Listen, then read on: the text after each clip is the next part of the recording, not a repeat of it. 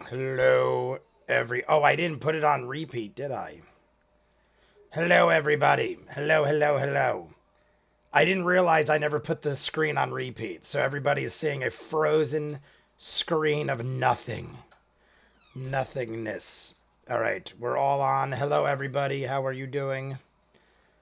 The cat cam is off because we might use the screen that the cat cam is on for watching the video that you guys, well, not you guys, a lot of people told me to watch this video. So that is possibly what we're going to do. But we're going to probably have to hide the screen. Is my mic down? Yes, it is. Let me just black out the screen. That is the video. Let me see. I'll actually, maybe I'll set up the cat cam while we're figuring out what we're going to do. But hello, everybody. Welcome to my world of toys. It's the legend himself. What is up, Billy Sharp? How are you, my friend? We're going to play around for a second. You guys will hear me. But I'm going to shut this door. And I'm going to hook up the cat cam. Those of you who have not been here for a live stream, I have a cat cam now. So we'll hook up the cat cam. Oh, you want to do it? You can. Just push the door. Just push it. Whenever you're ready. Everybody bear with me while I dance around over here. I wasn't going to do it, but they're sitting here so cute now that I have to almost do it out of pure, like the fact that they're just sitting here so cutely. So here we go. I'm going to put this to this. I will go through the chat. I will shout you all out in a second. Yesterday I did something wrong with the cat cam, and it turned off like halfway through. I honestly think the cats were so inactive that the camera turned itself off after USB streaming. Yeah, I honestly think what happened was I think the cats were so calm yesterday that they didn't move enough for the camera to go off. Hello, sir. Hello. Cool, All right. don't do that. There's the kitties. He loves the bell. You could play with them because there's no cat cam yet. All right, technology being technology. There will be a cat cam soon. Yeah, so I'm thinking of doing. I could probably watch the video, guys. I'm trying to think if there's a way I could get a copyright strike. I don't think I can from that. If I just watch this dude's video, but I'm gonna I wouldn't just watch it straight through. We would jump around and pause and stuff. So let me get video capture device. All right, there's the kitties. Now you can see kitties. There's Coco, very up front. Boop. There's a kitty cam right now. Coco must hear it or something because she immediately turned. But there's Coco. All right, so you guys have a kitty cam until we figure out what we're going to do. Coco is up close and personal. Nah, as long as you know, pause and analyze, you should be fine. Yeah, I should be fine. Mirage, by the way, what is up, Mirage? I saw you in the chat. Haven't talked to you in a while. I am quite familiar and remember you well in the comments. I'm believing, I am pretty sure you were in football streams as well, live streams. I feel like, could be wrong, but I definitely remember you, Mirage. Put it that way. Ray Masters. Oh my God, I just lost my voice for 5 seconds. Ray, what is up? Hello. That is my brother, Ray. Ray said he would make it for 5:30. I am yeah. So what we're going to do is I'm going to watch this video, the complete Adventure Time timeline. We're going to watch this video and I'm going to pause it as I see fit. I mean, there are probably a lot of things I'll be very familiar with. I'm assuming this will tie a lot of loose ends up. I forget if Ray told me he's seen this. Ray, my brother, is a massive Adventure Time fan. One of the people who, since the very beginning, have told me to watch the show. So I told him, yeah, I'm going to do a live stream today. If you guys want to jump on, have feel free, obviously. But I forget if he told me whether or not he saw this. All I know is it will probably answer a lot of loose ends. I've still not seen Distant Lands. All I've seen of Distant Lands is the BMO episode. So I don't know if you guys, I don't know. I'm assuming there are things that could be spoiled otherwise. But as far as the show itself goes, I've seen the BMO episode, and I know there are 3 left. I think Obsidian is next, but I have not seen even the thumbnail for it. I don't even think I've seen the thumbnail. So I don't know who Obsidian is involving, and I don't know where it goes from there. Someone else did also tell me, Pulse, in the chat, a different chat. Somebody told me that I should watch the 3rd one last. I don't know why or if that is a thing you will all tell me, but I was told to watch the 3rd release Distant Lands last. So whatever, forever, I didn't read why. I just saw that somebody wrote that. I think Distant Lands was a great series. By the way, let me go say hi to everybody. We got Catherine Trueblood. Catherine Trueblood is in all of, if not many of the Campaign 2 live streams we do. Vigo Keller, definitely remember you, Vigo. Some of you I might remember from the comments. Some of you I haven't seen, like Mirage. I don't recall seeing you in a bit, but you probably are in, it's probably, I just know the names. I know Vigo, I know Mirage. I just don't remember why. I just remember you guys. And I know it's not Campaign 2. That's what I kind of mean. I'm very familiar with the Campaign 2 crowd because every Friday we do a live stream, and these other names are older names that I remember from back in the day. Yeah, watch the 3rd one last. So Billy is confirming that. Together Again, Jude 800. We got Talha. Is that Aslan? Oh, Aslan. Yes, I remember. I don't know if you were the one I remember, but I definitely remember somebody in the chat who was something Aslan because of Chronicles of Narnia. Landon Jones. Oh, yes, Together Again definitely needs to be watched last. Together, oh, that's what it's called. It's called Together Again. All right, so Together Again needs to be watched last. What is the reasoning behind why they did that? Why did they release one earlier than they should have? Ooh, Sammy, what are you doing, Bubba? What are you doing, Bubba? Go over here. He almost stepped on the power button. For a second, I was like, oh my God, he almost stepped on the power button. He would have literally shut our whole operation down, but he's good now. What is the reasoning for the out of orderness of Distant Lands? There has to be a reason. And it was it was who said it? I'm Pulse from the Vigo, it's Pulse. Is the same person, hence why I recognize the name. Vigo is the one that said it. It is made to be last. The production of it easier to release it last. Oh, trying to catch more of your live streams, and I also enjoy if I can. What is Sammy up to? Sammy is up to something. Sammy, what are you doing? He's getting very rambunctious right now. I don't know what he's doing, but he's turning the camera, doing bad things because it was made first and they hadn't released one for months. It just hits different. And it was, oh, okay. I read that already. What is he doing? What are you doing over here? It's like I don't think he likes that he has an outfit on or something and he's getting like shitty to me. Definitely hits different. I think I said hi to everyone. Well, let's just go say hi because I kind of stopped in the middle talking names. So we got Landon Jones. We have Billy Sharp, Mirage, Vigo, my brother Ray, Jude 800, Landon. Oh, I already said that. Talha Aslan. I feel like I missed one earlier, but maybe I got everybody. Let me just go. I don't want to miss anybody. No, I think I got you all. Oh, no, I got Nicola Rodolfi. Probably won't watch live, but I can't wait to watch it tomorrow. Nicole Rodolfi.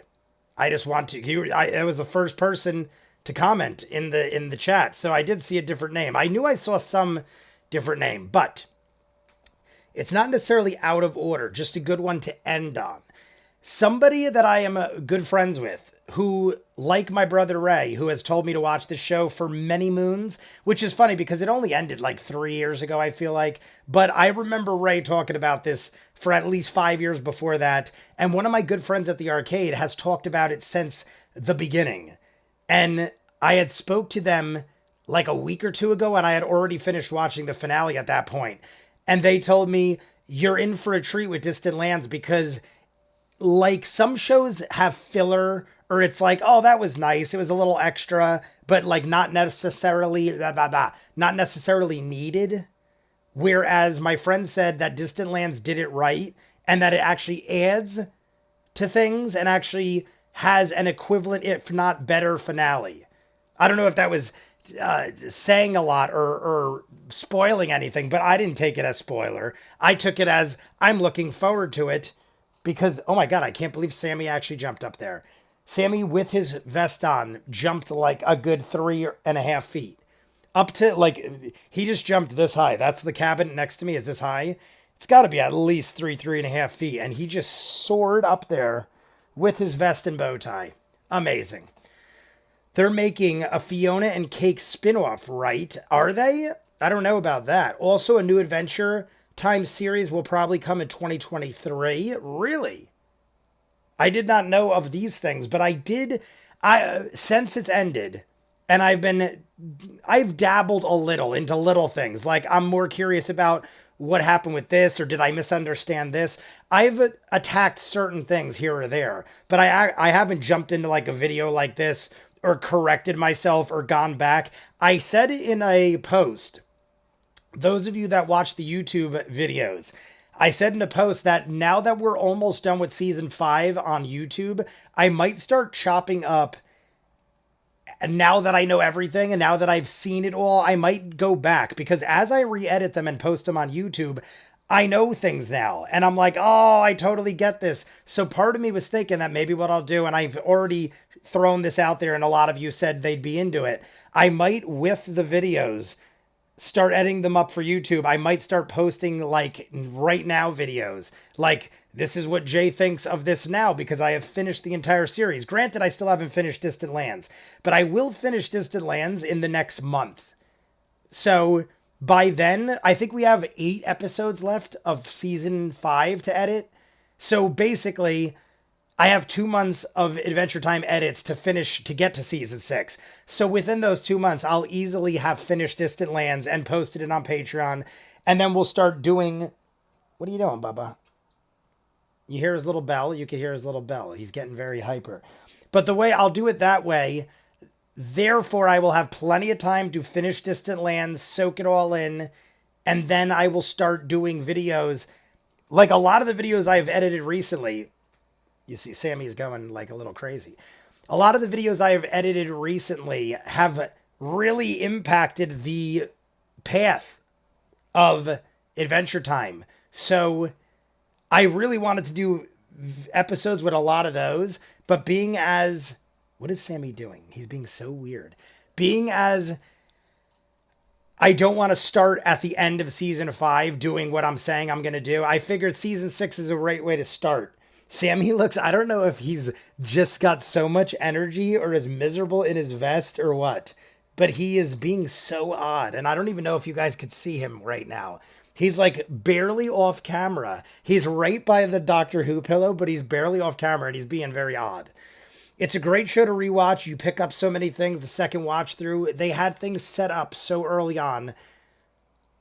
It says for an older audience. We're talking probably the new Adventure Time. HBO Max special for adults and old teens. Older audience. Okay, so I'm going back. I'm reading what you guys said. Distant Lands is important for lore. Yes, they're making a Fiona and Cake spinoff, right? Question mark. Also, new Fiona and Cake series is for the young audience. Okay, that's why we brought it up. So there is going to possibly be a Fiona and Cake spinoff, or I guess there is going to be, for younger audiences. HBO Max specials are for adults and older teens. What did you think? Gabe? I feel like I've seen Gabe before in the chat. But what did I think? I thought it was amazingly done. The show itself is probably... I don't like to immediately rank a show that I just finished because I want to see how it sits with me over time. Sometimes I think I'm really into a show, and then like a week or two later, I don't really care. Or it's not that I don't care. It's like I don't miss it like I thought I would. I have been done with Adventure Time for a couple weeks now, And I find myself jumping back in. I have to re-edit the episodes, but I would probably do it regardless of re-editing the episodes. Because even when I re-edit, I'll be like, oh, I forgot about this. And then I'll research that. But there's also things that they've left ambiguous, or I mean, there's a lot they left up for your interpretation. And a lot of it I wasn't sure if they did, and I just misunderstood it. Like a lot of it dealing with Finn's father. Like I'm thinking this video might explain a lot of that. Because I'm thinking, especially dealing with Finn's father, I either missed a lot of things or they didn't explain a lot of things. Because basically, as soon as we met his mother and we started getting more backstory on why his father left and how he hit his head and how everything went down the way it did, I became more interested in why Finn's dad did what he did. And then we never really saw him again. I don't think we ever saw him again. Did we ever see Finn's dad after he left the island where he met his mother? Because I don't think we did. If we did, it was in like a flashback or something. Because I don't think we ever saw Finn's dad again at that point. And there was the whole thing with him faking the meteor and the Mars people, like at a point we started getting introduced to characters and I remembered the characters, but I didn't think we'd go as deep into some of the characters as we did. So look at it like I just thought of all the characters as, hey, there's that guy. And then sometimes it'd be that guy for 9 seasons. And sometimes that guy would end up being the president of another planet that affected everything. Like, look at what Gunther was. Gunther, the little penguin, ends up being Argalarg. Is it Orgalorg? Orgalorg is the name, I think. What was that all about? Like, that could have been anybody. But it was Gunther, which made it even crazier and more ridiculous. And then Orgalorg ended up being like some huge thing that was insanely important. I mean, maybe not insanely important in the overall arc of things because of what happened. It was taken care of. But holy crap, like things like that. After Comet, he is gone. So after he left with the Comet, that's what I thought. Like at some point, like that was one of the things I went back on because I was like, what happened with Finn's dad? Even though he went away with the Comet, I thought they'd find a way to bring him back because it was Adventure Time. And I thought maybe he'd have to reconcile with Finn. Like, I don't know. I mean, the show's amazing. I'm not going to fault it in any way, but don't some of you feel like they should have not, I feel like almost like them giving us that little bit of information from the mother made me care more about the dad. And it was like, at that point, you don't see the dad ever again. I almost feel like they should have, I get why they did it because they want you to see it that way. They want you to look at it that way. But at the same token, it never gave us a chance to like talk to him about it or whatever. And maybe that'll happen. Maybe that'll happen in Distant Lands. I don't know. Perhaps. See, I think one of the biggest untapped things was his dad, but there was reasons for it. They explained it. There were reasons for it. The show covered themselves. I just want to know more. I personally want to know more. What about the Lich? Oh, the Lich King was great. I just want to see. Lich is really cool, but Magic Man turned Finn into an egg. All right. The Lich. I'm assuming a lot of this timeline will explain all this and go back to things. So maybe I should watch it and see where we go. But to answer your questions, the Lich is another thing that really, I mean, they explained it, but I have a lot of questions. I mean, did they explain it? It's explained in the sense, as far as I remember, it's explained in the sense that the Lich did all these crazy things involving Prismo and what have you, but at the end became Sweepy, who ends up being this gigantic 500-foot tall guardian of the world that we know it in the future, I guess. Because it's a good 1,000 years later, I'm assuming, by the end, when we see the finale with Beth and Shermie, was it? Beth and Shermie? We saw... I still don't understand that. Maybe they'll show us. But at some point, someone's told me, or when I did the breakdown of the intro, that those are supposed to be Finn and Jake. And I don't quite see it the way people explained it. And obviously it's deteriorated. It's probably hundreds, if not thousands of years later. But there's a lot of questions to be asked. Like, what has happened to the other kingdoms? Why were there... someone was saying something about a cat kingdom. Like it was a cat kingdom or something like that. and it was Gibbon. I saw Gibbon, who I didn't recognize in the intro right away. I later on was like, wait, why do I recognize that dude? It was Gibbon or Gibbons with an S, something like that. There's a lot. There's a lot. He left with the comet. After the comet, he was gone. We're talking about Finn's father. I'm reading the comments right now. We never saw Finn's dad again after the episode with Orgolorg and the comet. So that was all the Orgolorg stuff. Yes, Orgolorg. Magic Man was definitely the scariest villain in the show. Magic Man was one of my favorites. Very intriguing. What about the Lich? The Lich HBO Max special is the Fiona and Cake series. It says that it's going to be for older audiences. Finn's dad is probably a metaphor for not feeling pressure to keep toxic family around. Also, Orgolorg was one of the monsters that lived before the time the Lich mentioned in the Season 6 Gold Stars episode. I have to assume, if it's what I'm thinking, it's the episode where the Lich was saying that it was the time and before nothing there were monsters. I think it was something along those lines. That might be what you're talking about. I think there's just so many things that it possibly could be. I'm thinking off the top of my head what I'm coming to immediately. Also, Orgolorg was one of the monsters that... Oh, I already read that. Sometimes it gets resolved, sometimes not, and we got to move on. Gabe's right. That's why I don't fault the show. Any questions I have aren't a fault to the show or anything like that. It's basically me just wanting to know. It's like anything, like any show. Lost, one of my favorite shows of all times. Lost still has 100 questions that will probably never get answered. And I rewatch it 5,000 times, and I hope that one day I figure it out. And I don't know how I would unless I'm psychic or I find out from the creators who don't even probably know themselves. Jermaine is an underrated character. Jermaine was great. Billy Sharp said that. Jermaine, I feel like, was so calm and cool about everything that he kind of went under the radar. But yes, he was underrated. He was an intricate part of the story, Jermaine. Yes, that episode. We're talking about the same thing. Princess Bubblegum is a safety hazard. We got a new person. Tolan?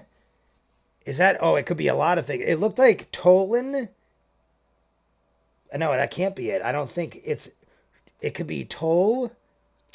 I don't know.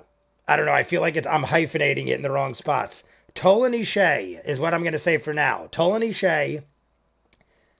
Princess Bubblegum was a safety hazard. Princess Bubblegum was crazy in herself. The whole thing, the background, we didn't really get more on that with the whole... I mean, we got more. We got more than we needed, I guess, more than I thought we'd get with the whole assembling a family and her brother. Like... Whatever happened with that? The whole Mother Gum scenario. We had the Mother Gum, and then Princess Bubblegum and Nettie came of that. Nettie was Princess Bubblegum's brother, and then whatever happened to the Mother Gum? Am I forgetting that? I feel like we never got a finality on the Mother Gum.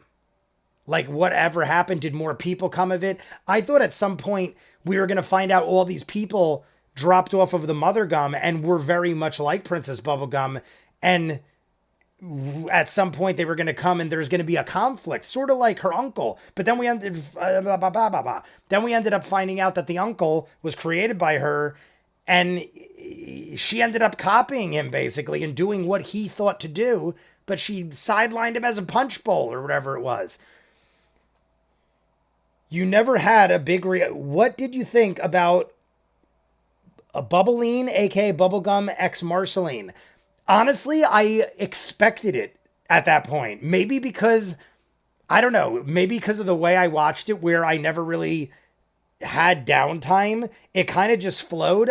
From earlier on, much earlier on, I thought Marceline and Bubblegum Princess were having like a relationship. I just assumed because of the way the show was or what they were doing at the time, they just didn't want to tap into that because the show was kind of getting wrapped up and they had enough things to talk about. But if I didn't look as surprised by it, it probably was because I just assumed that's where it was going. It was nice that the show actually acknowledged it, but I feel like at that point I kind of just assumed it was one of those things where, not to compare the two, but My Little Pony had some relationships at the end that I never saw coming, where I was like, holy crap, I would have never thought that was a thing. That was kind of something I just saw being a thing. Where he possessed King of Ooh. All right, what are we talking? Princess Bubblegum, Safety Hazard, yeah. Adventure Time is so delightfully confusing and full of lore. I haven't seen all the episodes, but I am along for the ride. Emily Mary, what is up? Emily Mary is from the Campaign 2 videos. Lawrence U56Y Pedist. So glad I got to re-experience this incredible journey with you through Patreon.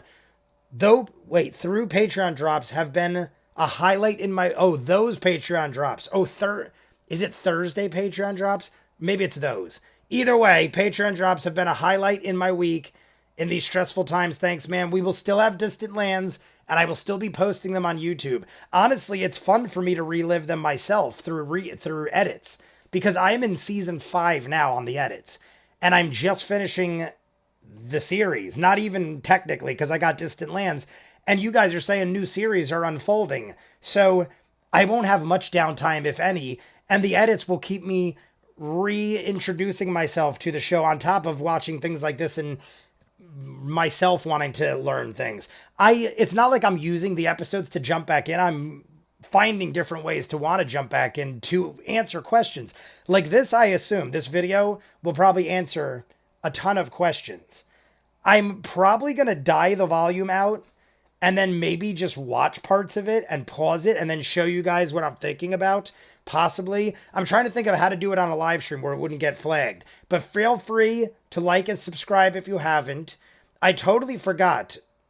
It was for new things like this. I made a subscribe counter. And I totally am not even using it. See, I have it up there. A sub counter. I always forget that I have it. I love that Coco's just chilling on the screen. See, what happened yesterday was I think Coco was so chill that the camera just turned off. I'm going to move the camera just so the camera doesn't think they're not moving. You guys could see Sammy too. Sammy is chilling over here on the pillow. So hopefully you can see more of Sammy. And it will make the camera think I'm doing things. I honestly think when the cats are that still, the camera thinks I left it on. And it has a sleep mode of sorts. But let me get the subscribe. Should I even bother with the subscribe counter? I could do it like that over the banana people. I don't know. Maybe I'll do it. Maybe I'll do it just to do it while we talk. I think I caught up in the chat. Let me see how I do this. I got to open a new window. And then I got to go to YouTube. Don't mind me, everybody. I'm just live streaming to myself. Give me 5 seconds. I've done this enough times where I could do it pretty quick. Live sub counter. Streamer mode. Boom. We'll get that back up. And we'll do this. And now I should be able to get that. No, that's not what I wanted. Cancel that. Boop. Let me go back. Cancel that. Oop. I almost messed everything up. All right, let me go to this. Let me go to this. Give me 5 milliseconds, everybody. Window capture. There we go. All right. Then I do this. And then I do this. And then I do this and one of these. Only because I always forget that I did this, and then I feel like I don't utilize what I should utilize. Some people have fun with it. The funny thing is, I feel like I lose more subscribers than I gain because people like to play with it. But here we go. You can see it right there floating. Yoink. We'll put it up here. You guys can see it operating live. Maybe I'll make it bigger. It's also very dark. It doesn't help that I have a very dark background, but hey, there you go. If you want, you can see it there. That is very dark. What if I changed the window? All right, well, I'm playing too much. I'm playing too much. People complain season 5 is too long. I think it's just right. Yeah, very. Season 5 is very underrated. The only reason they did not reveal the Peebs and Marcy relationship is because of gay oppression. I thank God for Rebecca Sugar. I think you're right based on what I mean, I don't know. Maybe they just didn't want to tap into it or get involved, but I assumed that was what was going on the whole time. And I just assumed that and didn't really expect the show to do anything with it, but they did, and it was nice to see that they actually acknowledged it. And I'm assuming, I mean, that could be, I'm trying to think of what could be tapped into in Distant Lands. And I feel like it's going to be Peebs and Marceline. I feel like they're going to tap into, I mean, I don't know. So far, the first episode was BMO, and it was interesting. I did see the BMO episode. That is the only thing I've seen so far of Distant Lands. And I enjoyed it. It was interesting that it was a prequel episode. At the end, I was like, holy shit, that was all prequel. Because the way BMO was just kind of floating around, you had to assume that Mo already made BMO. And you're assuming that he would be having, I don't know. I just thought it was going to be after the Jake and Finn thing, especially since God knows how much time has gone by since Jake and Finn. It just led me to believe that we were dealing with a sequel, not a prequel. What is your favorite season? Mine is 7. Honestly, some seasons were so long, they meshed together. I would say right now, based on the fact that I'm editing season 5 and it's the freshest in my memory, the end and season 5 are the freshest right now because we just got done with season 10 and season 5 is 50 something episodes.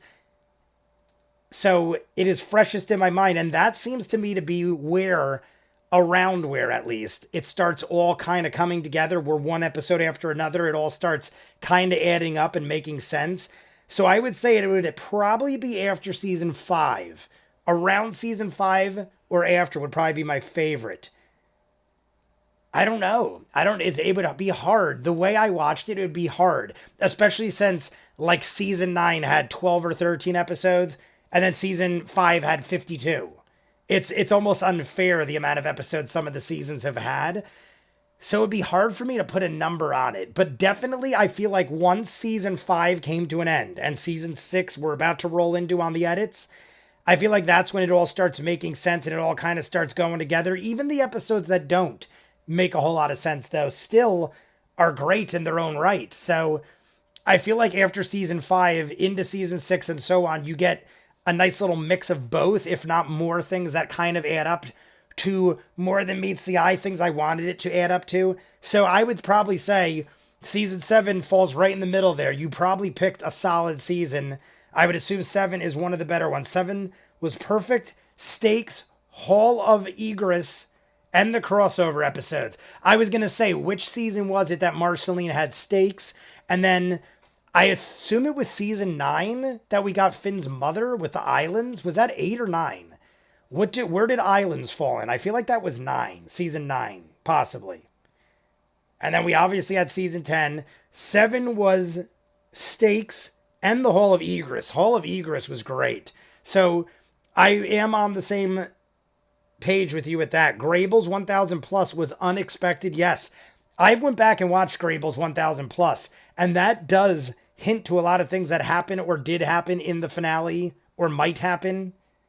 Based on the Grables guy, is the Grables, like, see, that's a perfect thing to talk about. I feel like even though we got like a beginning to end kind of arc for the Grables guy, I almost feel like the Grables guy, I don't know. I just felt like I wanted more from the Grables guy. Like we got more than I thought we would going forward, but I kind of wanted more leading up to it, I feel like. Even though we did kind of get an origin story, so to speak, with his sister and everything. Islands, Elements, that's what it was. Elements was season 9, 8. Islands 8, Elements was 9. Oh, okay, 2 different things. Who was the best Adventure Time villain? Look at this. It's my own poll, but I'm going to answer it because I didn't put it up there. I think Ray did. Yes. Who was the best? Ray, Ray had to have done this. Somebody in other ones was asking we should do polls, and I am not the greatest, even though it's probably so easy to do. And not that I'm discounting anything Ray does. It's probably easy to figure out, and I just never do. But Ray is probably responsible for this, so everybody vote. Who is the best Adventure Time villain? I'm going to vote because I didn't do it. Best Adventure Time villain. Honestly, Magic Man is my favorite, but I wouldn't call him a villain, so to speak. Golb is ridiculous. Orgalorg, Gunther, who would I pick? Gunther and Orgalorg, it was great. The Lich, I like Magic Man. I'm going to go with the... Oh, I guess I can't. I'm not allowed to. I'm not allowed to vote on my own, but you guys go vote. I think Golb was crazily sinister and evil in all the right ways. Whereas Magic Man, I feel like I enjoyed. The Lich I enjoyed too, but the Lich was more evil than Magic Man. And Gunther Orgalorg, I mean, I feel like Orgalorg was just doing what Orgalorg had to do. And the fact that it was tied to Gunther made it, in my opinion, so much better. Guys, go answer the poll. I think it's my brother who posted, who is the best Adventure Time villain? Go check it out. We got 15 voted. The Lich is winning right now. I can't believe, I think Golb is probably the scariest of all four. And he is losing by a landslide. He is dead last, losing by a landslide. Magic Man did what he did because of the trauma. He wasn't evil. Winner of this poll will go against another second round of villains. There you go. Ray said it right there. The winner of this poll will go against round 2 villains. Round 2 villains. Magic Man turned Jake into soup. I mean, Magic Man did do evil things. He did unintentionally switch places with Betty. So, I mean, you could call him a villain, but I enjoyed him. Whereas the Lich and Golb scared me. Like the Lich was in between Magic Man and Golb. Golb flat out is horrifying. The way the finale had that edited up black and white artsy looking thing with him screaming like, like Golb just, that was some horrifying stuff. But, I mean, Magic Man was always joking and laughing, kind of goofy. The Lich was, am I wrong? Wasn't it Ron Perlman's voice? It sounded like Ron Perlman. I'm pretty sure it was almost always, if not always, Ron Perlman.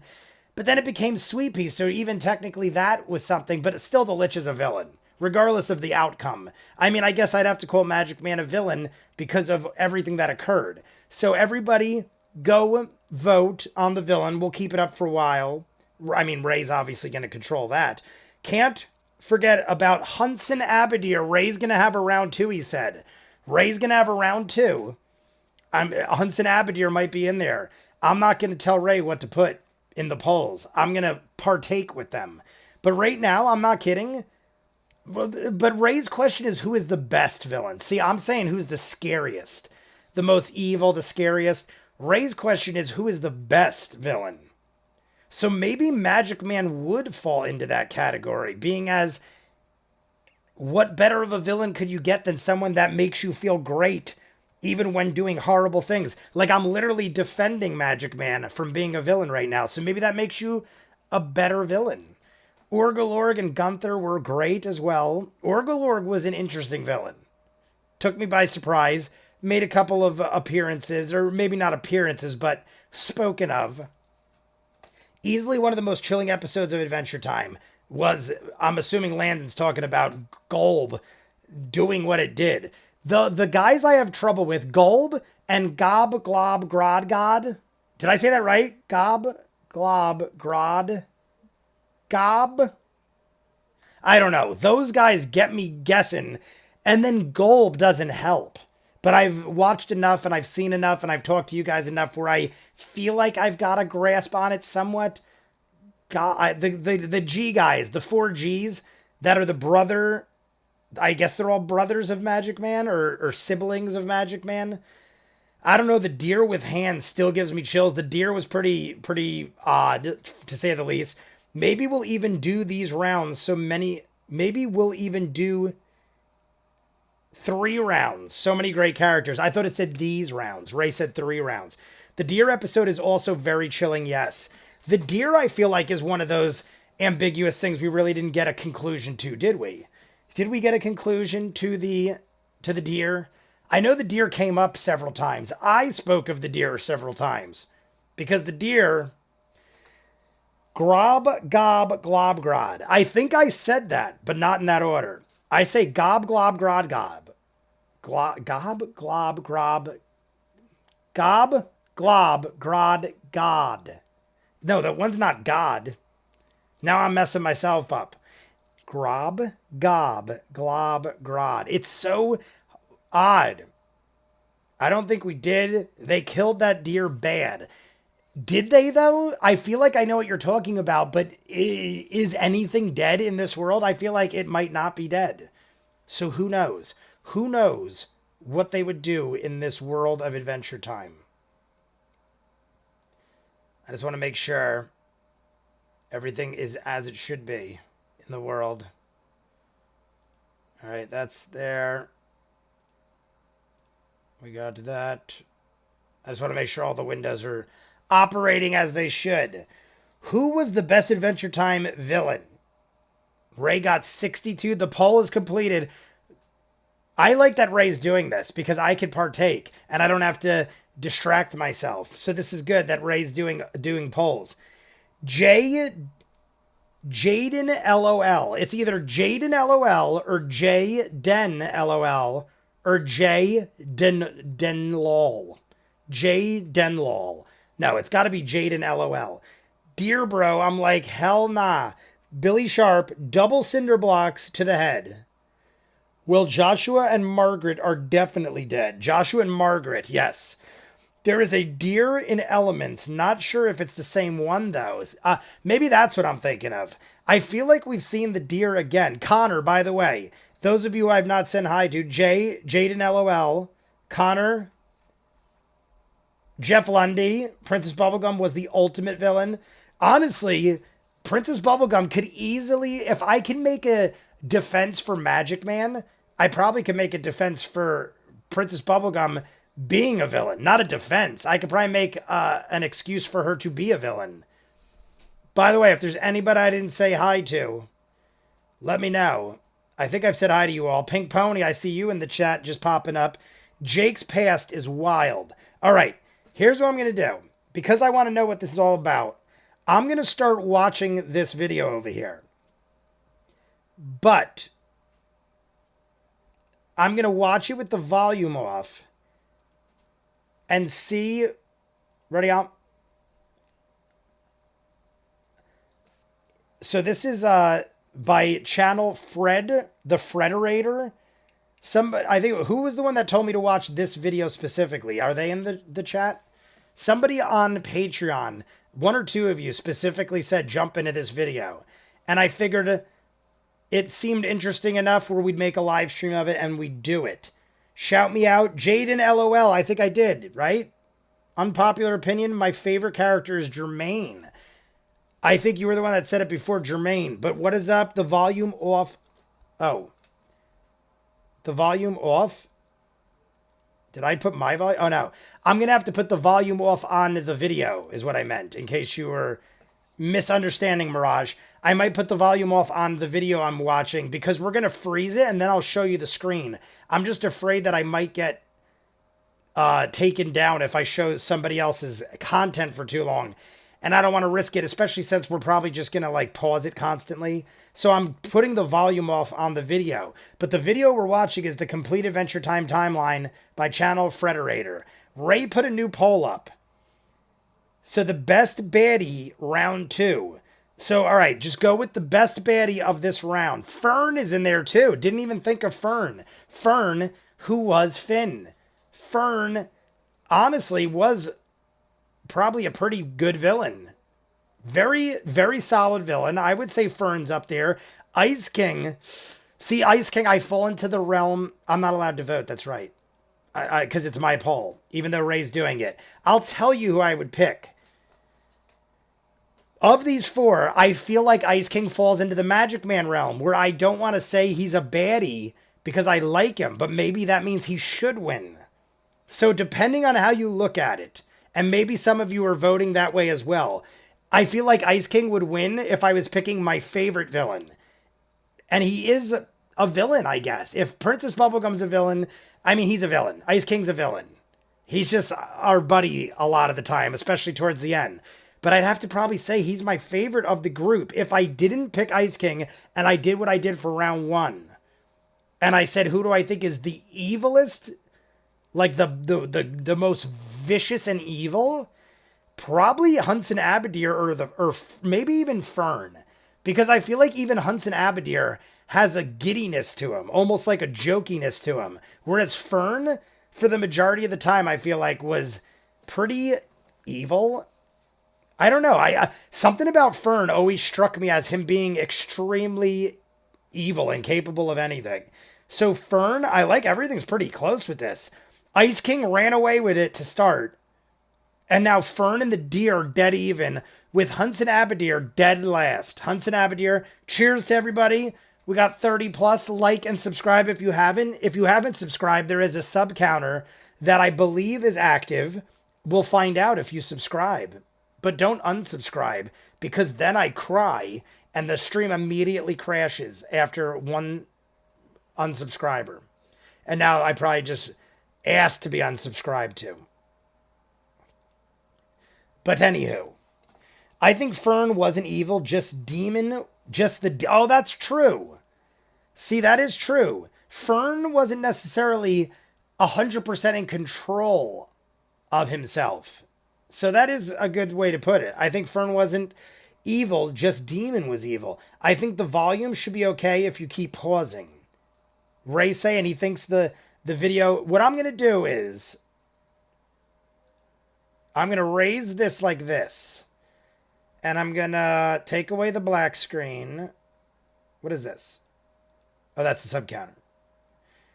Why do I have 500 other windows open? I don't know. I have way more windows open than I need to. Where's the black screen? There it is.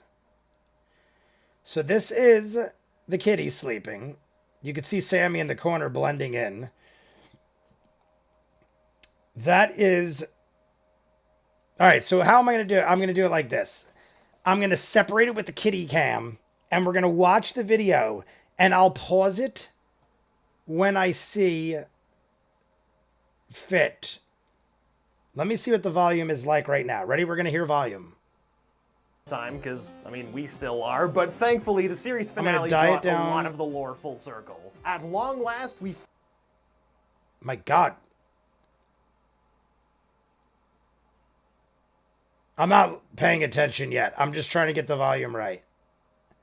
We're going to talk a little more. An incredibly I just want to make sure of Adventure Time and all of its multiverses over at AT Chronology. All right, maybe I'll do like that. We owe him a lot. Further, showrunner... All right. I'm not going to... Well, actually, I'm going to wait...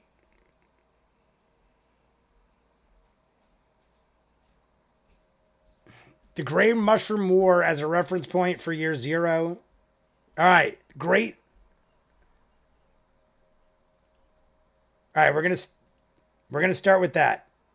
Primordial Monsters. There we go. Oh, look at that. Now this little timeline.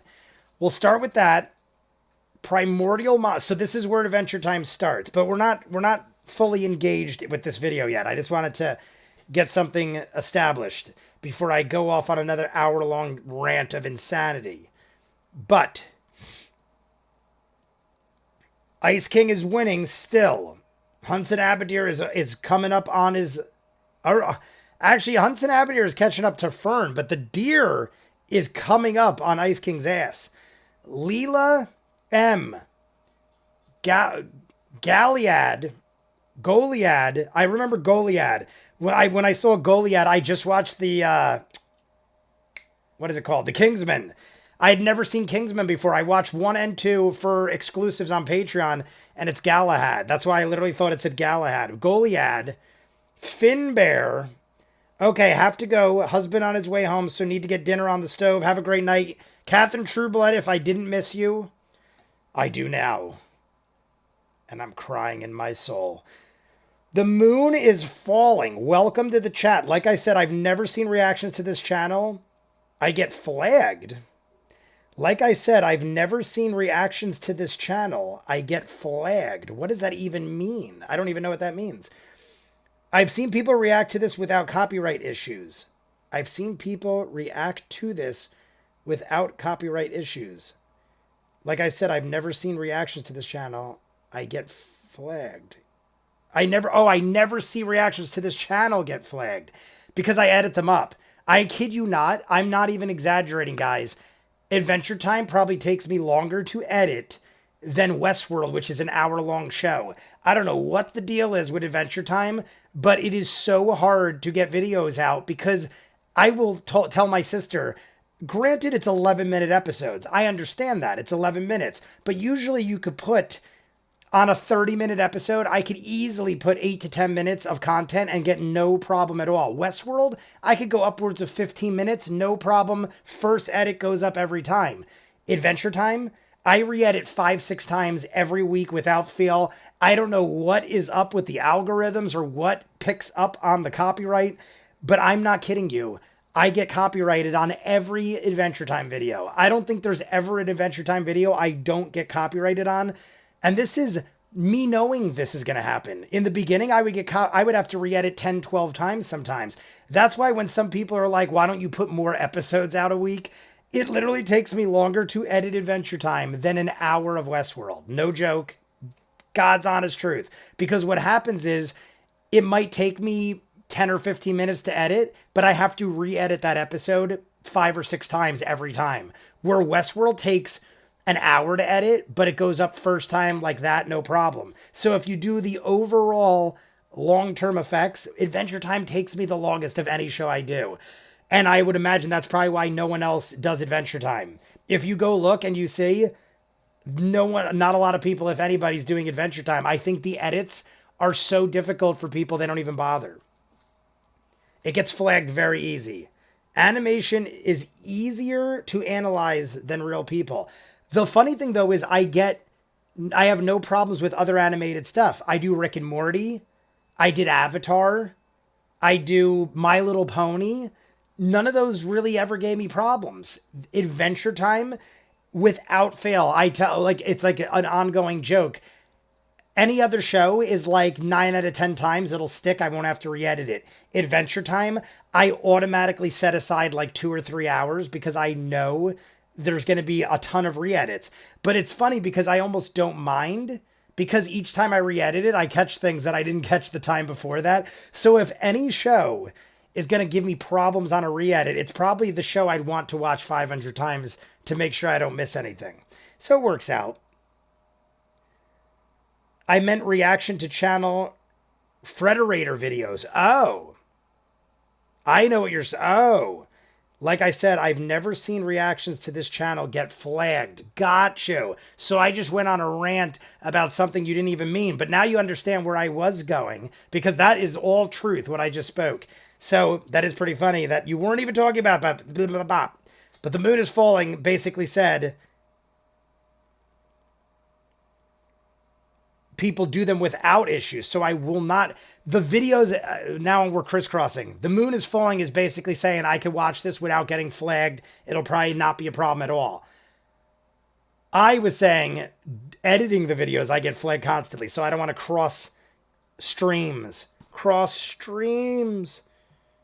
I just want to make sure everything is going accordingly on the stream. Give me a minute. Like I said, like and subscribe if you haven't.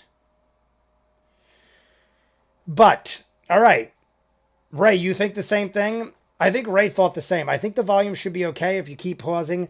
Maybe everyone's thinking the same thing. I am so paranoid because I do so many live streams now that if I get flagged, it greatly affects. Well, I mean, it doesn't greatly. I just would have to not. I mean, it would take away 12 live. I do one every Friday, and it's a 3-month suspension. So I would miss 12 live streams.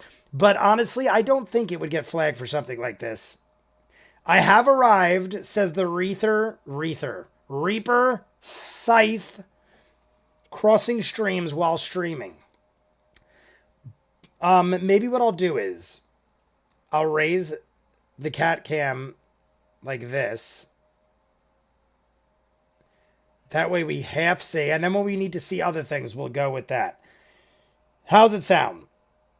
I think we're just going to jump in. What do you guys think? Should we just jump in? Let's just go for it, see what happens. I'll hit play. We're going to start at this point. It's the 49-second mark if you want to sync up, but I'm going to play the audio. We're going to play the audio, and we're going to pause when necessary. So, if all of that goes accordingly, if you guys, for whatever reason, if you don't see me anymore, then we weren't allowed to do that, and I got shut down. But let's just go for it. Let's do it. I'm down. I think Ray's right. I think the moon is falling is right. I think if I pause it and we discuss, this isn't like a freaking finale or something like that. It's a guy explaining tons of clips of a show.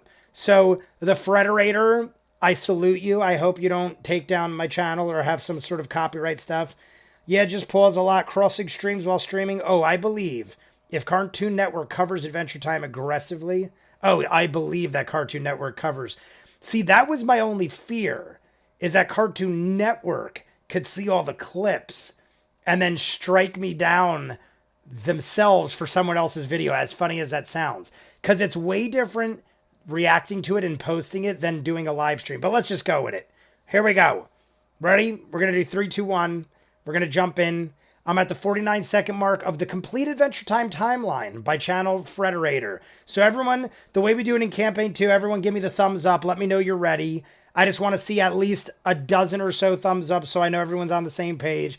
I don't like to just immediately go 3, 2, 1, go. And then everyone's like, whoa, dude, I went and got a drink and you were talking for an hour. And then I go get a drink and you screwed my whole life up. And now I'm sitting here on a Saturday and I'm 30 seconds behind on a timeline video and I ruin lives. I might ruin your freaking weekend. I don't know.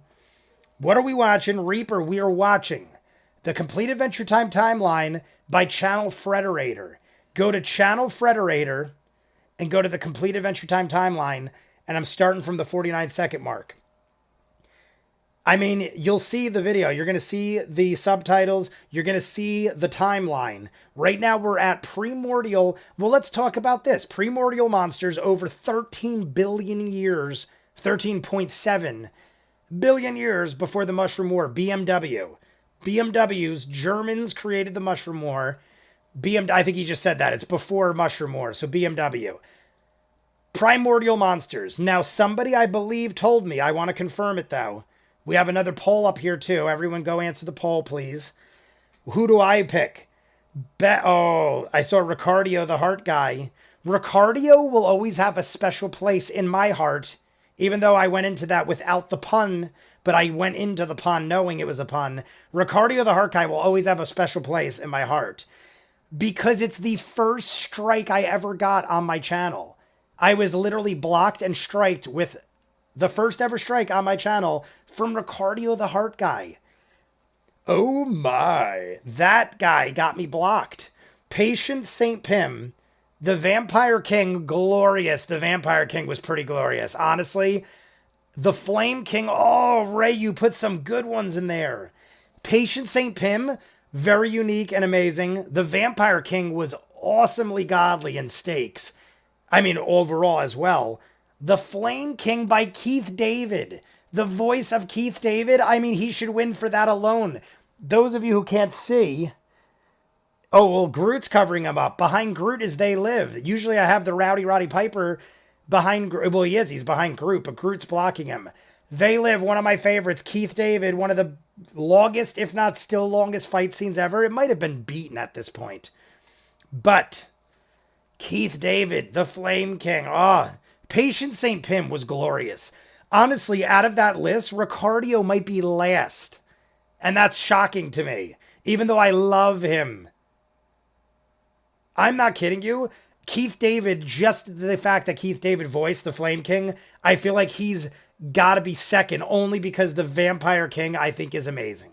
I personally think Vampire King, Flame King would have been third to Patient St. Pim if it was anybody but Keith David. But the great Keith David has too much of a pull on my will. Anyway, so going to this, before we start hitting play, I saw everyone thumbsing up. Before we hit play, who would fall into primordial monsters? I believe someone earlier said Orgalorg would. Ricardio is too spicy to be monetized. Too spicy to be monetized. That's what it was. They immediately blocked me. They said, what are you, crazy? You cannot have George Takai. I was trying to think of his name for a second. You cannot have George Takai going, oh my, and not have us immediately flag every dime you make. They let me keep like 5 pennies, but not a goddamn dime. Ricardio is too spicy. Talking about good memories. ShirkNet, what is up? I definitely remember Shirk. Or not Shirk, it's Cirque. But I remember you. Why do I know you? Is it from football? I know that name for some reason. But my pick for this third poll. Ray will probably leave it up for a bit. Go answer the poll if you haven't. Everyone, there is a third poll. I didn't see who won the second poll. Let me announce the winners. The second round was a tie. The Deer and Ice King are are tied? That was not me. The Ice King and the Deer. So Ray's got to put them both back in. I'm kind of happy with that. I am happy we ended in a tie because we see them both again, I feel like. That's what that means. Ice King and the Deer won round 2. A tie. The Deer and Ice King literally tied. Beat out Hunson Abadir and Fern. Amazing. I'm shocked. I said the Deer was catching him. I didn't think the Deer actually would. And let alone tie, so they're both still in it. The Ice King and the Deer. Would Hunson be a monster? I would say yes, right? What do you guys think? Hunson is a monster? Oh, I feel like I slunked over. Oh, I got to sit up straight. I slunk over so long one way that my hip gave out. What do we got? Hell of a boss. Hell of a boss. Hell of a boss. I love it. Gotta go. Have a great stream. I'm so glad you enjoyed Adventure Time. Billy Sharp, take care, my friend. I never took a drink yet. It'll be my first one for you. The great Billy Sharp. I saw you were one of the first in the chat too, by the way. So I appreciate the support. Feel free to come back if you are finished with dinner. We'll probably be here for another hour or so. So cheers, my friend.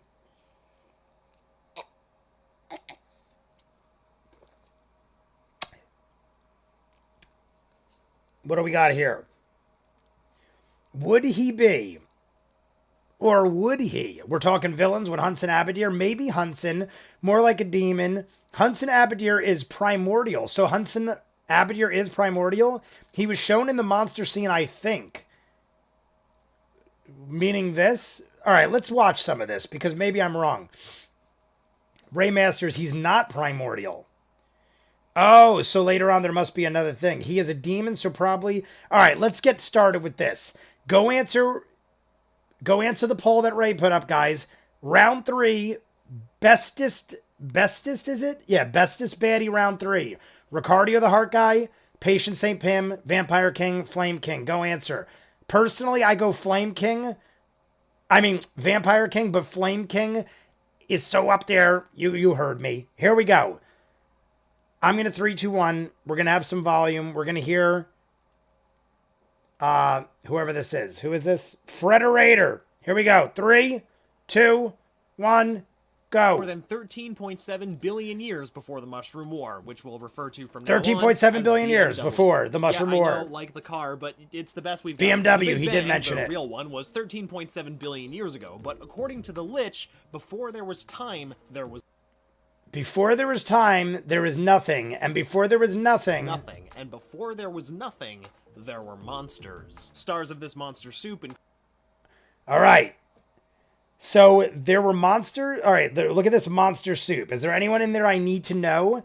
Is that Orgalorg over here? That kind of looks like an Orgalorg over here. You guys let me know. What do you think? Is that sort of... I don't know, because it didn't say Orgalorg. I feel like he would have put... Oh, wait.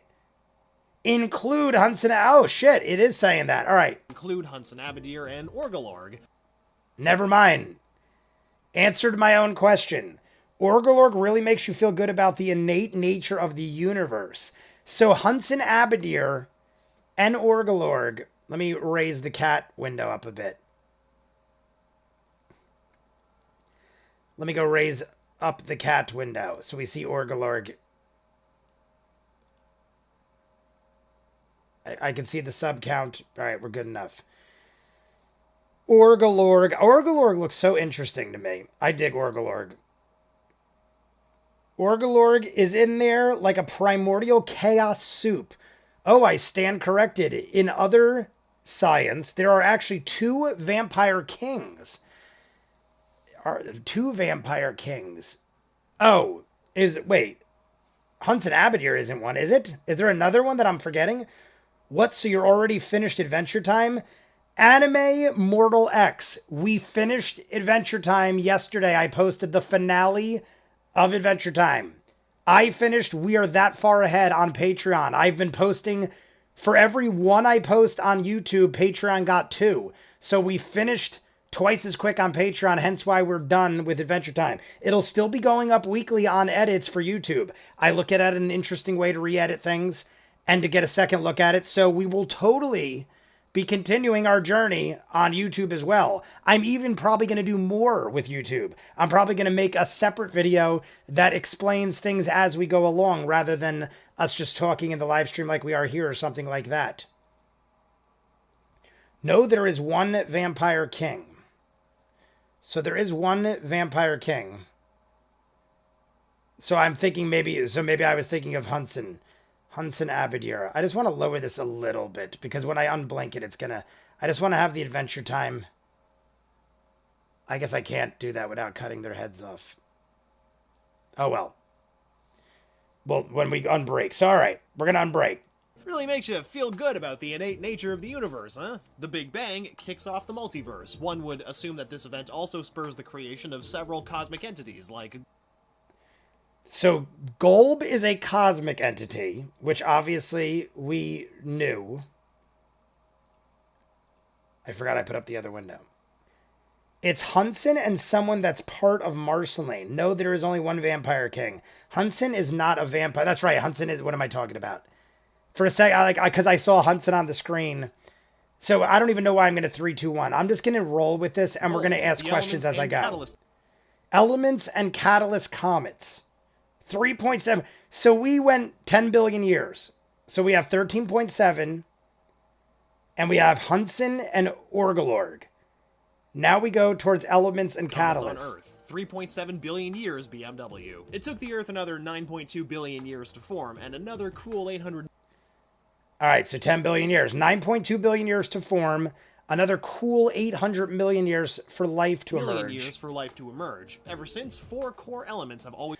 4 core elements. And no, we're not talking about the Avatar. Avatar. I was just talking about this. These elements are fire, ice, candy, and slime. All right. Oh, that's Ice King. Oh my God, look at Ice King. That is the greatest picture he picked. The picture of Ice King in the top. Oh, you guys can't see it like I can. Ready? Look at Ice King. It's amazing. Ice King in that little suit. I love it. That was the suit. Who was it that we fought with that? Was it the Abominable Snowman? It was like some kind of snow guy, wasn't it? Who was it that we fought Ice King in that suit with? It was some kind of like snowman guy or something. It was I feel like that was so long ago. So long ago.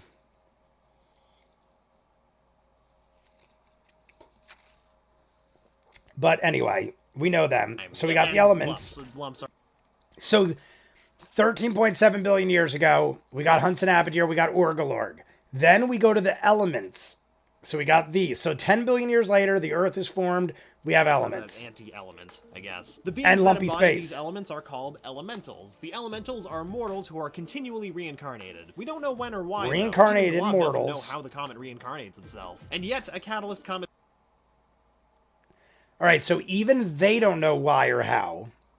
The ice golem, yes. The ice golem, the snow golem, and the fire puppy. Snow golem. Nah, Finn and Jake were trying to get their sandwiches back. Oh my God, such a cool episode. The ice golem. Yes, okay. Was it... now I'm like meshing everything together, and there's so much in my head right now. In the intro to the finale, was the ice golem in the prison, the dome of the intro? Am I... at some point we went and saw the ice golem, right? Or did we? Now I'm forgetting if I'm making things up in my head. But here we go. We have 4 comets. We don't know when or why. Even Glob, is that even Glob? Doesn't know how the comet reincarnates itself, and yet a catalyst comet strikes the Earth every I'm assuming 1,000 That years. strikes the Earth every 1,000 years, bringing an agent of change that can be good or evil. And evil includes, well, the green catalyst comet. All right. So 65 million years, the green comet. Is that a coincidence? Because 65 million years in the making is the tagline by Jurassic Park.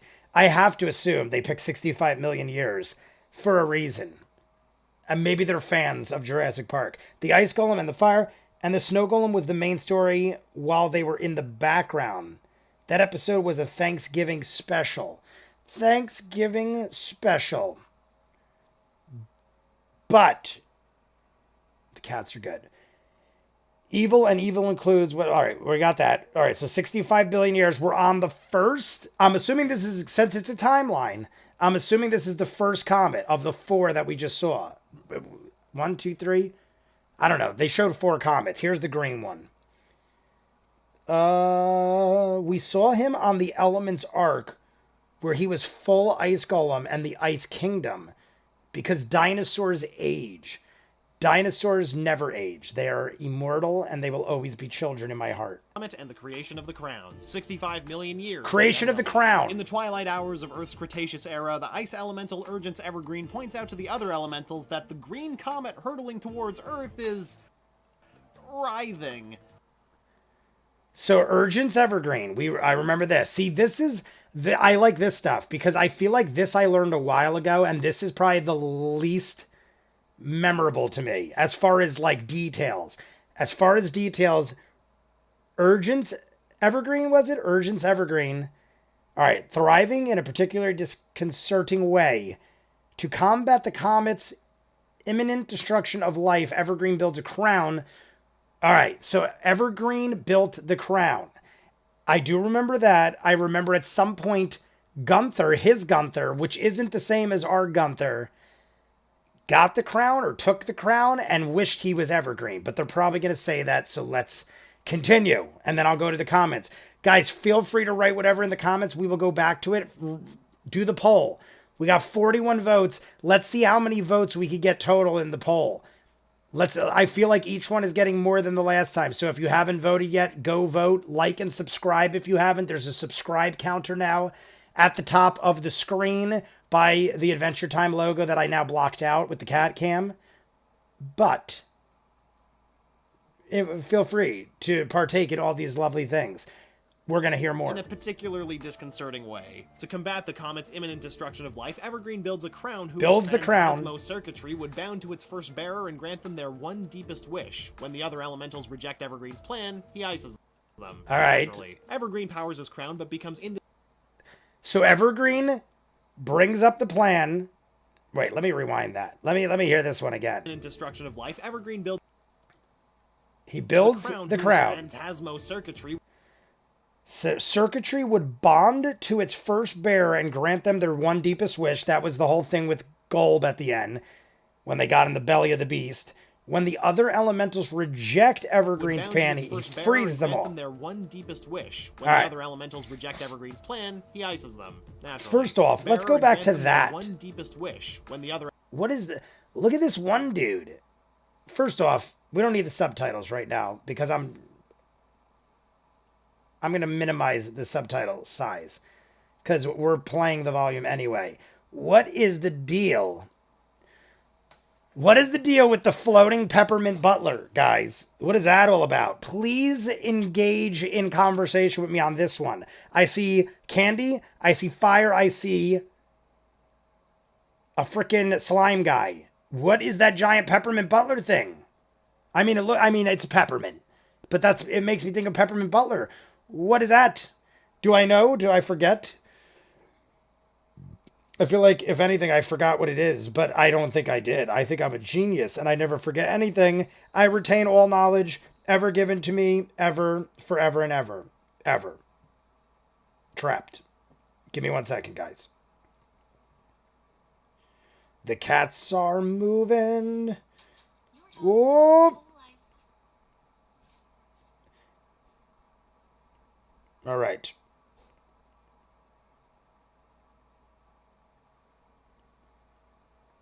I want to say I just want to make sure everything is going accordingly. Give me 1 second, friends. I just want to make sure. All right, everything's good. Just a symbol of the candy element. Maybe the candy elemental's helper. See, here's what I'm thinking. Maybe the candy elemental's helper. Possibly Ray, that's my brother. ViewMasters Reactions is my brother because he's running the polls. So if you see that, it's my brother Ray. So I don't have to do anything and my hands are free from obstacles. In case you're wondering, like, why is ViewMasters saying? Possibly a past life. That's what I'm getting at, Ray. I was thinking the same thing. Is it possibly a past life of Peppermint Butler? I know it's not an elemental because we have them all there. We have ice, slime, fire, and candy. So why is there a fifth person there? It's got to be sort of like I feel like it's Bubblegum Princess's helper, so to speak, aka the Peppermint Butler, but I don't know. Hi, Ray, I'm pretty sure it's a portal. Oh, is that a portal? Well, I think Hell of a Boss is right because Slime has a portal. There is a slime portal. Behind Evergreen is a portal. All right. Damn it. All right. We're going to go with a portal for now. Other elementals reject Evergreen's plan. So he freezes everybody. Naturally. Evergreen powers his crown. All right. So Evergreen powers his crown, but becomes indisposed at the last minute, leaving the responsibility of using the crown to his maligned and mentally scarred dinosaur Gunther. That's becomes Gunther. indisposed at the last minute, leaving the responsibility of using the crown to his maligned and mentally scarred dinosaur assistant, Gunther. But Gunther's deepest wish isn't to destroy the comet, it's to become Evergreen. To become Gunther Evergreen. I just want to see if there's anything. Evergreen goes through, thereby turns the crown into an artifact that gives the wearer Evergreen through, thereby turns the crown into an artifact that gives the wearer ice powers at the cost of their own identity. The crown into an artifact that gives the wearer ice powers at the cost of their own identity and sanity. And some form of every wearer's consciousness is stored in the crown. And some form of every wearer's consciousness is stored. Here's some questions I have. Here are some questions. Oh my God, is that's Santa Claus and a little child? Here is my, this was talked about in the episode where we saw that. As funny as it is that I stopped there. So, Evergreen made the crown. And he made it where so the only question I have right now as far as the crown is, when Gunther put it on, no, I guess it would have to have, right? Did they know when Gunther put the crown on that not only would he get one wish, but he would be, let me rehear that. I just want to make sure I've got everything right, because reject Evergreen's plan, he ices them, naturally. Evergreen powers his crown, but becomes indisposed at the last minute, leaving the responsibility of using the crown to his maligned and mentally scarred dinosaur assistant, Gunther. But Gunther's deepest wish isn't to destroy the comet. Oh, it was to destroy the comet. Evergreen. Gunther thereby turns the crown into an artifact that gives the wearer ice powers at the cost of their own identity, and deepest wish ices them. I just want to see that part. Hurtling towards Earth is writhing. I have to fully soak all this in. To combat the comet's imminent destruction of life, Evergreen builds a crown whose phantasmo circuitry would bound to its first bearer and grant them their one deepest wish. All right. I just wanted to make sure I got everything right. And then we're going to go to round 3 and give the results. So, Evergreen made the crown. That's where I was losing things. I'm so used to associating the crown with the Ice King that I'm assuming they're one and the same. I'm thinking, well, if you have the crown, you are embedded with the powers of ice. That is not necessarily the case. Evergreen was the ice elemental, but he created a crown that you can make one wish with. But that one wish, in this case, was supposed to be used, I'm assuming, to get rid of the comet. They were supposed to use their one wish to destroy the comet. Instead, Gunther got the hat, was supposed to wish that, and wished he be Evergreen.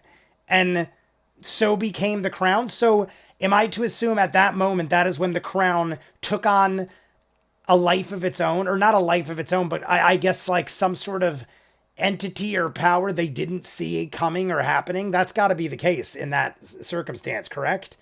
I feel like that is the case. Let me know before we continue. Because That was what was throwing me off. The fact that I believe so wholeheartedly that the crown is 1-1 with the ice. But it doesn't seem like that is the case. The ice guy made it, but it doesn't necessarily mean that. As far as round 3, the Vampire King has won with 34%. Flame King was right behind with 31%. Ricardo and Patient St. Pim were 17% dead even, tied for last. 47 votes in that poll. Oh, and it looks like Ray already started another one. Final round, baddest baddie. The Lich, the Ice King, the Deer, or the Vampire King. And people are going hard on the Lich. Guys, the Lich is like landslide victorying this, but go vote. See what happens. I mean, honestly, of the group, the Lich was, Ice King is amazing, but I would say because of the way Ice King turned himself around in the end and the way it all ended, I would say the Lich is still a better baddie. Ice King might be a better character, but I gotta go with the Lich myself. I gotta say the Lich is the one I'd go with. So, that's mine. But, I mean, the Ice King, the Lich, the Vampire King, I love that the Deer made the final list. He wished to be evergreen. Yes, Gunther did. Gunther locked the crown's one wish so they all become Oh, he wished to be what he perceived as evergreen, I think. Yup, you hit it on the nose.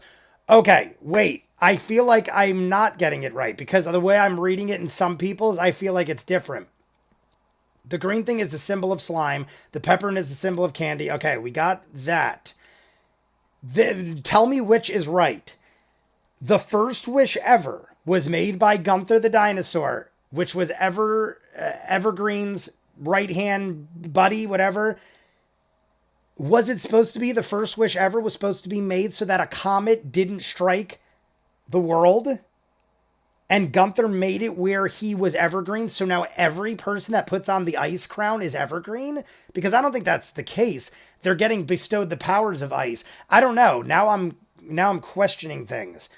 Because, I don't know. Let me know if I'm on the right path or if I'm going anywhere right while I take a sip of this righteous beverage. I'm just going to make sure my parents are alive and well.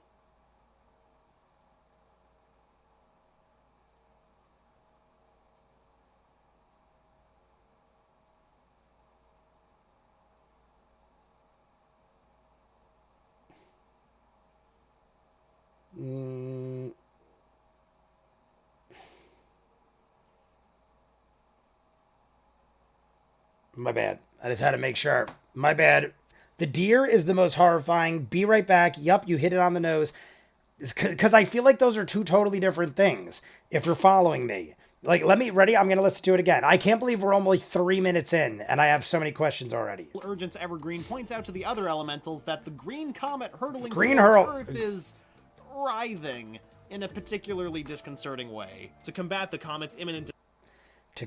its imminent destruction of life, Evergreen builds a crown. Evergreen builds a crown whose phantasmo circuitry would bound to its first bearer and grant them their one deepest wish. When the other elementals reject Evergreen's plan, he ices them. Naturally. Evergreen powers his... Yeah, see, there's nothing in that explanation that explains specifically what I'm asking, which it might not be important. Yes, to destroy the comet, but Gunther had a weird skewed vision of Evergreen. And when he wished to be him, he messed it up, and now everyone is this weird version of Evergreen. So Gunther's wish programmed the crown, so to speak. I mean, it said it's phantasmal circuitry. It literally said its phantasmal circuitry was created, but I feel like the wording they just used didn't fully explain what you guys are explaining. You got it. It's also why Ice King chose to name Gunther for his penguins. That's because they did say a part of all the other people stays in the crown. So what I just said might not be true, and it would still make sense of why Ice King would have named Gunther, I guess. The wish was set to turn the wearer into evergreen. The wish was set to turn the wearer into evergreen. Okay. The purpose of the crown was to destroy the comet, and it had one wish. But Gunther wished to be evergreen. And after that, everyone who wore the crown became the representatives of evergreen. I'm just rereading everything 500 times, so I fully retain everything that everyone's saying, because a lot of you are saying the same thing. To destroy the comet, but Gunther had a weird skewed vision. Hell of a boss is back. All right, so basically the purpose of the crown was to destroy the comet, and it had one wish. But Gunther wished to be evergreen. The wish was set to turn the wearer into... Okay. I feel like you guys, I'm sure, have dove way deeper into it. I feel like he's explaining it in a very roundabout, fast way, because I feel like he didn't exactly say specifically what you guys are saying.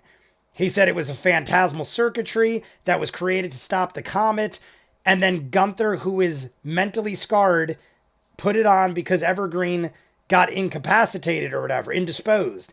So I'm looking at it like, if it was created for the wearer to become Evergreen, why did it says Evergreen powers the crown, but becomes indisposed at the last minute, it says leaving the responsibility to the crown to the user.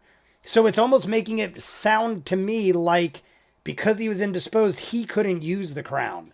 So was he supposed to put on the crown, stop the comet, and then thereby default he is Evergreen? Or so he can't become Evergreen if he already is Evergreen. So maybe that's what the case is? Or are you guys telling me you know way more than what they're explaining right now here? Either way, I'm following what you guys are saying. For example, Ice King is less harsh against Gunther than Evergreen plus other stuff like craziness. Whoa, I think I read that totally wrong. For example, Ice King is less harsh against Gunther than Evergreen plus other stuff like crazy. Okay, I get what you're saying. The crown was set to bond to its first wearer's greatest wish. And Gunther wishes to be... Okay. Now the wish has been used and everyone becomes Gunther's perception of Evergreen. But here's... All right. Follow me on this. Now, if this is correct, and I'm probably wrong or I'm misunderstanding something, and I don't want you guys to get frustrated with me, but if the crown's wearer turns them into Evergreen, why at the end did Betty put the crown on and become Golb? Betty didn't become the Ice King or Evergreen. Betty put the crown on and became Golb. And then she left and went to be Betty Golb, or whatever you want to call her. So is it that Golb's power overrode anything that Evergreen could have ever done, so the crown was meaningless? But if that is the case, then should the crown not have worked at all when Betty put it on? I don't know. That's where my mind's going. There's a method to my madness as far as me not fully understanding the details, because I'm already thinking of something further down the line that doesn't make sense to me. Golb reset the crown. It was reset in Golb. That's why Betty got oh, boom. There you go. Got it. See, I was missing that one detail that pieced it all together. So Golb reset it. So there was a break. Okay. See, that was confusing to me in the finale when they were like, Golb reset the crown. So everything, I thought they meant reset it in the sense that it was reset for like Gunther or Penguin Gunther or something like that. That's what was throwing me off. Inside Golb, the crown reverted back to its original. So, see, when they said it reverted back to its original state or Golb reset it, I remember that in the episode or however it was spoken. I thought they meant that it reset back to Evergreen. So now that all makes a hell of a lot more sense. That was what was confusing me. Because I'm thinking, if you guys are telling me that, then why did when Betty put the crown on, did all that happen? But now we have sense of everything. All right. But at least you guys see where I'm coming from. I don't want you to think like, Jay, are you an idiot? What are you talking about? This is what it is. Because in my mind, something didn't make sense. So I'm thinking I'm wrong about the crown. But we got it. We got it. We figured it out. We're good. No, not Evergreen. Reset to contain a wish, which was its original purpose. So, let's speed, even though they're probably going to get to this, in case they don't and I forget, let's speed up to the end where Betty puts on the crown. It's a reset. So Golb resets everything. Betty puts on the crown. Betty wishes that she could do anything in her power to save Simon. Right? Or I think she at first wished that Simon's all right or something. I don't know. She wished something at first that didn't work. And then she wished she could or would do anything in her power to protect Simon or make sure Simon was all right, and she becomes Betty Golb. Does that mean now that the crown is gone? I don't oh, no. That's right. The crown flew off and went on to Gunther, who wished he was Ice King. Okay, I do remember that now. I'm like just trying to piece things together in case I missed something. Okay. So we do have the crown still. And now the crown is on some weird flying thing from we know what that was. Reset to contains a wish, and she fused with Golb. Okay, we got it. I got it for now. I get all that. I have to sit back. I think I've been sitting up in this chair so long that I have to sit like this. Have a good night, everybody. Anywho, we're 3 minutes in, 2.5 minutes in, and I've talked for 13 hours.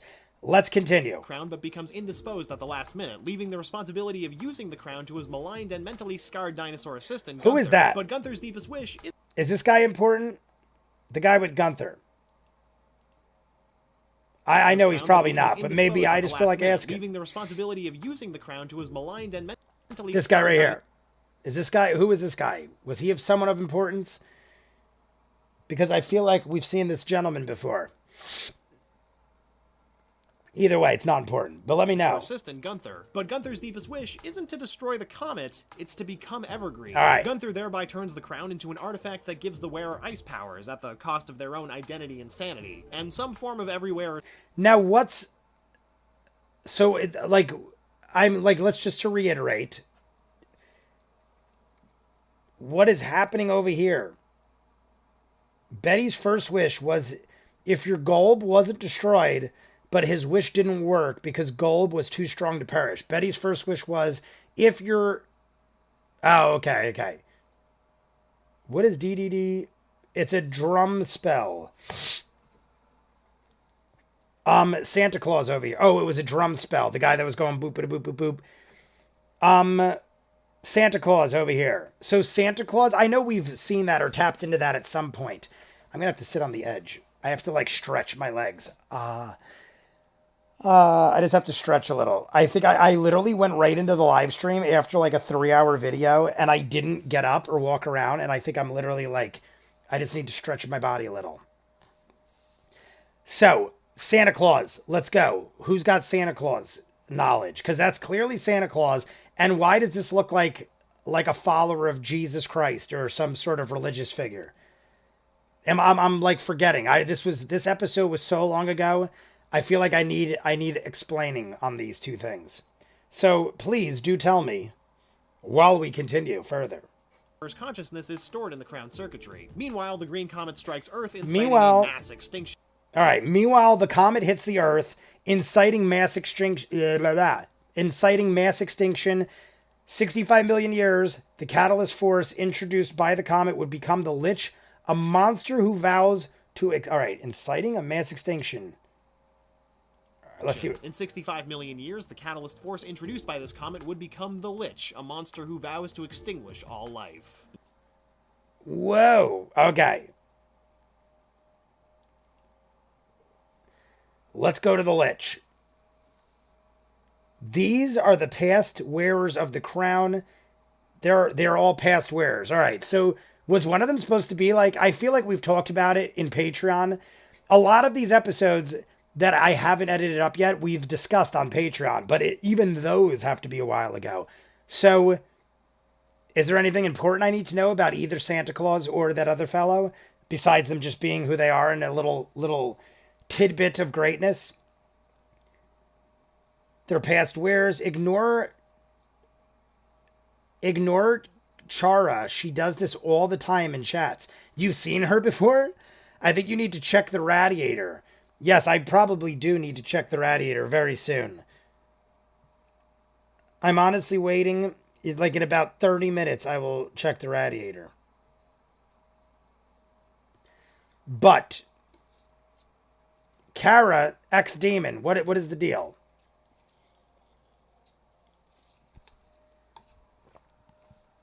Oh my God. There's a little Sammy here. What are you doing, Bubba? What are you doing? You want to come up here? You want to come up here? Here you go, Bubba. Oh, what's up, Bubba? What's up, Bubba? Look at this fatty bear. I mean, here's a random fact. Santa Claus's legacy probably didn't survive past Mushroom War. What are you doing, Sammy Bear? What are you doing? Simon said in one episode, you all right there, buddy? You want to go up on the shelf? He wants to go on the shelf and he can't get up there. Here you go, Bubba. Here you go. Here, I'll take this off. It looks like this is around your waist. There you go. There you go. You're all good now. I feel like his vest went around his midsection and he couldn't get it around his legs, so he couldn't jump anymore. They saw the other guy next to the only... Wait, blah, blah, blah, blah. I mean, here's a random fact. Santa Claus's legacy probably didn't survive past the Mushroom Wars since PB didn't recognize his name when she met him. Simon said, and that would make sense, just Titus. First time I've seen you in the chat, perhaps. Let me check. I haven't... maybe you were up... Oh, no, you were up there. Because Galb's stomach resets everything in their primordial form. Just Titus, welcome, my friend. If I didn't see you before, I like newcomers to the chat. Thank you for engaging. Like and subscribe if you haven't, guys. But let me just finish where we're at, and we're going to go on to the Lich. Simon said in one episode that he had got the crown from a Scandinavian guy, so that's probably the blonde guy. They say the other guy next to only wore the crown once, but it was enough to log his conscience. They say the other guy next to... Oh, okay. So the guy next to Santa Claus only wore the crown once. Billy Sharp, I'm back. Another fun fact, Ice King in one episode said he didn't steal the crown. He made it with the magic he stole. Another fun fact, Ice King in one episode said he didn't steal the crown. He made it with the magic he stole. That's bizarre wording. I don't know. I feel like I don't... Is he just crazy? Because he obviously he made it with the magic. I don't know. That's interesting. The Lich. They just said in this timeline, inciting a mass extinction in 65 million years, that was the catalyst force introduced by the comet. So 65 million years ago, the green comet hits. Then starting, like bear with me on this because I might say something wrong, and I'm actually half asking. 65 million years ago, the comet hits. The first one, is that the first comet, or is this when Evergreen realized, yo, there's this comet coming every 1,000 years and we got to stop this shit? Or at that point, was it not hitting every 1,000 years? 65 million years ago is when the Lich catalyst, the incident started, the catalyst that formed him by this comet, which became the Lich monster who vows. So something about this incident, the way everything went down, the fact that Gunther did what he did with the crown, and Evergreen froze the other people when they tried to stop him or didn't agree with him, and then formed the Lich. So now we saw Santa Claus, this other guy. So now every 1,000 years, the crown or a comet's coming at this point. I'm just trying to confirm things before we go further and I get completely lost. And I'm sorry if it sounds like I am insanely naive to it all, but this is all stuff that happened way long ago in my mind. And I just want to make sure I've got it all right. In season 1, another fun fact, Ice King in one episode said he didn't stole... Oh, I already read that. The ruby eyes of the magma dog. Oh, is that what those are? The ruby eyes of the magma dog? I just haven't been saying anything, but I've been here pretty much from the start of the stream, listening to you in the background while doing other stuff. That might be referring to how Evergreen stole the magic eyes of the magma dog. That might be referring to how Evergreen stole the magic eyes of the Magma Dog. Random fact, if you eat 30,000... I think we're talking about the other scene that I was pointing out. If you eat 30,000 bananas in 10 minutes, you would die from radioactive poisoning. If you eat 30,000 bananas in 10 minutes. I don't know why, but I feel like I have heard of something like this. Somebody paying in bananas or something, and somebody saying you could actually die if you ate too many bananas. But that's a lot of bananas. I mean, I don't even know if you could physically eat 30,000 bananas without dying before you got poisoned. You die of a burst stomach before then. Reaper is on the same page as me. I don't even think you could physically eat 100 bananas. I've seen people pop for less. I think there were other comets before that. We just don't know about them every 1,000 years. Okay, that's what I'm assuming. I don't know if it's confirmed or you guys know or anybody knows for sure. But I assumed every 1,000 years for well over 65 million years. 65 million years ago, Evergreen figured it out. So it must have been going on forever before that. That means 1,000 years every time. I mean, there's hundreds... There's got to be thousands, maybe hundreds of thousands of people that have worn the crown, right? I don't know. I feel like there's a lot of crown wearers. They were hitting, but this one was one of the first where people were alive to see it. Oh, okay. Okay. So comets were hitting, but this is one of the first that people were alive to see the comets hitting. If I remember correctly, the comet was already a thing before Evergreen. He was just scared of it killing him.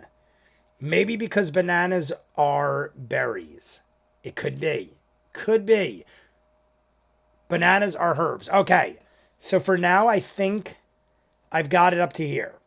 So the Lich was formed. There's probably... I mean, let me know if there's an explanation for that beyond what they just said. Basically just... the extinction, like basically just the inciting of what happened 65 million years ago started to form the Lich, and it took 65 million years, and we got the Lich. A monster who vows to extinguish all life. Vampires appear over... Vampires 7 million years ago. So now we just jumped a lot. What was the last one? 3.7? Or no, 65 million. 65 million, so now we've gone to 7 million. 7 million years, BMW. According to Hunts and Abadir, vampires predate humans on Earth. Alright, so that was the Vampire King. Abadir has previously been on Earth since its origin. Oh my god, look at that inside him. I love it. According to Hunts and Abadir, vampires predate humans on Earth. The demon Abadir has previously been on Earth since its origin, because he was a primordial. According to what we saw in the beginning, primordial, him, and Orgalord. Origin. We don't know when he takes over the rule. Look at all these interesting fellows. Anybody interesting in here I should take notice of? We don't know when he takes over the rule of the Nightosphere.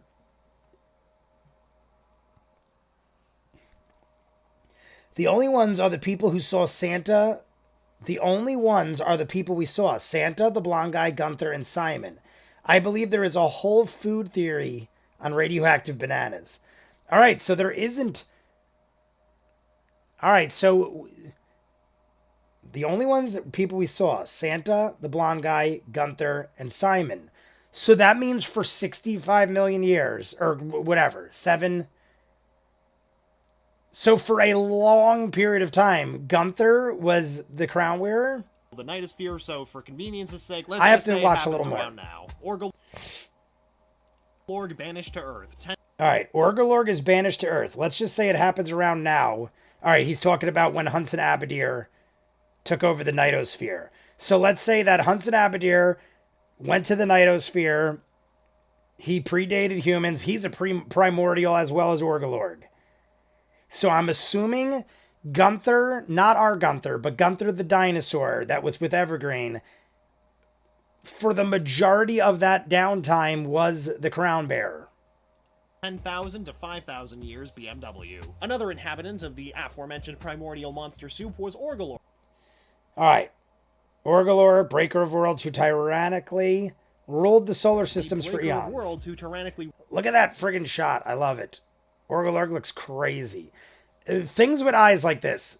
I've been seeing it a lot recently. Is that known as something, or I don't know, like multiple eyes that have this exact kind of look and shape? I've been seeing it a lot in anime and stuff, and it's very disturbing and effective for scary looking beings. I believe there's a whole food theory on radioactive bananas. The crown could have been lost for a while. The crown makes the wearer immortal, so it makes sense. We got Is that Natalie? Is that Natalka? Natalka B. I'm going to go with that. The crown makes the wearer immortal, so it makes sense. No, the only ones are the people. All right, I read that before. I just didn't see it was a new person. Welcome. So the crown could have been lost for a while. But is that to be, am I to assume that's unclear? Between, I'm just trying to piece it all together before I move forward, even though we're barely 4 minutes in. Am I to assume that when Gunther wore the crown from then to Ice King, it's a little blurry in there? Or are we confirmed that Gunther had that for a certain amount of time and then it was lost? I don't know, because then we went 7 million years and it was Hunson Abadir, and now we got Orgolorg being banished to Earth, I believe it was, right? Let's double check. For convenience's sake, let's just say it happens around now. Orgolorg 10,000 to 5,000 years, Orgolorg banished to Earth. Another inhabitant of the aforementioned primordial monster soup was Orgolorg, the breaker of worlds who tyrannically ruled the solar system for eons. Between 10,000 to 5,000 years ago, Orgolorg attempts to intercept a catalyst comet and absorb its power. Between 10,000 to 5,000. So, Orgolorg's been around forever. Orgolorg is bored with life, and I remember this episode. That was the whole thing where Orgolorg was trying to get the comet. Gunther probably died when the green comet hit. Okay. We don't know anything. We just know who wore it. Okay. I wonder if some of the Crystal Citadel prisoners were also primordials. That is a question of mine too, but I'm not going to ask. I have questions with the Citadel, but I feel like we're going to obviously dip into that. Fact about Hunson is he's 1,000+ years old. Yes, Hunson, they said, was a right? Hunson was a primordial in the beginning. So Hunson's 3 billion, or what was it, 11 billion? Wasn't he the first thing? Hunson's like 12 billion years old, according, I think. 1,000 years ago, Orgolorg attempts to intercept a catalyst comet and absorb its powerful essence, but Abraham Lincoln, the king of Mars, sends Grob Gob Glob Grog to stop him with a sweet flame sword. Sends Grob Gob Globgrod to stop him with a sweet flame sword. Oh yeah, there's already an advanced society on Mars, and Abraham Lincoln, yeah, we got Grob Gob Globgrod, Abraham Lincoln, Magic Man. This is actually Jake, but don't worry about it. Oh, in that scene, I feel like he knew that somebody was going to correct him. In this scene, that's actually Jake as Magic Man. There's already an advanced society on Mars, and everyone important there is apparently immortal, including Abraham Lincoln. Cirque, I like that theory. I wonder if some of the Crystal Citadel prisoners were also primordials. It wouldn't surprise me, but I guess we never know. Apparently immortal. Anyway, Grob Gob Globgrod banishes Orgolorg to Earth, where Orgolorg forgets everything, including his own identity. The gravity of Earth squashes Orgolorg into a penguin, who's eventually renamed Gunther by a future crown wearer. Alright. So Gob Glob Grod God. Gob Glob Grod Gob. I think I said it right, but I said it in different order that time. Either way, banishes Orgolorg back to Earth. And it was... Let me just hear that last part. Who's eventually renamed Gunther by a future... Renamed Gunther. Anyway, Grob Gob Globgrod banishes Orgolorg to Earth, where Orgolorg forgets everything, including his own identity. The gravity... So this was around 5 to 10,000 years ago, right? Which would mean that Ice King, having named Gunther and already had the penguin... Earth squashes Orgolorg or I don't know, let's penguin, keep watching. Who's eventually renamed Gunther... Gunther. So just to be clear... This Gunther is not actually related to the dinosaur trapped in the crown. Alright. So there really isn't any way to tell, because it says when Orgolorg was sent back down, it took the form of the penguin Gunther. But it said eventually the penguin that was named Gunther by Ice King. So there is a good chance Orgolorg was a penguin for thousands of years, maybe? Right? Yeah. Because Ice King was only Ice King for what? 1,000 years? I'm going to keep watching. Obviously, they're going to explain that. But I'm to assume that Ice King, our Ice King that we know, had the crown for over 1,000 years, around 1,000 years. If Orgolor got banished to Earth in the form of a penguin, let's even say 5,000 years ago, then Orgolor was a penguin for a long ass time. Circuitry. Orgolor maintains his immortality. Oh my god, I love everything. We just got an answer for that. To the dinosaur trapped in the crown circuitry. Orgolor. Oh my god, Orgolorg. Where did I just... So just to be clear, this is blah, blah, blah. Orgolorg maintains his immortality. So we got Orgolorg as Gunther the Penguin in what looks like medieval times. Guntos. Like he literally was in Prohibition or something. It looks like alcohol. I don't know. Or is that milk? I don't know. It could be fruit juice or something. It doesn't have to be alcohol. He's got a car. Mortality, though. He flew planes. He filmed movies. So he filmed movies, flew planes, had a car, medieval times. Ooh, he was on the beach with a pretty woman. Maintains his immortality, though. He's a director. Look at that. He's on the beach with a woman. He's got heart glasses. To appear. What is that? Why do I feel like he's in front of like a tomb? And there's a clock. What's the clock? I see incense burning. I see a clock inside what looks like a tombstone to me. Throughout human history. What was that? Oh, I missed another one. Continues to appear throughout human history. The Rainicorn and Dog Wars. What is this? He's got a hobbit hut. Was that something that was ever brought up? It's got a little hobbit hut. Human history. Oh my god, they're flashing so quick. I'm missing little ones. I want to make sure I see them all. Mortality, though, and continue. Oh, I think the clock is being done by the Frederator. Appear throughout human history. Oh, is that to symbolize when Gunther has the boat? Is that to symbolize that he may have traveled? Well, I mean, that wasn't till way later, though. History. And there's where he went to the Ice Castle. Ice Mountain. The Rainicorn Dog. All right.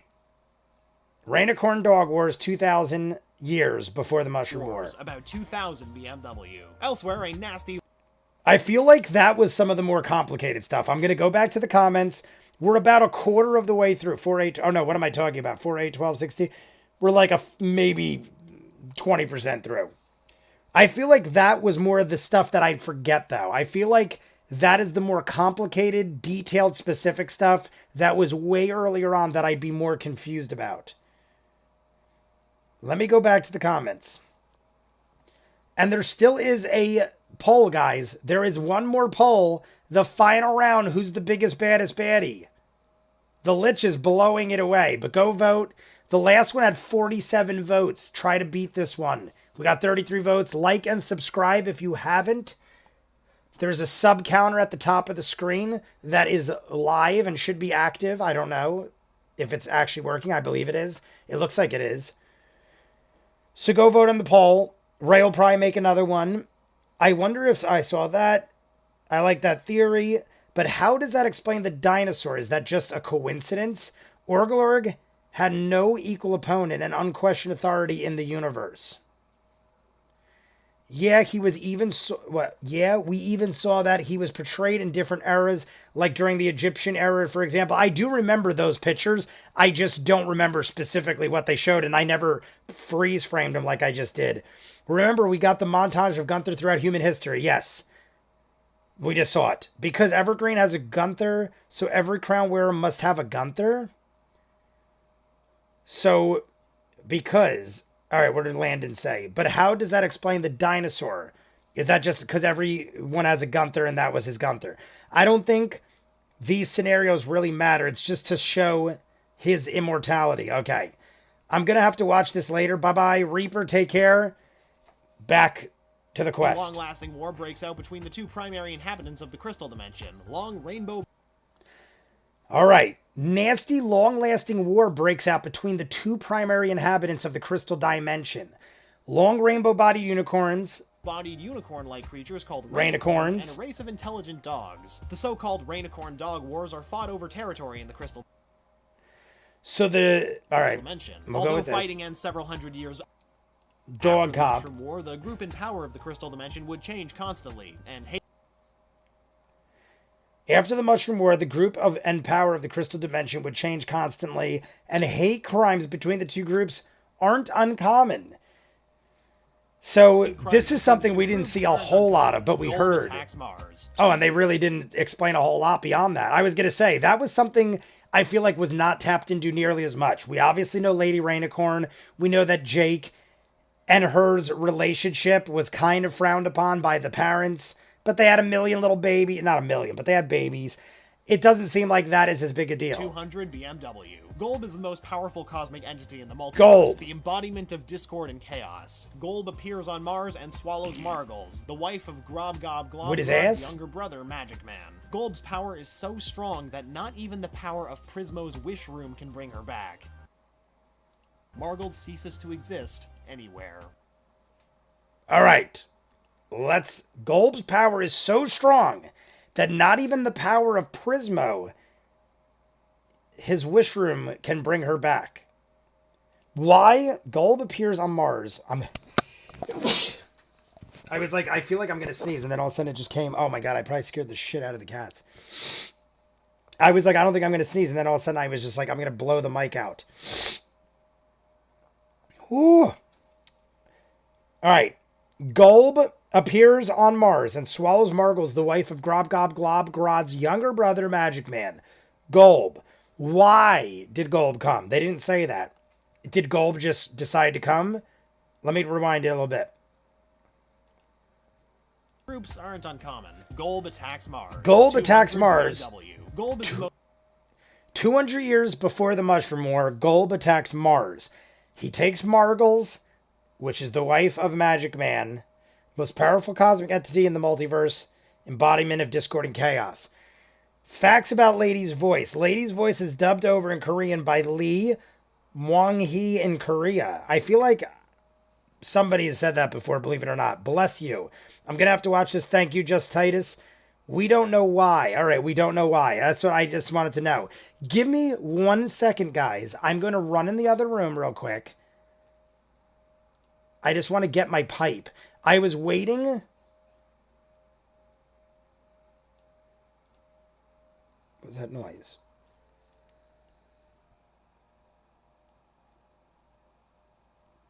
I was waiting till... All right, they left.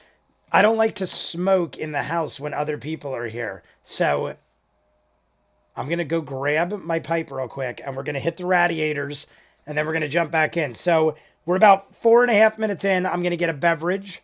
I'm going to get my radiator pipe. I'll be right back. Right in the chat. Give me 2 minutes.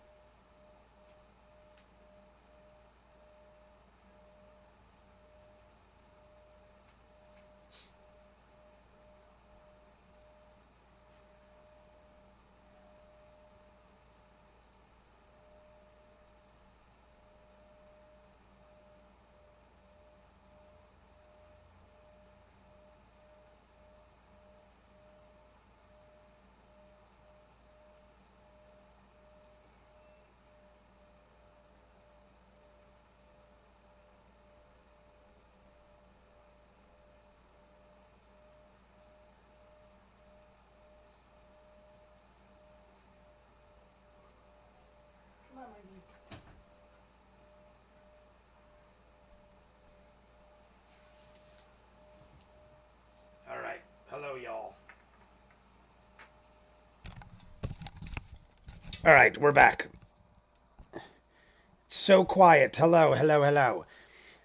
The funny thing is, I went in my room and Ghoulies is playing. Who remembers Ghoulies from the 80s? I'm going to open up this window. See, the problem is, I've been trying not to smoke in the house when people are home. And normally I close this door and it's totally fine because there's like a window right here. But it is like 100 degrees today. And I had all the air on. And Jesse was saying, me and Robbie are going to leave for like hours in a couple minutes. And I was like, oh, I'll just wait till they leave.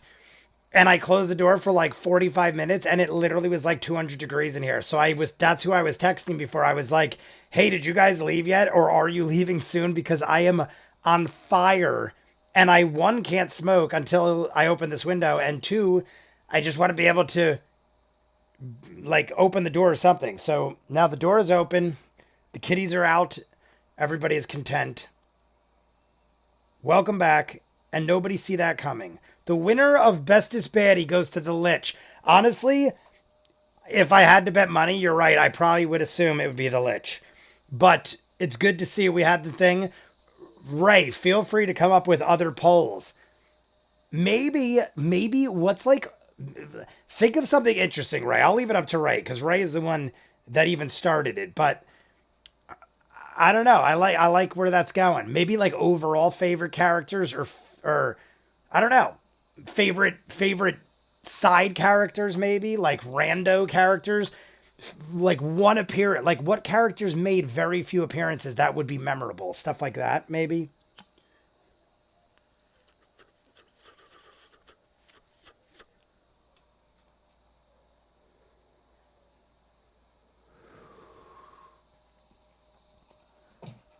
Little Coco over here, jumping up on the thing. Anywho.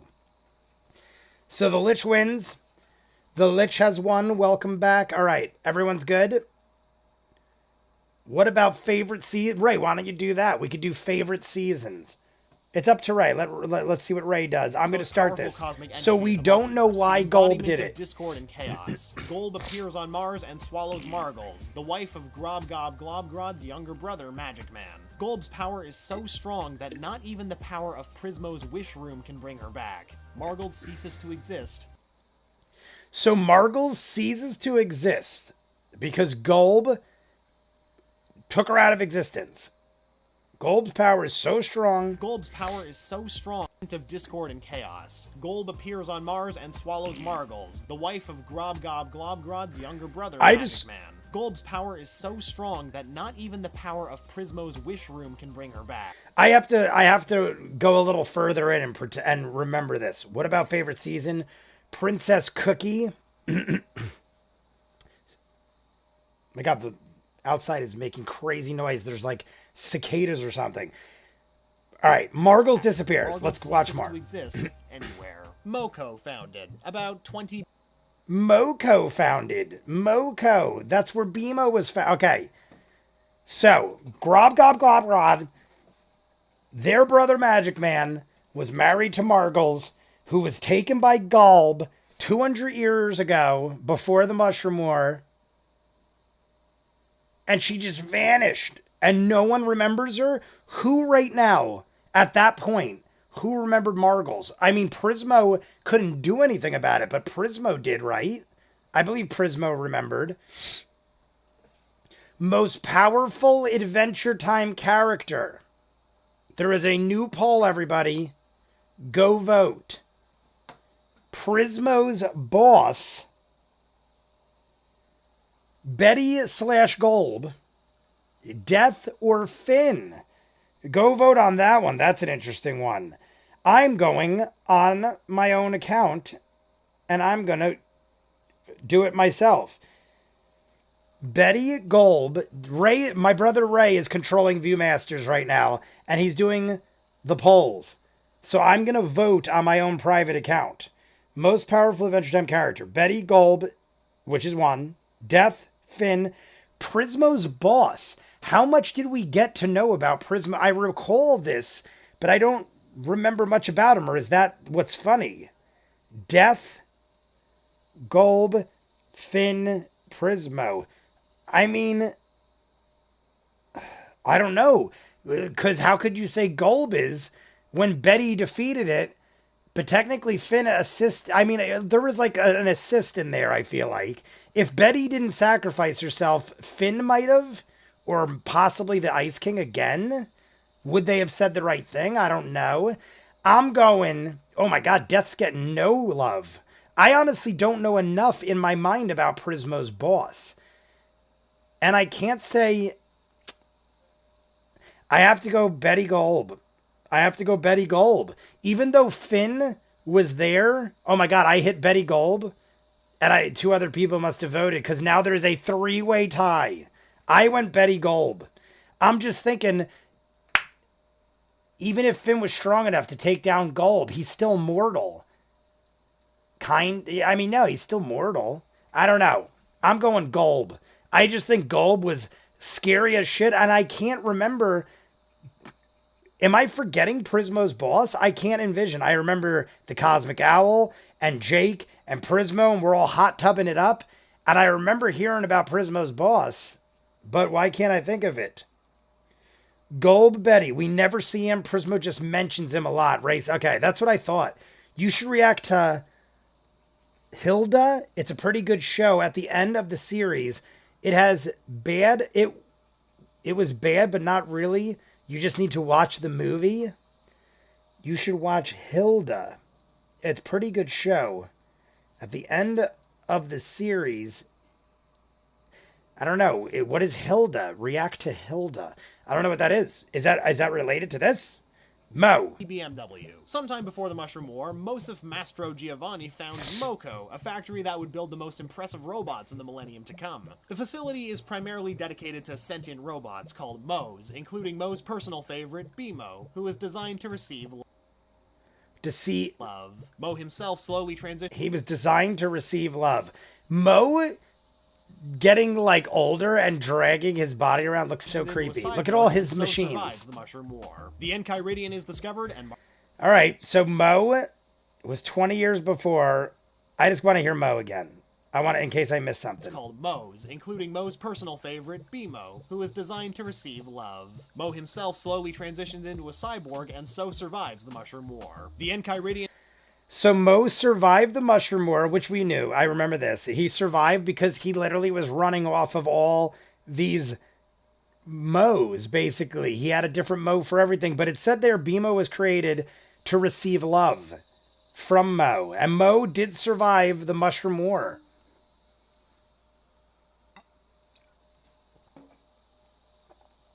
I do remember in the first episode of Distant Lands, the only one I've seen, BMO was flying around in a ship that had Mo on it, and it was a prequel to Finding Jake and Finn. Is discovered and Marceline is born. 5 BMW. Marceline. Simon Petrikov, a professor of archaeology, discovers an ancient book known as the Enchiridion while on an expedition to the Hindu Kush. All right. Interesting stuff. Everyone's still voting. We have 17 votes. Go vote your asses off. The winner of this, Prismo's boss. Honestly, what if Prismo's boss is Golb? What if Prismo's boss was Golb? Because I don't know. I wish we could have met him. But Simon is a professor of archaeology, discovers an ancient book known as the Enchiridion on an expedition to the Hindu Kush. Although Simon realizes the profundity of his discovery, he's mocked by the press and his... That guy, Simon's back from his latest expedition in the Hindu Kush, or whatever. With much pomp, Petrikov unveiled the most significant piece from the dig to a rapt audience. Turns out it was just a book, a rarity-looking leather-bound manual whose title Petrikov had translated as the Enchiridion.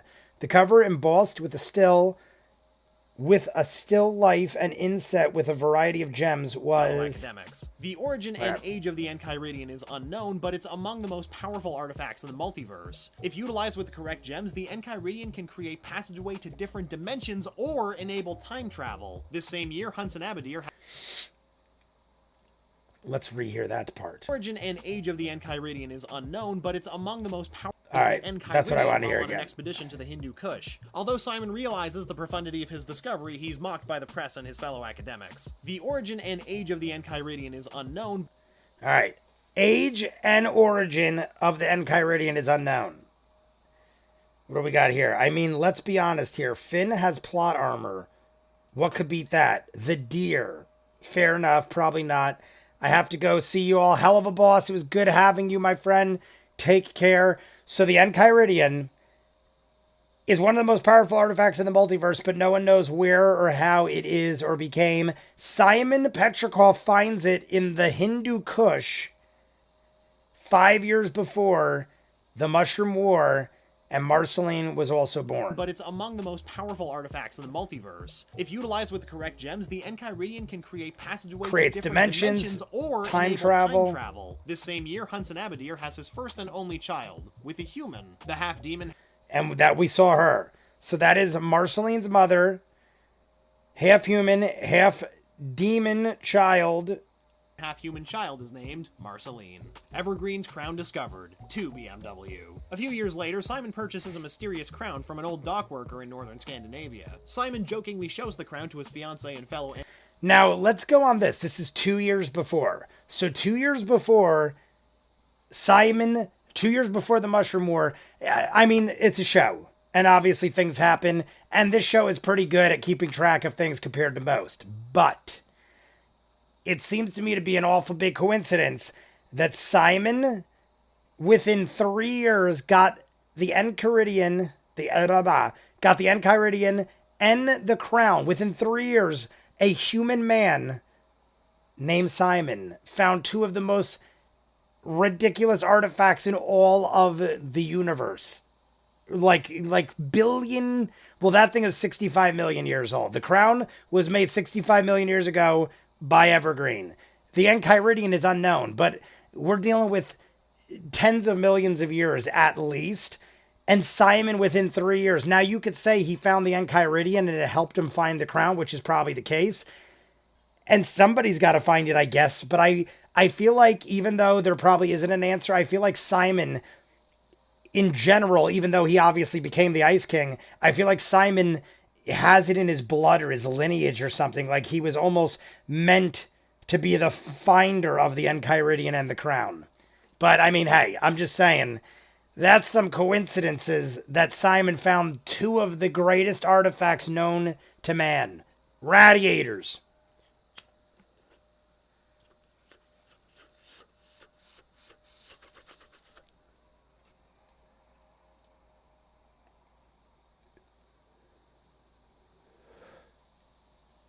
Simon jokingly shows the crown to his fiancée and fellow antiquarian Betty Groff.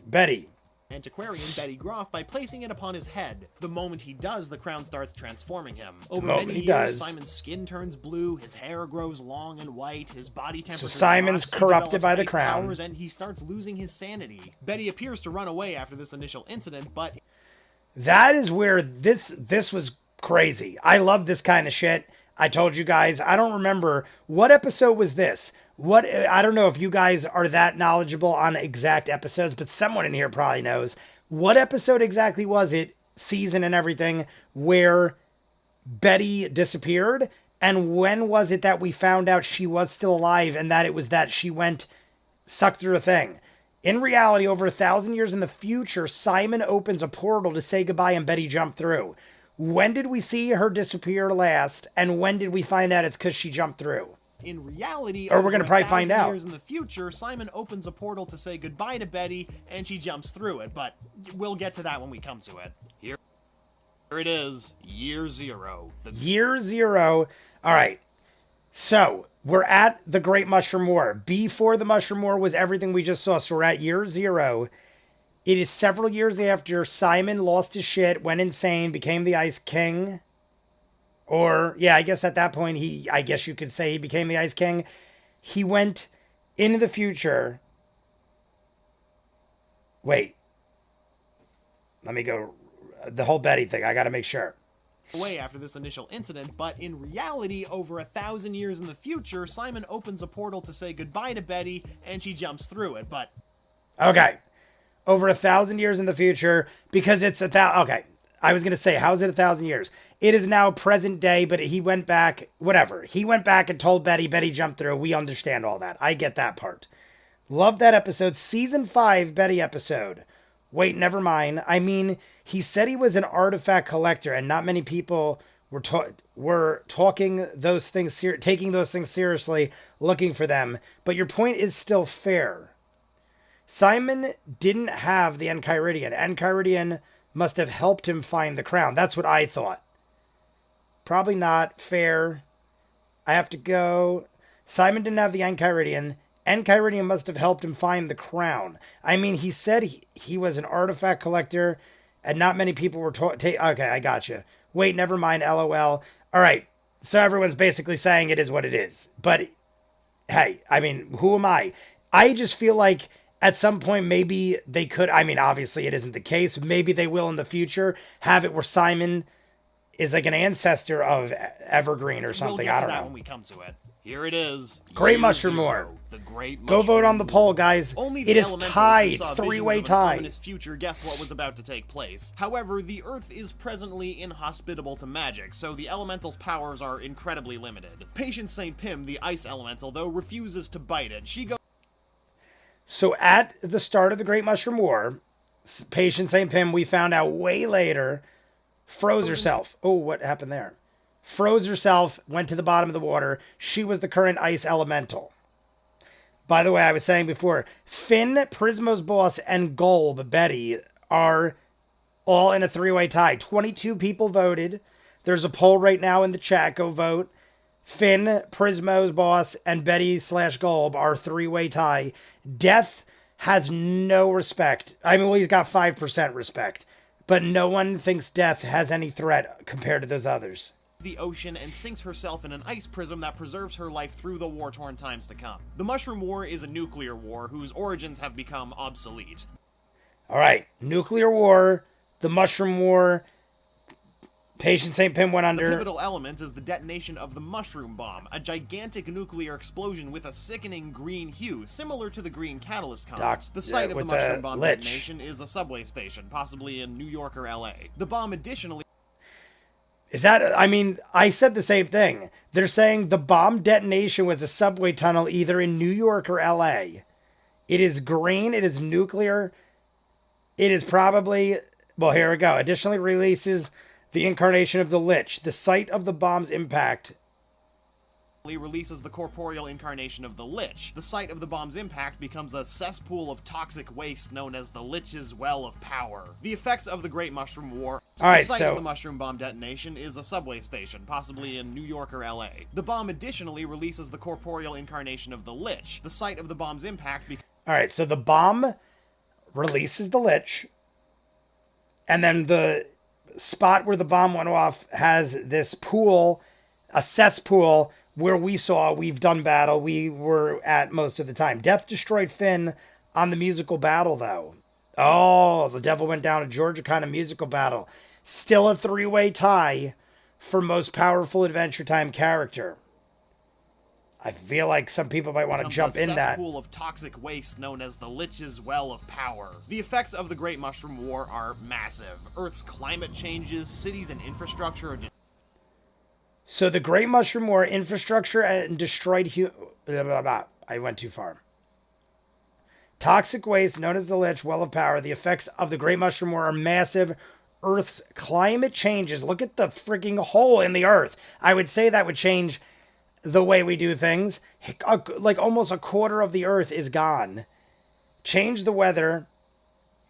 Changes cities. Cities and infrastructure are destroyed, humans nearly become extinct, and nuclear waste turns anyone unlucky enough to touch it into a mutagenic zombie. These oozers are still alive and biohazardous 1,000 years in the future. The only positive is that elemental powers seem to... Humans nearly become extinct, and nuclear waste turns anyone unlucky enough to touch it into a mutagenic zombie. All right, so that's the explanation for those. I was never quite sure. If I did know, I forgot. So those horrific looking monsters. I feel like I recently edited an episode that dealt with them. Those mutated, like, toxic Avenger looking people are humans that are alive all this time later and just turned into freaking hazardous walking zombies. These oozers are still alive and biohazardous 1,000 years in the future. That is the horrifying. only positive is that elemental powers seem to reset. There we go. That was what was before. There's the portals. Like, I forget who said it, but we were saying, what the hell is this giant peppermint? Because all we saw was this and the slime. So there are the different entryways.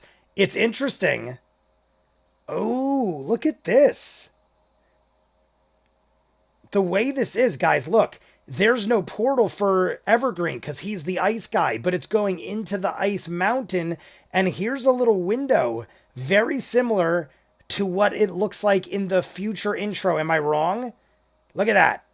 That window right there. It looks like the same frozen prison that who I believe is Princess Bubblegum is in.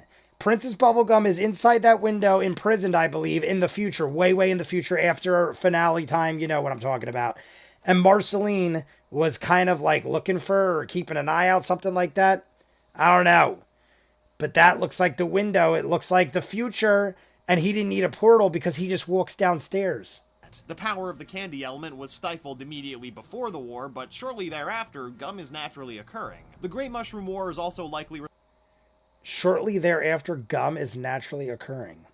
The only positive is that elemental powers seem to reset the power of the candy element. Was stifled immediately before the... Wait. Seemed to reset the power of the candy element. Was stifled immediately before the war, but shortly thereafter... Okay. The only positive is that the elemental powers seem to reset for whatever reason. Okay. So that is unknown. The top is blocked by the cat cam. Oh. My bad. My bad. There you go, guys. I am the worst ever. Thanks for telling me. Wait, never mind. The top is blocked. Death. All right. So, based on what he just said there, I'm assuming it is what it is. But they're saying that for whatever power, whatever reason, the power of the element of candy was stifled, but the elemental powers were reset. The only positive is, okay. Stifled immediately before the war, but shortly thereafter, gum is naturally occurring. The Great Mushroom War is so for whatever reason, responsible for a chunk of the Earth coming clean off. Although some theories hold that that was done by the blue catalyst. War is also likely responsible for a chunk of... Gum is naturally occurring now. The Great Mushroom War is also likely responsible for a chunk of the Earth coming clean off. See, I thought that was the comet, and they're saying that it might be the comet. The top is blocked by the cat cam. Most powerful Adventure Time character ends up being Golb. And it won by 1 vote. Because at 22 votes, it was in a 3-way tie. And I voted Golb. So you could say that I was the tiebreaker. Anyone was the tiebreaker, technically. But being as I know I voted Golb and 1 vote was the deciding factor, I am amazing. No, I'm just joking. Obviously, all of you took part. I love it. It looks like Prismo's boss and Finn tied for second, and then you got Death. But Golb, I mean, how do you compete against Golb? Golb was the final baddie and didn't lose. Betty had to win in her own way by becoming Golb. So, Golb. Gum naturally is occurring. Let's just keep going. But the crater in the Earth coming clean off. Although some theories hold that that was done by the blue catalyst comet. The blue catalyst comet. After the Mushroom War. After Mushroom War. Another major event happens in Year Zero. The blue catalyst comet. This is from an alternate timeline where the blue catalyst... Oh, okay.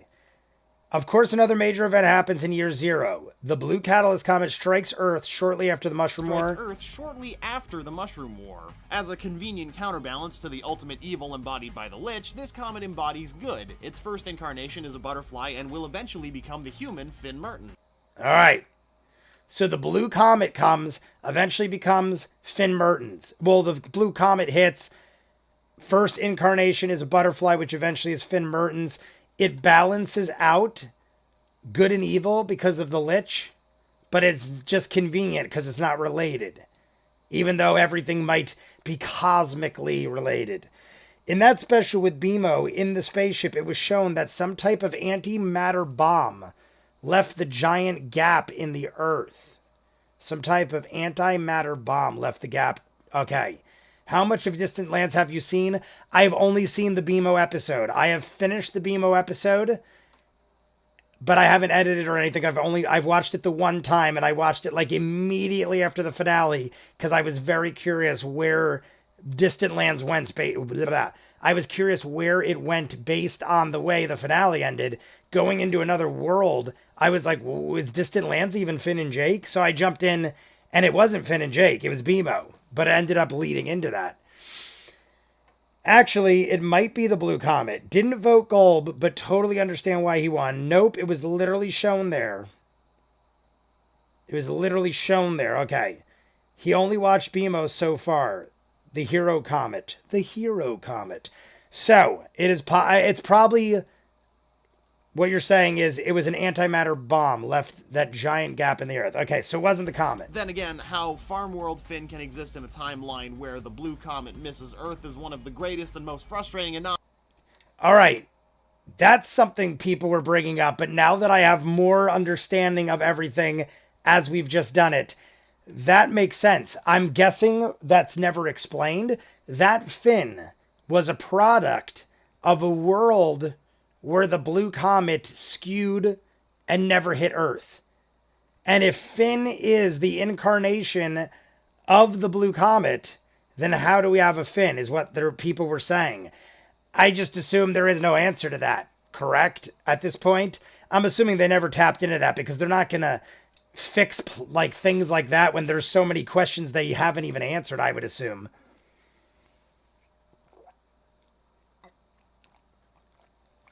It even says that's a conversation for another time. So I'm assuming it's never explained. But that's a conversation for another time. Look at another adventure time. I immediately retract that joke. I'm sorry. The demise of Simon Petrikov. The demise of Simon Petrikov. So 5 years after the Mushroom War.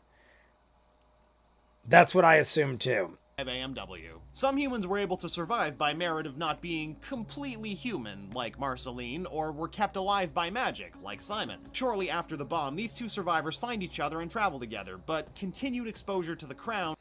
Alright, Ray made another poll. I wanted to read what it was. What was the most powerful item in Adventure Time? Alright, I'm voting on my private account. Ray, my brother, is doing the polls, guys. If you're wondering why I'm voting, if I made it, I'd probably vote anyway, but I'm voting because I don't even know the questions. What was the most powerful item in Adventure Time? The Enchiridion. Come here. Coco. Come here, honey. Oh my God, she's adorable. Go up here right now. She came in carrying sushi, like fake little sushi toys that I bought her. Come here. Come here, honey. What are you doing? Come here. Come here. Go up on the bed. Come here. I'll be right back. We'll vote in a second. She's adorable. Come here. Come here. Come here, honey. Come here. We're going to go up on the bed. Wee. Boop. Ready? Here you go. Boop. There's your little toy. She's so adorable. She comes in crying. She had this in her mouth. She was holding it in her mouth, and she came walking in, looking at me, crying. Like I don't know if she thought she caught something and had a reward for me. She is a little baby. Sammy's such like a big bully. She's so gentle, this one. Right? You like this? I don't want to work you up. Boop. There you go. You can play with that. Go to sleep if you want. I know you got work tomorrow. She's got a long day at work tomorrow. Long day. No, she doesn't have to do shit. She just sits there and eats, and I buy her toys, but I love her, and that's all she has to do. Oh, here? What's wrong? I just fed you. I literally just fed them before. When I went to get myself a drink, I fed them. I think she's like just being a little lonely baby because no one's home. No one's home. So anyway, what was the most powerful item in Adventure Time? Ice King's crown, the grass sword, the breadstick wand. The breadstick wand that kept Finn alive. So one could say that is a powerful item. I love that people are voting for it, by the way. There is a poll right now, guys. Like and subscribe if you haven't. Go vote in the poll. I love the breadstick wand as part of it. It kept Finn alive and being as... If you guys almost picked Finn as the most powerful, you almost have to respect. You almost have to respect the breadstick wand. But if we're talking real deal, Holyfield, I honestly... Ice King's crown... The Enchiridion holds a lot of different powers, and see, the Enchiridion even was able to tell us how to change and alter time, but I feel like we needed the crown in order to do that. Am I wrong to assume that? Like, oh, I totally forgot. All right, we're going to hit the radiators while I have that window open. But here's my dilemma. I feel like the Enchiridion could change the course of time and is more powerful, but we need other things to accomplish what is in the Enchiridion isn't necessarily what all the time, maybe some of the time, but it isn't all the time what actually does the powerful act. It more so has the scriptures and writings that allow us to, but we need things. Whereas the crown is a self-contained, I'm going crown. And my vote just tied it. And I wasn't even looking. Oh my God, I'm not even kidding you. I wasn't looking at the percentages. And it was a 3-way tie when I hit the crown. But I would say the crown. The Enchiridion is powerful. But I feel like the crown on its own could do more damage. The Enchiridion, you got to go on journeys. You got to find things. Right? Or am I wrong? Feel free to debate me on such things. My cat is very spoiled. She's a little baby. They ran away. I don't know where they went. Sammy, they both ran away. As soon as I opened the door. All right, back. And the increasing need to use its powers defensively are wearing on Simon. Simon leaves Marceline when she's about 10, fearing that he'll soon become too dangerous. Simon disappears until he fully transitions into the Ice King. All right. So Simon runs away. This is about 5 years, I think they said. 5 years after the Mushroom War. Simon is being overtaken by the power of the crown. Marceline is a half-demon child. So she survives. The Ice King is afraid that he might do damage. So he flees. And then next time we see him, he's the Ice King. I'm going to go a little further just to see if they say when. Simon disappears until he fully transitions into the Ice King. Simon did summon someone to take care of Marceline. Okay, that's where we got Hunson. He did summon someone to take care of Marceline in his stead, though. Hunson Abadir. Serial French fry thief and the father that Marceline had never met. Vampires eradicated. Serial French fry thief. I love it. Dad, what was it? How did the song go? Dad, why'd you eat my fries? It wasn't it, Daddy, why'd you eat my fries? I remember a French fry song. Just joined. I'd say they are pretty equal, seeing how the Enchiridion could lead you to even Prismo. And the crown could, to an extent, affect Galb. See, my dilemma, what is up, Jamari? Is it Jamari? I hope so. But my thing was, on its own, what's more powerful? I feel like the crown could do more on its own, where the Enchiridion does need some kind of alternate artifacts or assistance. Whereas the crown, you just throw it on, you're good to go. Ba ba ba ba ba. You throw that crown on, you're like fire and shit. You have the Enchiridion, you got to read a little and have other things. Maybe I feel like I'm just being devil's advocate, and I'm trying to. I'm going with Ice King's crown, so I'm gonna be the prosecutor here, or I don't know what would it be, the lawyer of defending what I think is right. Also, the power of the crown with the Enchiridion could have sent Betty back in time, but instead, literally just unplugging it, sent Betty all the way to Mars. Literally just unplugging it. Daddy, why'd you eat my fries? I bought them and they were mine. But you ate them. Yeah, you ate my fries. I agree about the crown. Not only was the wish powerful enough to do anything with Golb, which even Prismo couldn't do, even when we're only eating about the ice powers, talking about the ice powers, I think Ice King's pretty powerful. I'd go with that too. And that's just my logical thinking of it. But I love when people debate me. If I'm wrong or there's something I'm not thinking of, by all means tell me. But I just feel like there's like if you gave me like the schematics to an amazing gun, but I don't have the gun, and someone walks in the room right now and they're robbing me, and I'm like, I got this really normal gun, but then I have this like schematics to build this awesome. It's not going to do me much good. I feel like the Enchiridion is like the architectural plans of greatness, but you don't actually have it. Like, I'd rather have a gun. I'd rather have an actual gun that fires in that circumstance than the plans to build one. Free bread. Talking, not eating. Autocorrect. That's what I thought. Free bread, enough said. Free bread, enough said. I agree. Vampires End, Founders Island begins. Vampires End.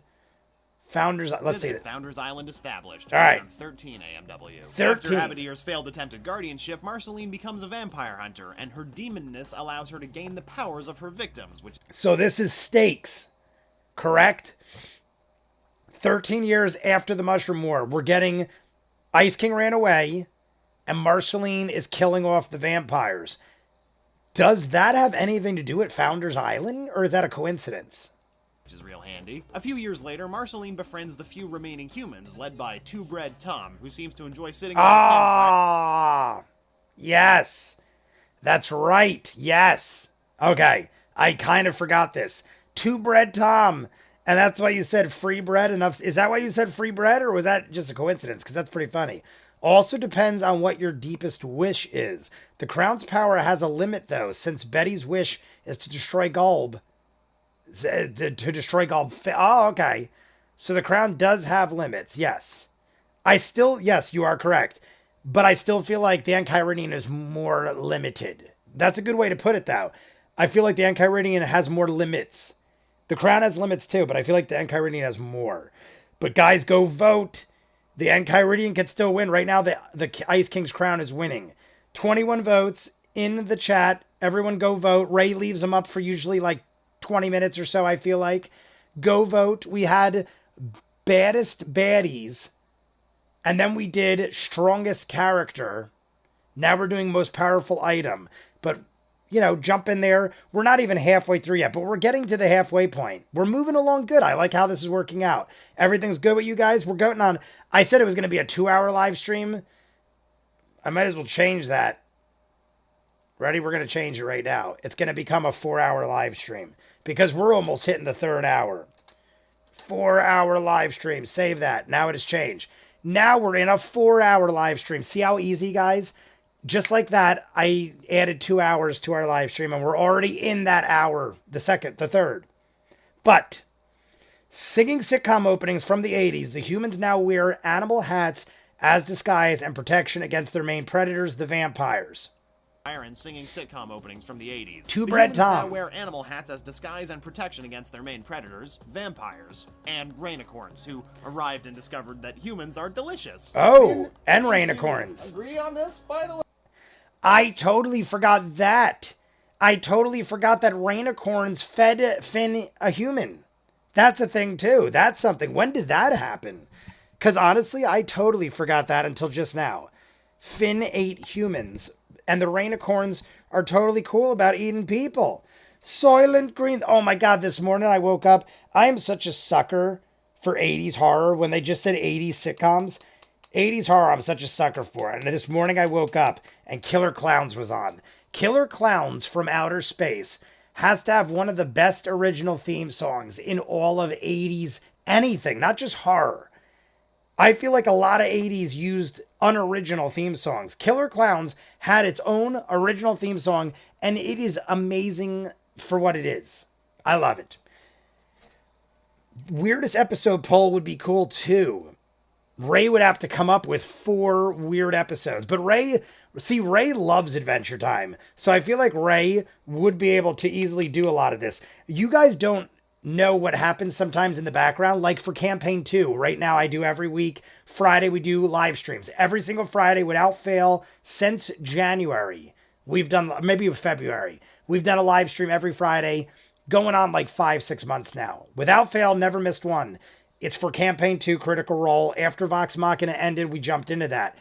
But the dude JB is my moderator for that, and the dude sends me so much stuff that is very helpful. But I'm almost like, oh my God, I hope you're not annoyed by this. And they do it because they love it.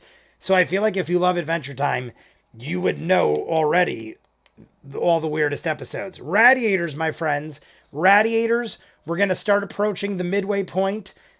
I don't have any alcohol, which I'm very sad about. We've been doing this for 3 hours. It's a Saturday.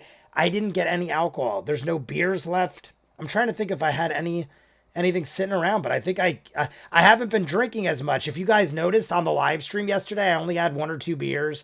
I've been trying to like wean off since the summer's rolling out, but radiators, we got the radiators.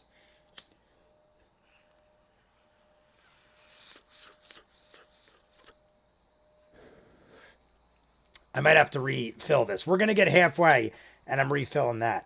But guys, go vote. Ice King's Crown is getting further ahead. Fair point, ViewMasters. Bread is the ultimate power. Yup. The Crown's power. Let me close this. The Crown's power has a limit, though, since Betty's... Oh, we saw that. Yes, yes, yes. Food chain is the weirdest. There is no cats on the bed. Marion Ravenwood, the cats... It was very hot in here, and the cats literally ran away. I think they're sleeping in the room because the air conditioning's on. Coco came in here before and cried for a bit.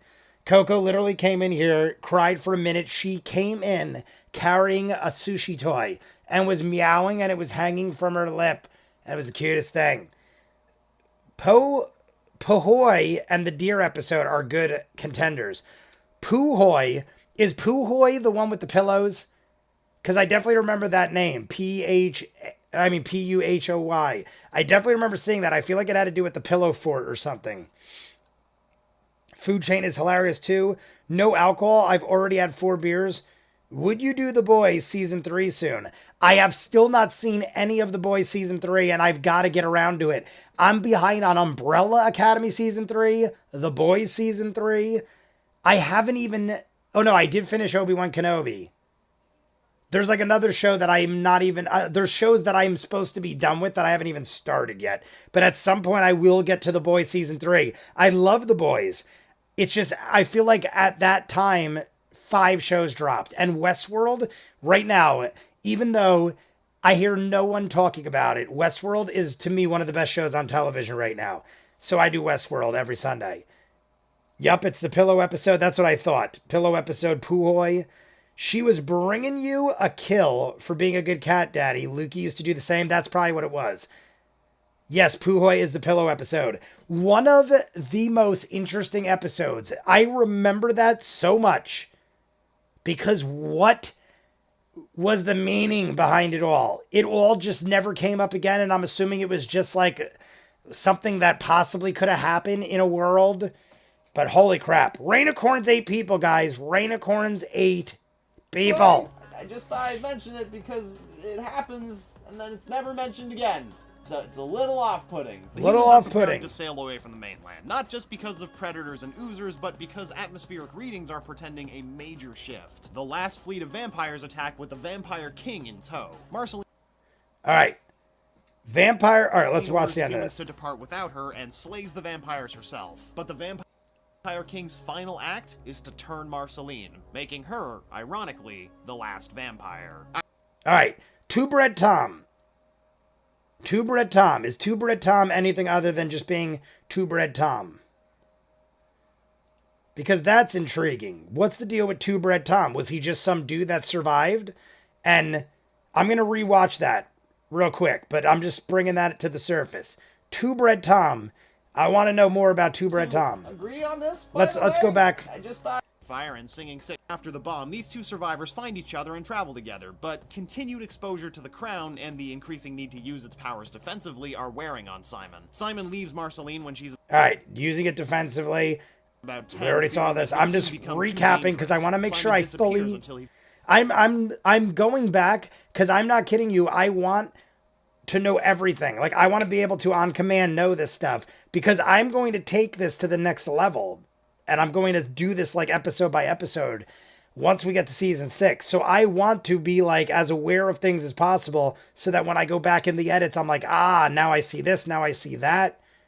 Hence the point of this. And to talk to you guys, since we've been doing this for over 3 years. Adventure Time started over 3 years ago for us.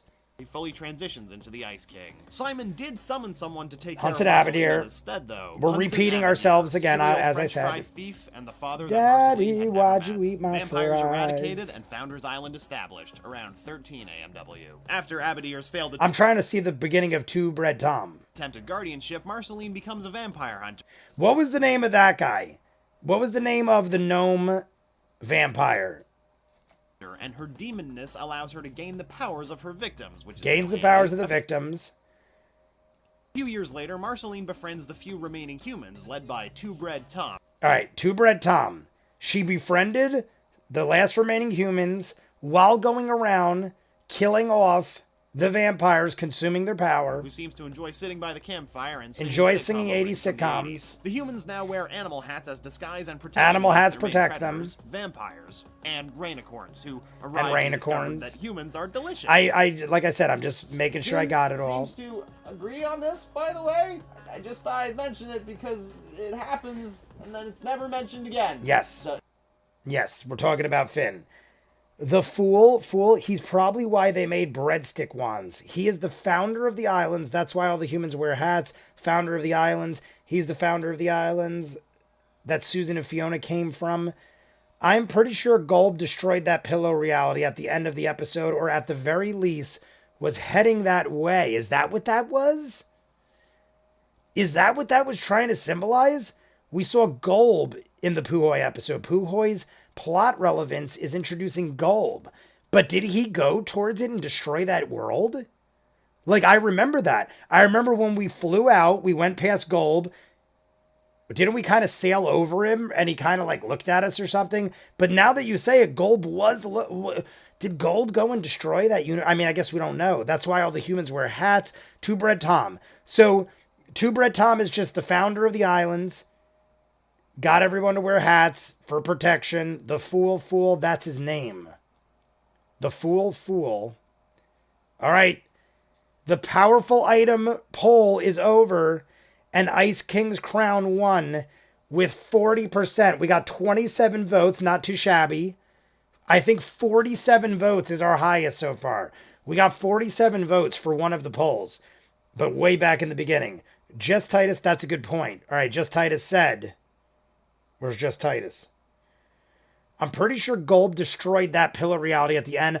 I think that's a very good point. Landon's correct. I think that's a very good point. It's a little off-putting. The humans are preparing to sail away from the mainland.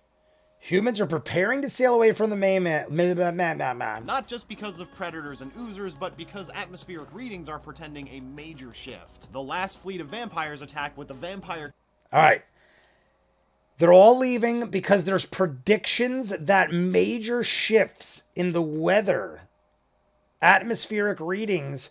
King in tow. Marceline orders the humans to depart without her and slays the vampires herself. But the Vampire King's final act is to turn Marceline, making her, ironically, the last vampire. All right. So the humans leave. We saw all this. Marceline takes down the Vampire King, which she doesn't take him down. He makes her the final and only vampire. Ironically, the last vampire after a long voyage to Bread Tom's Island with a Okay. After a long voyage, Two Bread Tom lands on what becomes Founders Island. He's celebrated as one of the titular founders who are... All right, so we go celebrate as one of the titular founders who are deified over time in the coming years. Before... we continue with that. We're about at the 10-minute mark. We're more than a third of the way through. I hope you're all enjoying yourselves. I'm having a good time. We've been on for about 3 hours now, so I don't blame you if you have other things to do, but I will be on probably another hour. I'm thinking we're going to round this out, do another hour. That should give us enough time to finish, I hope. And you guys do whatever you want to do. But there is another poll. We're going to read it together. Golb destroying the Puhoy reality would line up with Finn's not remembering it at the end of the episode. I think Titus is on the money. I'm having a great time. I honestly think Titus is right on the money. And I didn't even think of that. I not recently, but I had re-seen that episode and talked about it with somebody, and never did that come up with Golb possibly on his way to destroy that world. And it makes perfect sense. I 100% agree.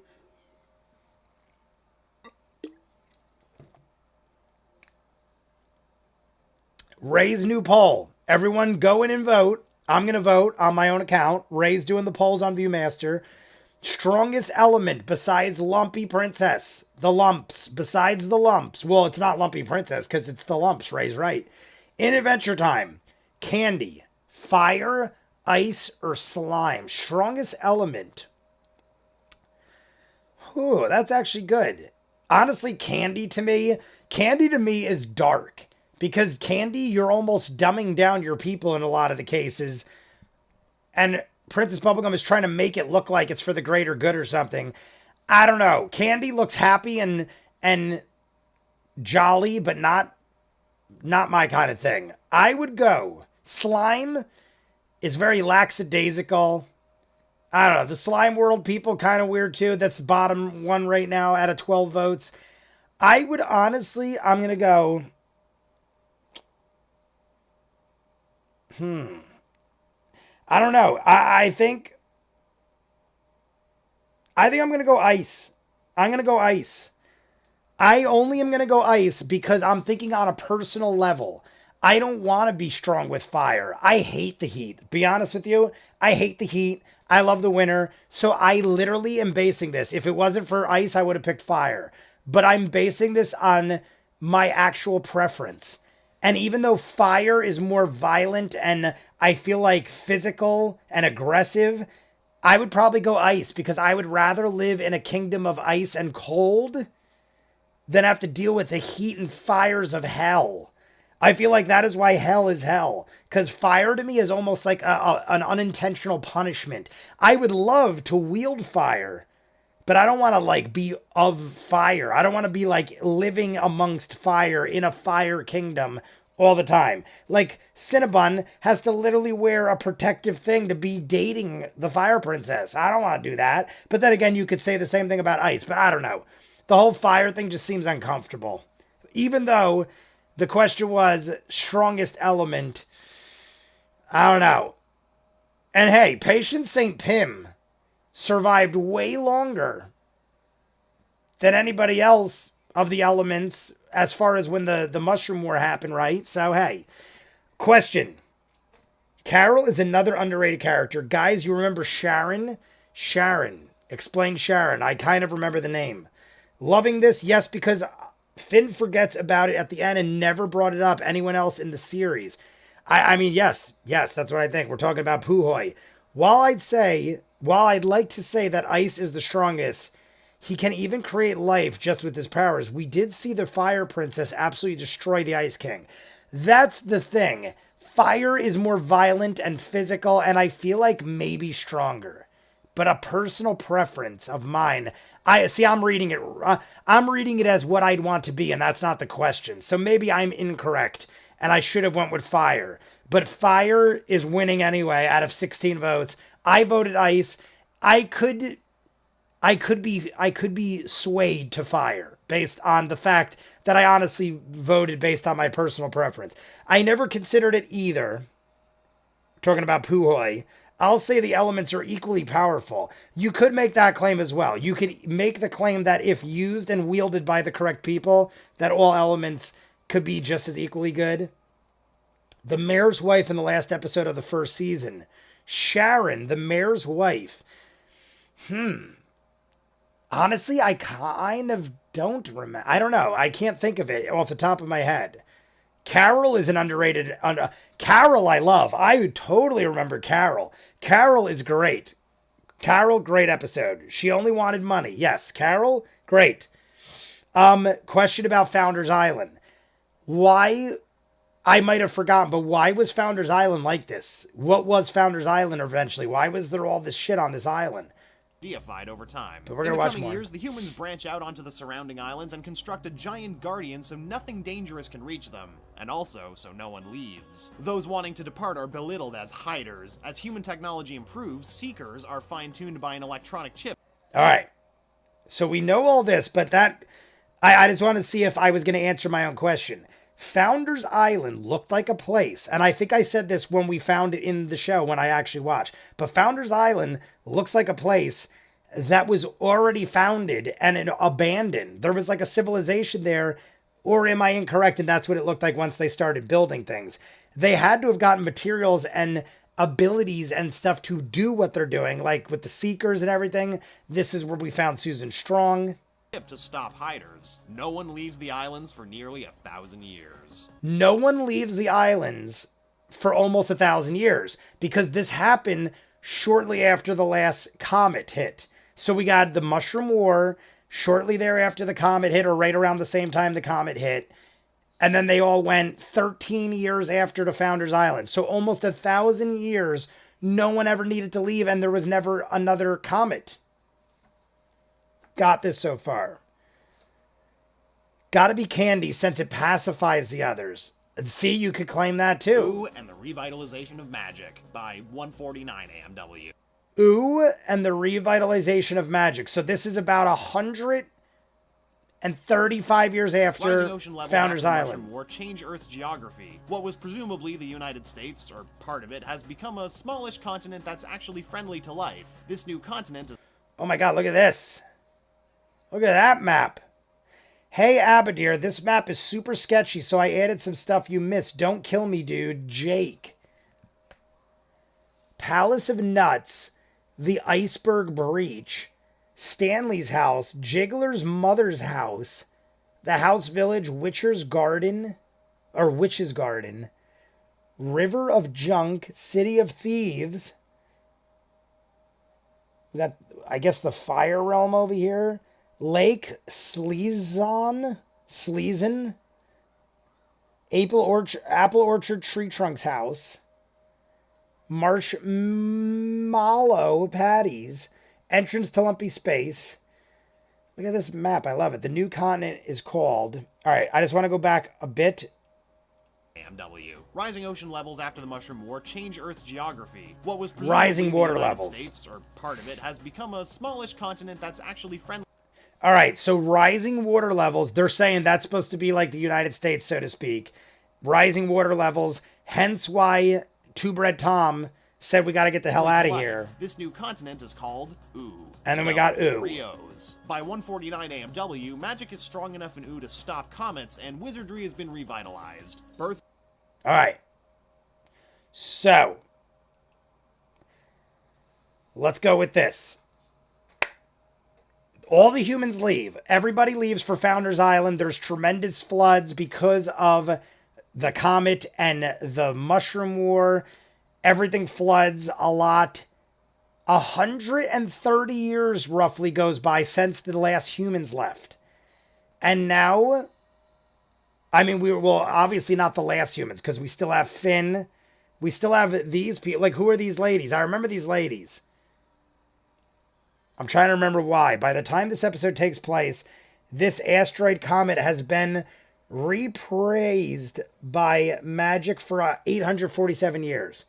By the time this episode takes place, this asteroid/comet has been repraised by magic for 800. That's what I thought. Okay, yeah. Because at this point, it's that many years minus 1,000. And we had 3 or 4. All right. So, asteroid comet has been... But here's my only question with that. And guys, there is a poll. Strongest element in Adventure Time. Go answer the poll if you're joining us. Like and subscribe if you haven't. We're going to continue. We're almost halfway through this video. We're going to continue till we're done. I am learning the intricacies and details and specifics of the timeline of Adventure Time now that we have finished the series. I haven't done Distant Lands yet. If you're jumping in, I've seen BMO. That's all I've seen of Distant Lands is BMO. But Would you eat a broom for magic powers like Finn? Yes. The map brings back so many memories. Magic is strong enough in Ooh to stop comets, and wizardry has been revitalized. All right. Of Bonnabelle and Nettie Bubblegum. So the birth of Bonnabelle and Nettie Bubblegum. So magic is revitalized about 25 years after that, less than 25 years after that. Bonnabelle and Nettie are born. 72 AMW. Over time, the gum that started appearing around Ooh gained sentience, and the mother gum is formed. All right, so Only gum two started people are known forming. to have left the mother gum: Bonnabelle and Nettie Bubblegum. The rise and fall of Uncle. And let me just rehear that. Am I to assume? And the mother gum is formed. The mother gum is formed. Only 2 people are known. Only 2 people are known to have left the mother gum: Bonnabelle and Nettie Bubblegum. All right, so that answers like, oh my God, I froze it right before Nettie's about to get pierced. That was one of my major questions. Whether or not I missed it or whether or not they've ever explained if more came off the mother gum. That was in the very beginning of this video. I said, what the heck is the deal with the mother gum? Why did more not come off the mother gum, or why haven't we ever seen or heard of it? As far as we know, it's just Nettie and Princess Bubblegum. The rise and fall of Uncle Gumbald, around 186 AMW. Bonnie and Nettie build a home around. So is that like Uncle 12 Gumbald years later? formed. Only Tell and Nettie Bubblegum, 14 years later. AMW. Over time, the gum that started appearing around Ooh gained sentience, and the mother gum is 14 formed. years later. Only 2 people are known to have left the mother gum: I just did this. Bonnabelle My bad. and Nettie Bubblegum. The rise and fall of Uncle Gumbald, around 186 AMW. Bonnie and Nettie build a home around the candy juice tree Nettie leaned on for comfort shortly after candy leaving juice the mother tree. gum. When Bonnabelle is in her early teens, she makes some relatives for herself. The first All right. So about 14 years later, the rise and fall of Uncle... So she made them, we know that, so there was no age process involved. candy people: Uncle Cousin Gumbald, Cheekley, Aunt Lolly, and Uncle Cousin Gumbald, Cheekley. Bonnie Aunt and her new Ollie. relatives found Candy Town. They upgrade the house, farm the nearby land, create roads, all that good stuff. But Gumbald starts planning a Candy City and wants to use Dum Dum Juice to get... All right. So all this happened probably relatively quickly, I guess. But we'll get back to that in a second. Would you eat a broomstick? They showed a lot of other humans in Season 1 than in Season 2. All of the sudden, Finn is the only one. That never made any sense to me, but it just brushed it off. Dustomancy. I mean, they never call them humans, did they? There are a lot of humanoid races in the show. That's what I thought. I assumed they were humanoid races, not necessarily humans, but who knows? That's also true. Poor Nettie. Nettie falls right on the spike. I recommend Uncivilized Elk for awesome Easter eggs in the finale. I do. Red Ryu. What is up? Haven't seen you in the chat. Welcome, my friend. I have watched Uncivilized Elk. I have not watched finale stuff, though. I believe the mother gum sunk into the ground with that building in the mud. I'm going to come out and say it. Orgalorg looks like a giant banana. I wouldn't disagree with you. Augustus Villanueva, what is up? I know I've seen you in chats or something before. I've definitely seen Augustus Villanueva. Most likely, that is a good point, Billy Sharp. I believe the mother gum sunk into the ground with that building. They were showing a building going down into the dirt, and that's very likely. I mean, why did no one else come of it? And they did say how it was like gum was stifled or wasn't around until after the Mushroom War, so it took some time. Now we got this, and then Uncle Gumball goes crazy. Dum Dum Juice being a well, not solution crazy, that causes but candy people to become more docile makes Dum and Dum childlike. Juice. Bonnie fights back though, and Gumbald is dumbified along with Lolly and Cheekley, who Gumbald had previously dumbified. They become the first candy citizens and... Love that. That was dark. Or not, I mean, not dark because of what Uncle Gumball did, but the fact that she created family and then Uncle Gumball tried to basically take over and became a giant punch ball. And then these people have been seen since episode 1. Episode 1. Crazy. Bonnie declares herself the princess. God, that is very messed up now all that right. I'm saying all this out loud. That's what I just said, so I'm not the only one. The Candy Kingdom grows. So now we have about a 300 to 500 year jump. Candy Kingdom grows, about 500 to 700 AMW. Bonnabelle, now Princess Bubblegum, borrows Gumbald's aspiration to build a candy civilization. Her kingdom slowly expands out of her tree home with Nettie. She creates Banana Guards and the Gumball Guardians, and she's... All right. So from the tree with Nettie, comes the Bubblegum Kingdom. Maybe anywhere from 300 to 500 years later, she amasses an army, creates Banana Guards, Gumball Guardians, and she's sort of dating the cookie guy, right? What is it? Sort of dating Mr. Cream Puff. Mr. Cream Puff. That Gumball had previously made for her. In the intermediate stages of development, Bubblegum is visited by Shoko, a reincarnation of the Blue Comet. Reincarnation of the Blue Comet, being a mercenary thief, Shoko was sent to steal an amulet. Yes, so Shoko was another reincarnation of Finn, correct? I don't want to get anything wrong. But the first reincarnation from the Blue Comet was the butterfly that later became Finn. So if the first reincarnation of the Blue Comet was the butterfly, right? First reincarnation of the Blue Comet was the butterfly. At some point, Shoko came around. Being a mercenary... Well, if it was... I mean, this could be 500 years later. So yeah, it could be many reincarnations at this point. Thief, Shoko was sent to steal an amulet in Bubblegum's possession. She successfully swipes it after befriending Bubblegum, but in her flight, Shoko falls into the yet That was dark. When Shoko falls into the radioactive river and comes out like a freaking mutant monster and then dies under the treehouse. Covered radioactive river surrounding the kingdom, becoming horribly mutated. She dies at the base of the tree that will eventually become Finn's treehouse. Dies at the base of the tree that eventually becomes Finn's treehouse. The kingdom prospers. However, the wilder nature of the kingdom's earlier years encouraged rather unfortunate authoritarian impulses in Bubblegum, such as creating an elite force of hundreds of... Rattleballs. One of my favorites there. Looks like fire. Guys, by the way, if you're jumping in, go vote on the poll. 24 votes in. Fire's in first. Ice in second. Candy in third. Slime. No one cares about slime. Honestly, immediately was my least favorite.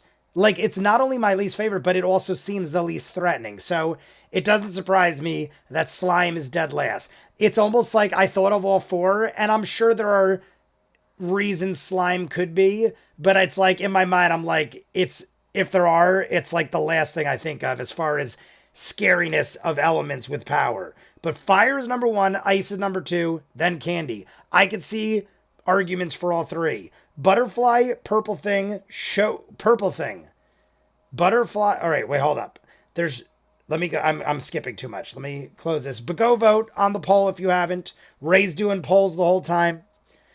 Watching the show again and finding out her own family were her subjects for thousands of years is scary. Yes. Call me princess. To be fair, though, she didn't have a way to undo it. That's true. She just kind of had to live with it. Yeah, that's true. Correct. I think we first see her as a ghost in that one episode. Yes, we do. Shoko. Butterfly, purple thing. Shoko, Finn, and probably Shermie. What's the purple thing? I'm trying to think of what the purple thing is. Butterfly, purple thing. Shoko was a previous incarnation of Finn, and her tiger was a previous incarnation of Jake.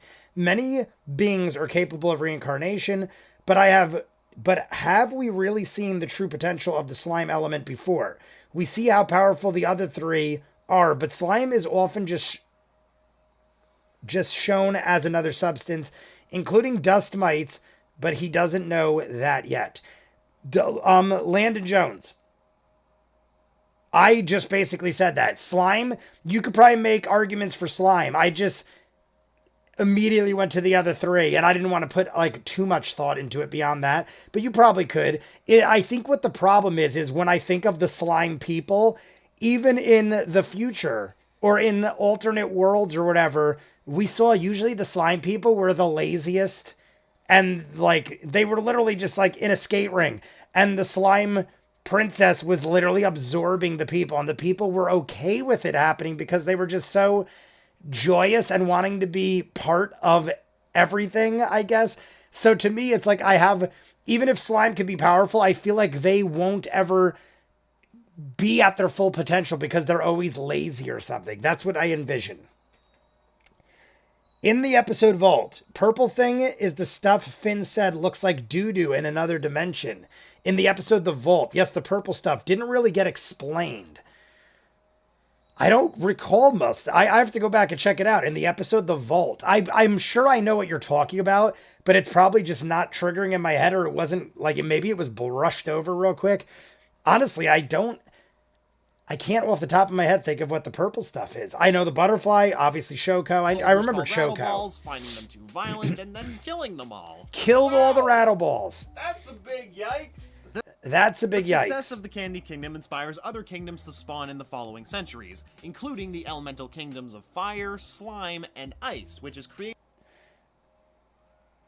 Ooh, I gotta go see what this is. Spawn in the following centuries, including the elemental kingdoms.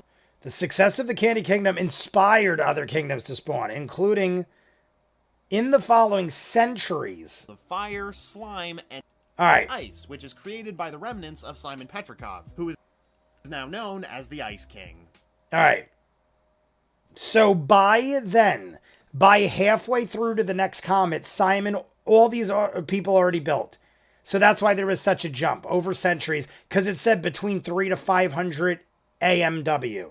So what they're saying is that's when Bubblegum Princess, probably 300 years AMW, started building her kingdom. Within the next 200 years, the other elements followed suit. They created their own kingdoms. And in the process, Bubblegum Princess created rattle balls, destroyed rattle balls. Clearly seems to have the most technology and power. The Margles incident, about 600 AMW. The Margles Meanwhile, incident. Mars is uneasy about the possibility of the second coming of The second coming of Golb. To prevent this, Magic Man uses his long-curated scientific and magical strength to build the magical automated resistance-generating laser energy supplier. So 600 years, Magic Man builds Margles, the magical automated resistance-generating laser energy supplier. Or Margles, named after his wife. Aw, that's sweet. Against the judgment of his older brother, Magic Man goes to Olympus Mons to install Margles, but is overcome by his desire to hold on to the image of his wife. Now, question now. We're about halfway through. We're at the halfway point, almost exactly. Earlier, they said that Margles was completely forgotten. That Golb consumed Margles, right? Golb consumed Margles. It looked like it went up his butt the way they did the image in this. And then Margles was completely forgotten. Why does he remember Margles? Am I missing something? I'm just trying to tie up loose ends before I go further. Margles. Do we have no cat over there? We have no cat over there. Where did the kitties go? Maybe I'll just take down the cat cam for now. I'm going to minimize the cat cam until we have more kitties.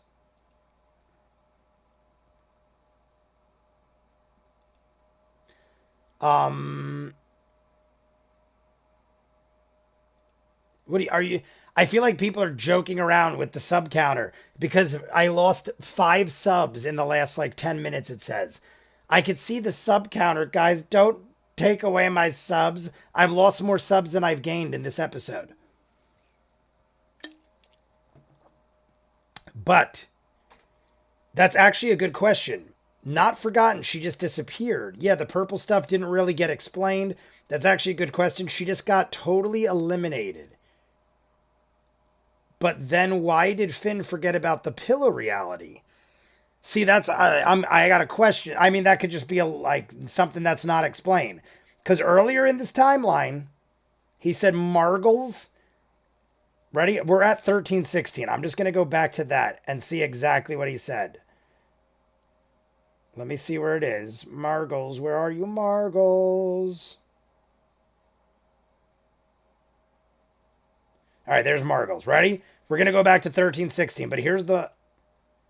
Golb attacks Mars, 200 BMW. 200? Golb is the most powerful cosmic entity in the multiverse, the embodiment of discord and chaos. Golb appears on Mars and swallows Margles, the wife of Grob Gob Glob.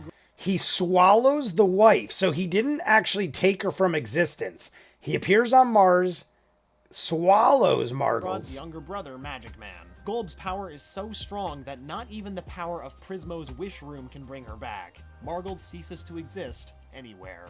Okay, so they don't forget her. It was never said they don't forget her. He said she's swallowed whole and she ceases to exist.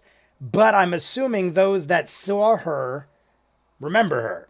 but Magic Man tries to save her. It's either that it's the power of love. Magic Man tried to wish her back in Prismo's time room, but even he couldn't bring her back from Gaul. So he he knows of her.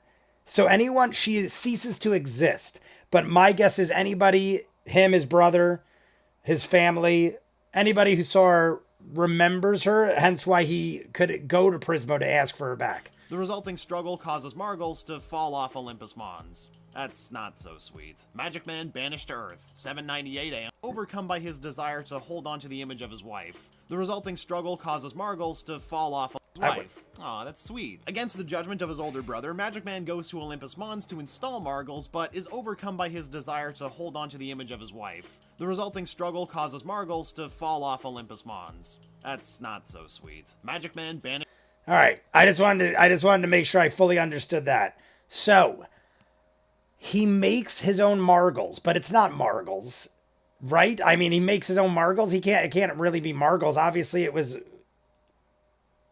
I mean, it Rated scientific and magical strength to build the magical. I just want to make sure I understand fully what he created. About 600 a.m. I mean, yeah, I know it's Meanwhile, not Mars is uneasy Margles. about the possibility of the second coming of Golb. To prevent this, Magic Man uses his long-curated scientific and magical strength to build the magical automated resistance-generating laser energy supplier, or Margles, named after his wife. Aw, that's sweet. Against the judgment of his older brother, Magic Man goes to Olympus Mons to install Margles. All right, yeah, it's not really Margles, obviously. I don't know with Magic Man. I thought maybe he found a way to, like, somehow get Margles back and was pretending it was this thing that he created. No, he just created something, and obviously it's an anagram. Is that an anagram? When they use letters? I feel like that's the wrong word I'm using. But she dies, or whatever. He made her to protect Mars. It just looks like her. If she were dead, then there would still be a way to bring her back. But bargaining with death, instead she is completely erased from reality. But, so almost like Back to the Future, where they're being erased from existence, but Marty and Doc remember them. That's the best way I'm going to remember it. She literally disappeared from the photograph, just like Back to the Future, erased from existence. Doc Brown said it best. That's how I'm going to look at it. If you knew her, you knew her. But if you don't, you don't. Because she don't exist. And then he makes some automated ba-ba-da-ba-da-ba. It doesn't matter because he fights with it, and now his brothers are pissed. And goes to Olympus Mons to install Margles, but is overcome by his desire to hold on to the image of his wife. Desire to hold on to his wife. Margles to fall off Olympus Mons. Olympus Mons. That's not so sweet. Magic Man banished to Earth. 798 AMW. 200 years before the comet. Drastically changes. He starts unleashing a series of mean-spirited prank plagues upon the Martians, like turning Mars's water into hair that would make you go bald if you drank it. Sick of Magic Man's harmful. So he's banished from Mars. A couple hundred years go by. It was about almost 200 years go by. Banished to Earth. And he's doing pranks. Magic Man. Abraham Lincoln and Grob Gob Globgrod banish Magic Man to Earth. They supply him with a transporter back home, though, that only works through feeling love. Yet. Okay, that was the transporter. Supplied him with a transporter to get back home, but it only works through feeling love. So he can't get home until he loves them. Magic Man, or feels who is love. Understandably traumatized, thinks the transporter is just broken, so he simply continues being a jerk on Earth. Billy fights the witch. He thinks it's look at that freaking thing. Who is understandably traumatized, thinks the transporter is just broken, so he simply continues being a jerk on Earth. Billy fights the witch. All right. So Magic Man doesn't understand the transporter. I remember this. I remember they found the transporter. This is how we got to Mars. I didn't know at the time, but Magic Man truly didn't understand how it worked. So he just continues to be a jackass. So it explains. See, now that you kind of understand the mind of Magic Man, being traumatized, having his wife taken from Golb, and then having his brother and Abraham Lincoln banish him from Mars. And now he's on Earth and doesn't know how to get home, but he knows he has a transporter and he thinks it's broken. I get his trauma. But now he's acting the fool all over Earth. We have Billy fighting the Lich 30 years before the next comet. about 9:70 AMW. The Lich reemerges and begins to convert Earth's life force into an unholy power to destroy Ooh. Before he succeeds, though, I was just gonna say, he didn't scream it. I love it. In my head, I was mad that he didn't go, Billy! Yeah, kind of like that. Acronym. What did I say? Anagram? Acronym. Thank you. If you were dead... Oh, I already read that. All right. We're moving along. We're well past the halfway. So, 30 years before the next comet, the legendary hero of his era pummels him into the candy tree in the heart... Wait, pummels him into the candy tree in the heart of the Candy Kingdom, surrounding him in a prison of amber that can hold him as long as he's unable to invade the mind of anyone who enters his proximity. But whatever, I'm sure that would never happen. Okay, this is how we're getting to the snail. So, Billy, this is, I'm a little hazy on this with the Billy thing. Continues being a jerk on Earth. I'm going to rewatch it. Fights the Lich, about 9:70 AMW. The Lich reemerges and begins to convert Earth's life force into an unholy power to destroy Ooh. Before he succeeds, though, Love it. The legendary hero of his era. So Billy just happened to be... Is Billy anybody beyond just being a legendary hero? Is Billy like the reincarnation of somebody or something? Or is Billy just your legendary hero? He kind of... I mean, he's got the sword and everything.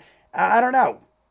I was going to say, he kind of reminds me of a much smaller Sweepy, but similar in ways, I guess. Legendary hero of his era pummels the Lich. So Billy beats the Lich, or at least seals the Lich away, into the candy tree in the heart of the Candy Kingdom, but the Lich can speak in his mind, and that's how the snail comes into play. Ray has a new question on the poll.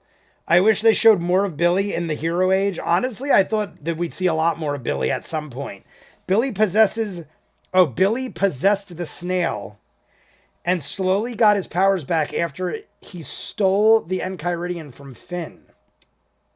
We don't want, but he might be the incarnation of the Yellow Comet. We don't want, but he might be the incarnation of the Yellow Comet. Lich kills Billy. This one, Billy possessed the snail and slowly got his powers. I think you mean the Lich. I wish they showed more of the Billy. Is that a thing? Am I missing? Billy possessed the snail and slowly got his powers back after he stole the Enchiridion from Finn? I think you mean the Lich did it. Either way. Era pummels him into the candy tree in the heart of the Candy Kingdom. So the snail amber that can hold him as long as he's unable to invade the mind of anyone who enters his proximity. Hence the snail. I'm sure that would never happen. Birth of Jake the dog. The birth of Jake the dog. So that is, see the snail. Oh wait, we got to answer. Ray got another question 5 minutes ago. What is the best Adventure Time miniseries? The poll is up in the chat. Feel free, guys. The poll is up in the chat. Like and subscribe if you haven't. What is the best Adventure Time miniseries? Stakes, Islands, Elements, or Come Along With Me? Come Along With Me was the finale. I mean, how do you not pick the finale, right? But Stakes was great. Elements was great. I mean, they're all great. Stakes, Elements, Islands. I mean, they summed everything up amazingly. And since it's very hard, especially running for almost a decade, for a show to tie it up in a nice way, I think they did a really good job. And the fact that there's still more with Distant Lands is even better. I think I got to go with Come Along With Me. However, I don't really look at, even though you're right, Come Along With Me is a miniseries because it was like, what, 4 or 5 in one? I didn't watch it like a miniseries. I watched the others like a miniseries where I would just do 1 or 2 a week like I normally do and post them. Come Along With Me, I watched like a movie. So in my mind, it was more like a movie tying up the world than a miniseries. But if that is a miniseries, and it was, I'd have to go with Come Along With Me. But if I didn't, I really enjoyed Stakes. Even though it doesn't amount to nearly as much as the Elements or Islands does, those 2 miniseries have so much more in them as far as the overall story and dealing with Finn specifically. Those deal much more with Finn, or at least Islands does. But Stakes was like something you almost didn't even need to have. You could have just brushed over it and been like, yeah, vampires were around and Marceline did this. I almost feel like Stakes was the most unnecessary miniseries of the 4 and was, in my mind, one of the best. But I'm going to go Come Along With Me. I'm voting Come Along With Me. Only because if it is considered a miniseries, it was the superior one, I think. So the Lich is getting in the minds of people. Birth of Jake the dog. Warren Ampersand serially bites and thereby impregnates Warren creatures with his Ampersand. offspring in a long con scheme to live forever. His victim this time is a dog in Ooh named Joshua. All right. So this is about 16 years before the next. I like where we're getting. We're getting to like current time, at least for the finale, or more current time. Because Jake is being born, Joshua is possessed, or not possessed, he's infected by Warren Ampersand, who ended up being, I understand it was towards the end, and they probably had to tie up a lot of things, but I feel like Warren Ampersand and the whole thing with Jake not really being born of Joshua was the biggest upset. I wasn't mad about it. I just felt like there was so much more going to happen or dealing with Warren Ampersand and the aliens and Jake being born and from Joshua being bit. I feel like Warren Ampersand ended up being the biggest dead end ever. And it's probably because they had to just tie up some loose ends. Joshua gives birth from the bump on his head as his wife Margaret gives biological birth. Their sons are named Jake and Jermaine, respectively. Jake and Jermaine. Finn Mertens and the first humans leave. Finn is born. First humans leave was that the same year? I feel like it was the same year. Let's go back a little. Yeah, it's the same year. An alien shapeshifter, Warren Ampersand, serially bites and thereby impregnates creatures with his offspring in a long con scheme to live forever. His victim Oh, that was the other thing. It's a long con where he creates an entire planet of people so that he can live forever. He makes you think you're like the next coming. Birth from the bump on his head as his wife Margaret gives biological birth. Their son. And she literally does it as she's giving actual birth. So their sons are named Jake and Jermaine, respectively. The birth of Finn Mertens and the first humans. So the same time, Finn is born, which I figured. The first humans leave the islands. Also 984 AMW. On the islands, helper Minerva Camp. Now, this is where we start finding more out about Finn's father. We are well past the halfway point. I'm going to go pack my thing again, my pipe. Give me 1 second, guys. It'll take me 2 milliseconds. Not 2 milliseconds. I'm literally going to jump in the other room. Let me read these comments first. Vote if you haven't, guys. Vote on best miniseries. Ray put a thing in the chat. Also, can we talk about how creepy that actually was? Because the Lich didn't just possess the body at one point. It's clearly shown it's the Lich's skeleton inside. So he just wore his skin. I get what you're saying. Yes, very creepy. Islands did answer so much. That's my thing. If you're going based on miniseries that answered questions, Stakes answered a bunch of questions I didn't really need answers to. But I wanted and I loved it. Islands and Elements answered so many questions. Not that Come Along didn't, but you get what I'm saying.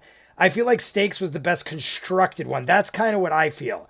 Also, I said that. Yes, that's the real disturbing once you think about it. That was what we just said with Titus. I love Stakes because prior to the miniseries, I didn't release Marceline being a I didn't realize Marceline being a vampire was different from being a demon like her dad. I feel like that's when I figured that kind of thing out too. Green Venom. I didn't notice you, new person in the chat. But yeah, I think I felt the same way.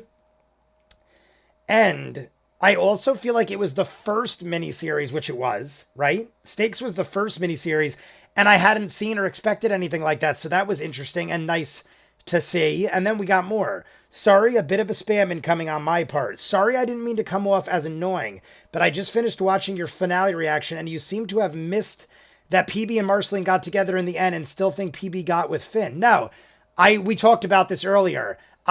Somebody earlier talked about this, And I didn't make a big deal out of it because I, for most of the entire show, assumed they were a thing. If you go back and see my reactions like seasons prior, I assumed that Marceline and PB were already like a thing.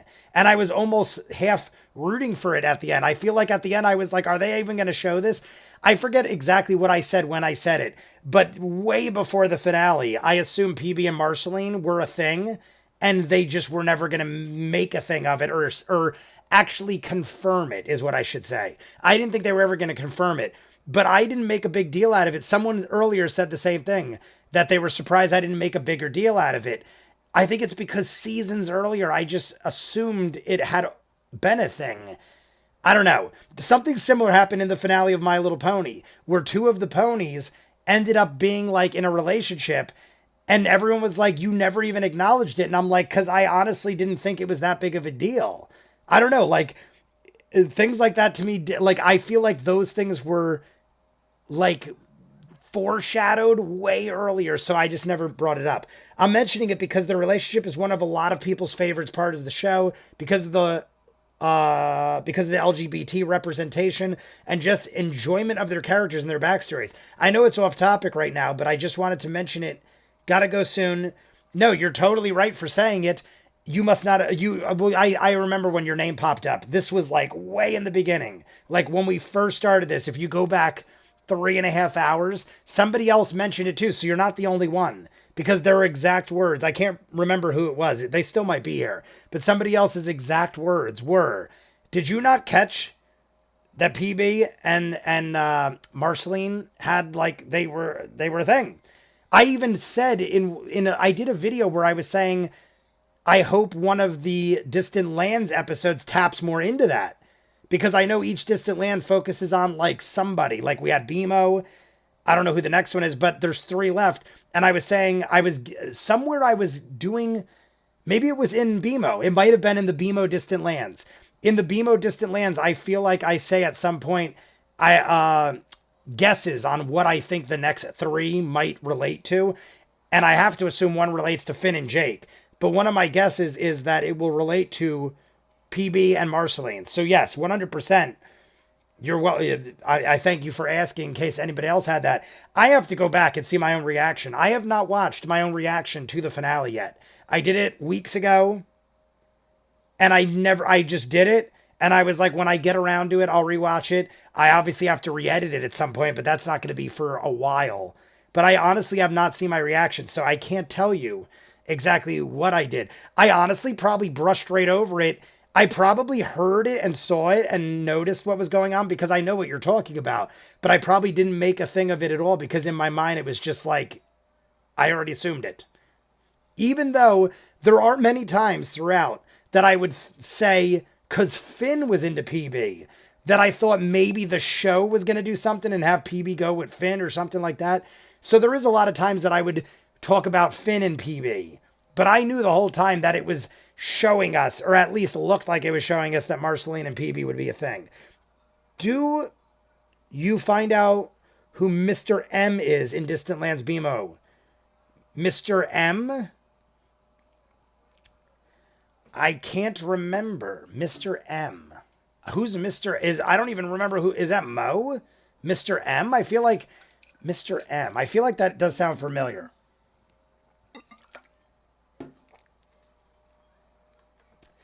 Sorry, I started like an hour in. LO. I have fun on the rest of the stream, y'all. Good luck on the analysis. I said this before. Natalka. It's either Natalka or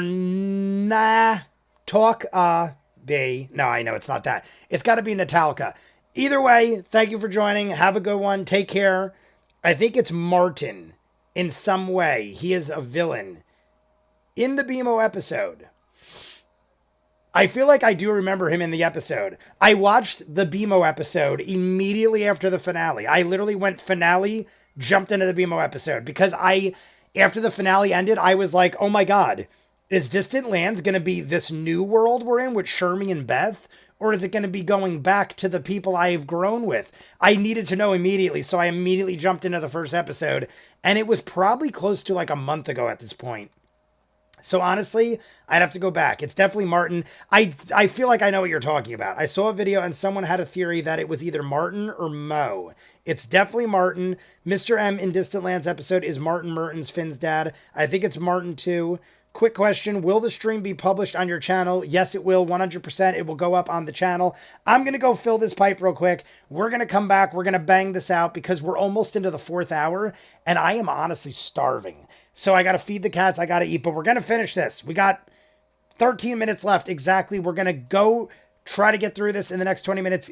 Like and subscribe if you haven't. Go vote on the poll that Ray put up. Best Adventure Time miniseries. I will be back in 2 minutes.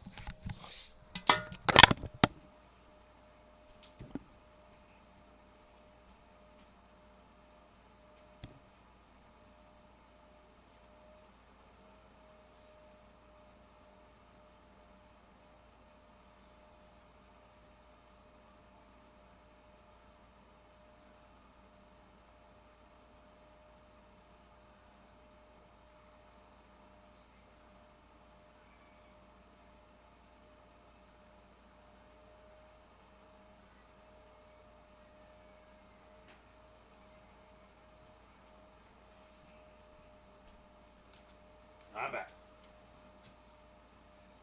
All right. Radiators for... Oh, I didn't put my hands on.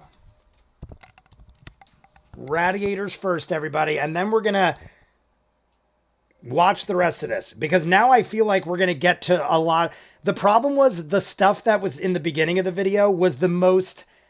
like the stuff that happened earlier on where I honestly didn't remember as much.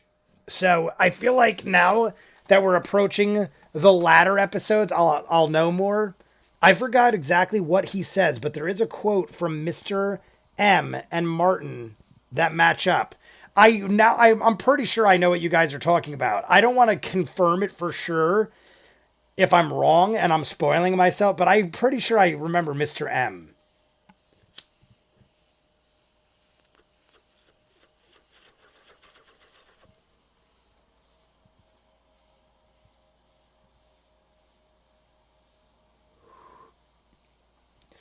I've watched this video. It does get good towards the end.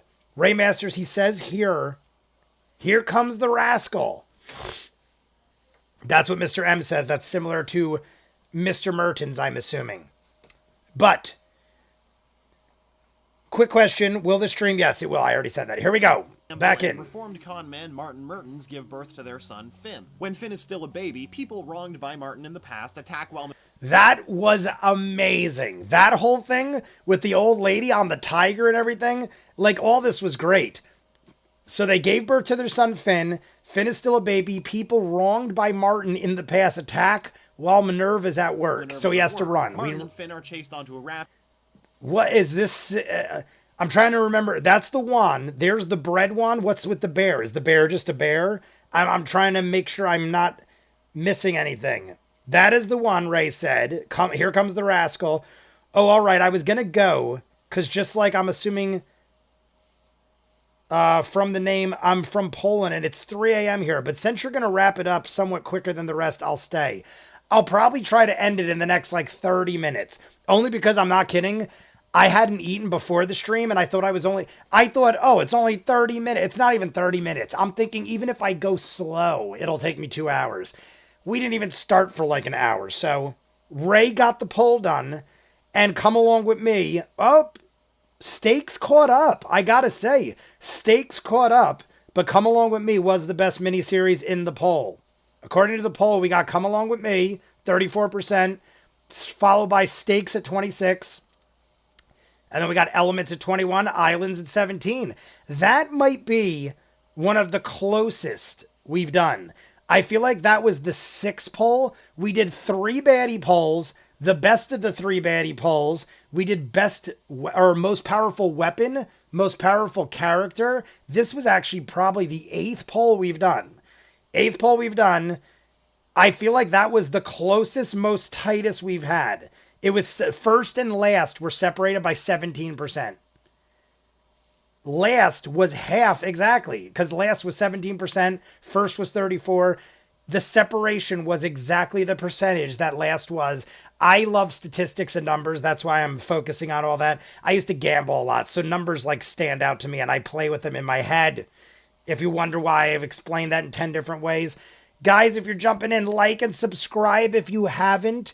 I assume people in the chat that are friends of mine are jokingly unsubscribing because we've literally lost like 4 subscribers since the chat started.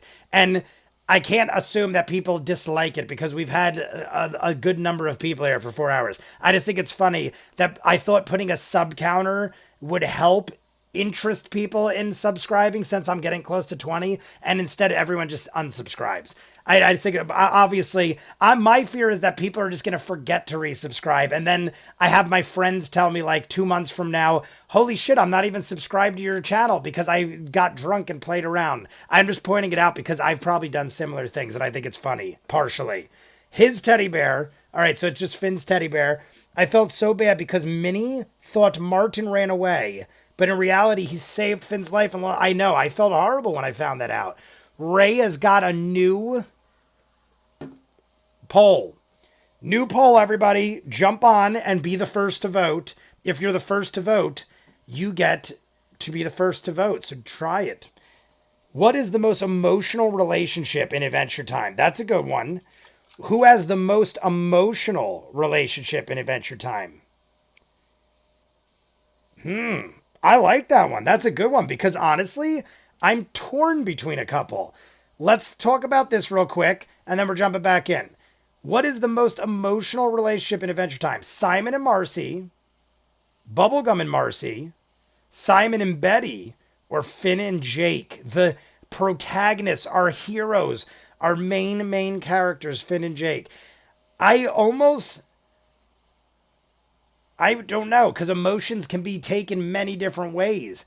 Who is the most emotional? I don't know. I'm going to think about that one. You guys vote. I'm going to give a couple minutes to think about that on my own.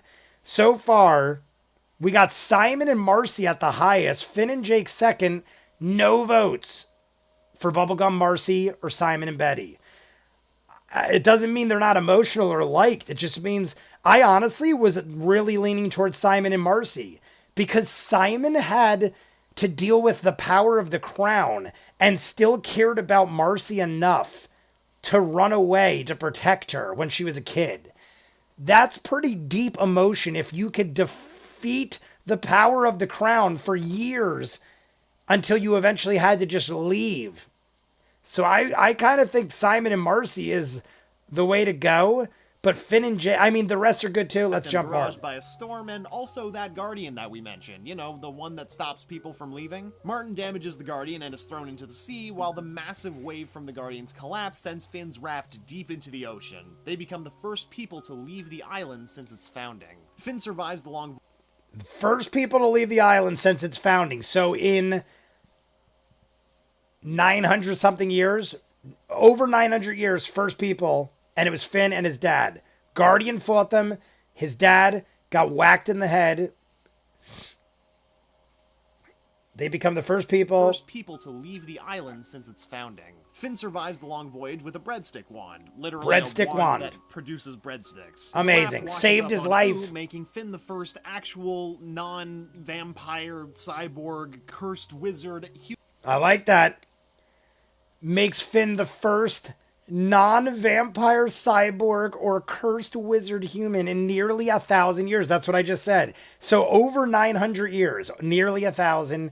First human, Finn Mertens. But what happened to Daddy Mertens? Mr. M. Mr. Daddy Mertens. Huh? All right, I'm going to vote now. Simon and Marcy, Finn and Jake, Bubblegum and Marcy, Simon and Betty. You know what? I'm throwing a curveball. I don't know. I'm going Simon and Betty. Because I just thought about it. I'm going Simon and Betty.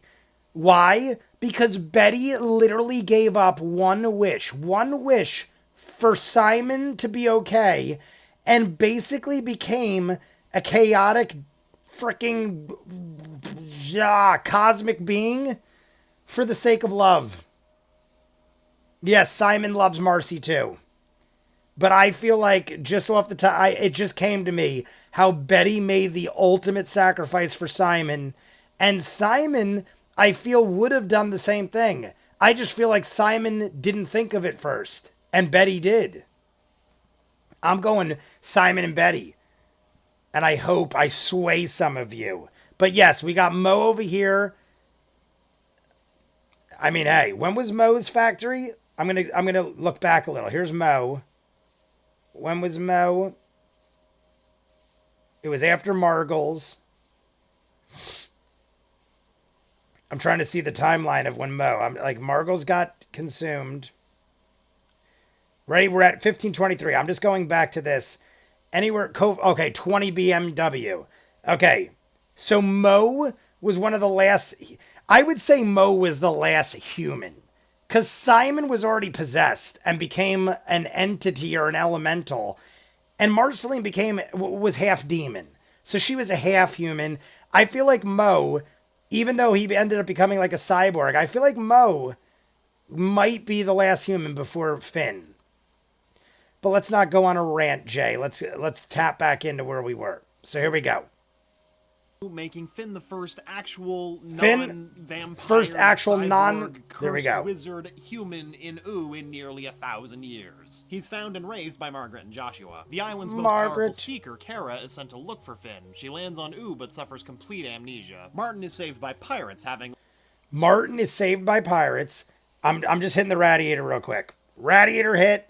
What about Dr. Gross? I feel like I just saw Dr. Gross. Probably used the most powerful artifact, breadstick wand, to attack someone. That's what Ray had earlier. Ray had the breadstick wand as one of the most powerful artifacts for good reason.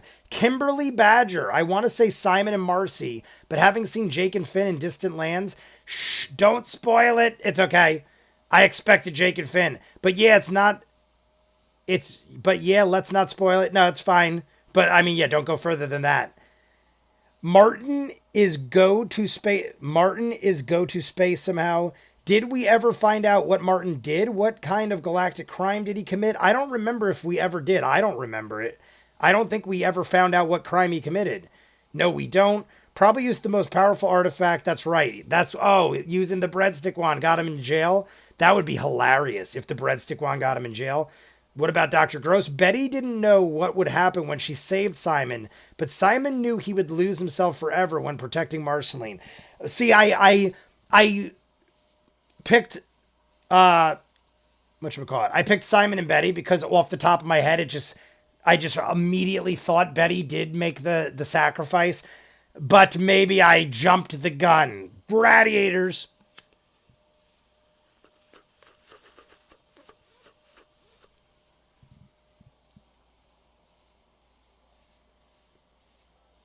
Likely suffer brain damage and some memory loss. He reverts to his con man ways, his antics escalating to a cosmic crime that imprisons him in a celestial fortress called the Citadel. There you go. So Martin, they don't explain anything. That is the timeline of Martin. From Finn going to the island and Martin disappearing. He's captured by pirates. He doesn't remember everything. Probably has brain damage. And he goes to the Citadel for unknown crimes. So that pretty much means we never really know in that whole time between going to the Citadel and losing track of Finn and Finn getting picked up by Joshua and Margaret. We have no knowledge of Martin as far as I'm concerned, as far as I gather. The Epidemic, about 989 The Epidemic. AW. Dr. Gross, the head of the Seeker program, begins to conduct immoral experiments that lead to Dr. a fatal Gross. virus claiming 62% of the general population.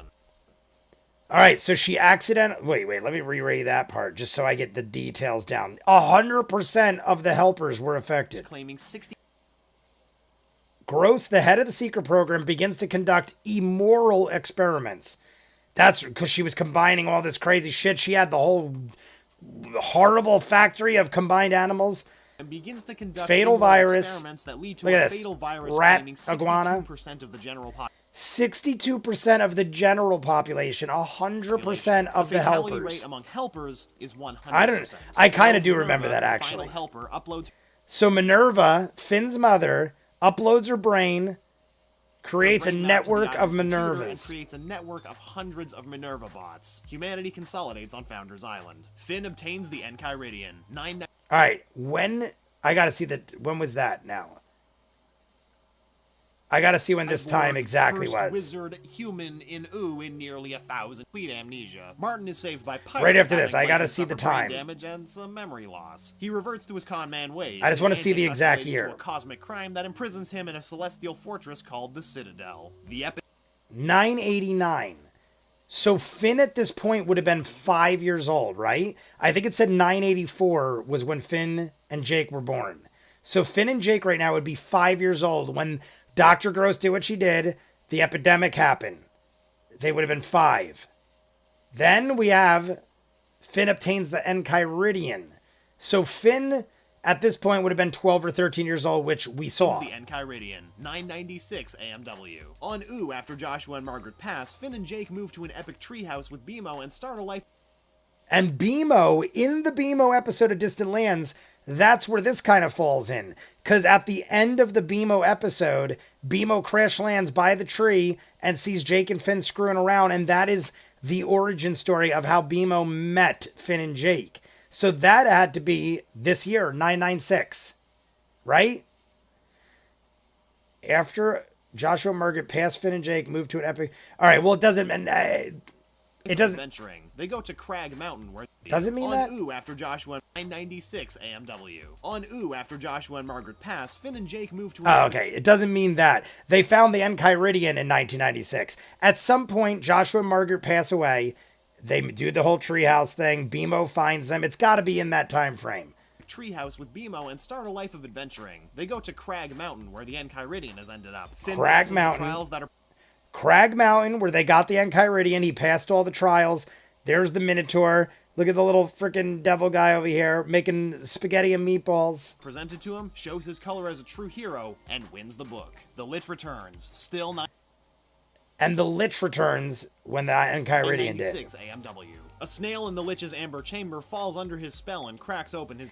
So, Finn finding the Enchiridion and the snail cracking the Lich's amber in the same year is just a coincidence. Right? Because I feel like he would have said there was a reason that the two happened at the same time. So at the same exact time, Finn passes the trials, gets the Enchiridion, and the Lich returns, becomes the snail.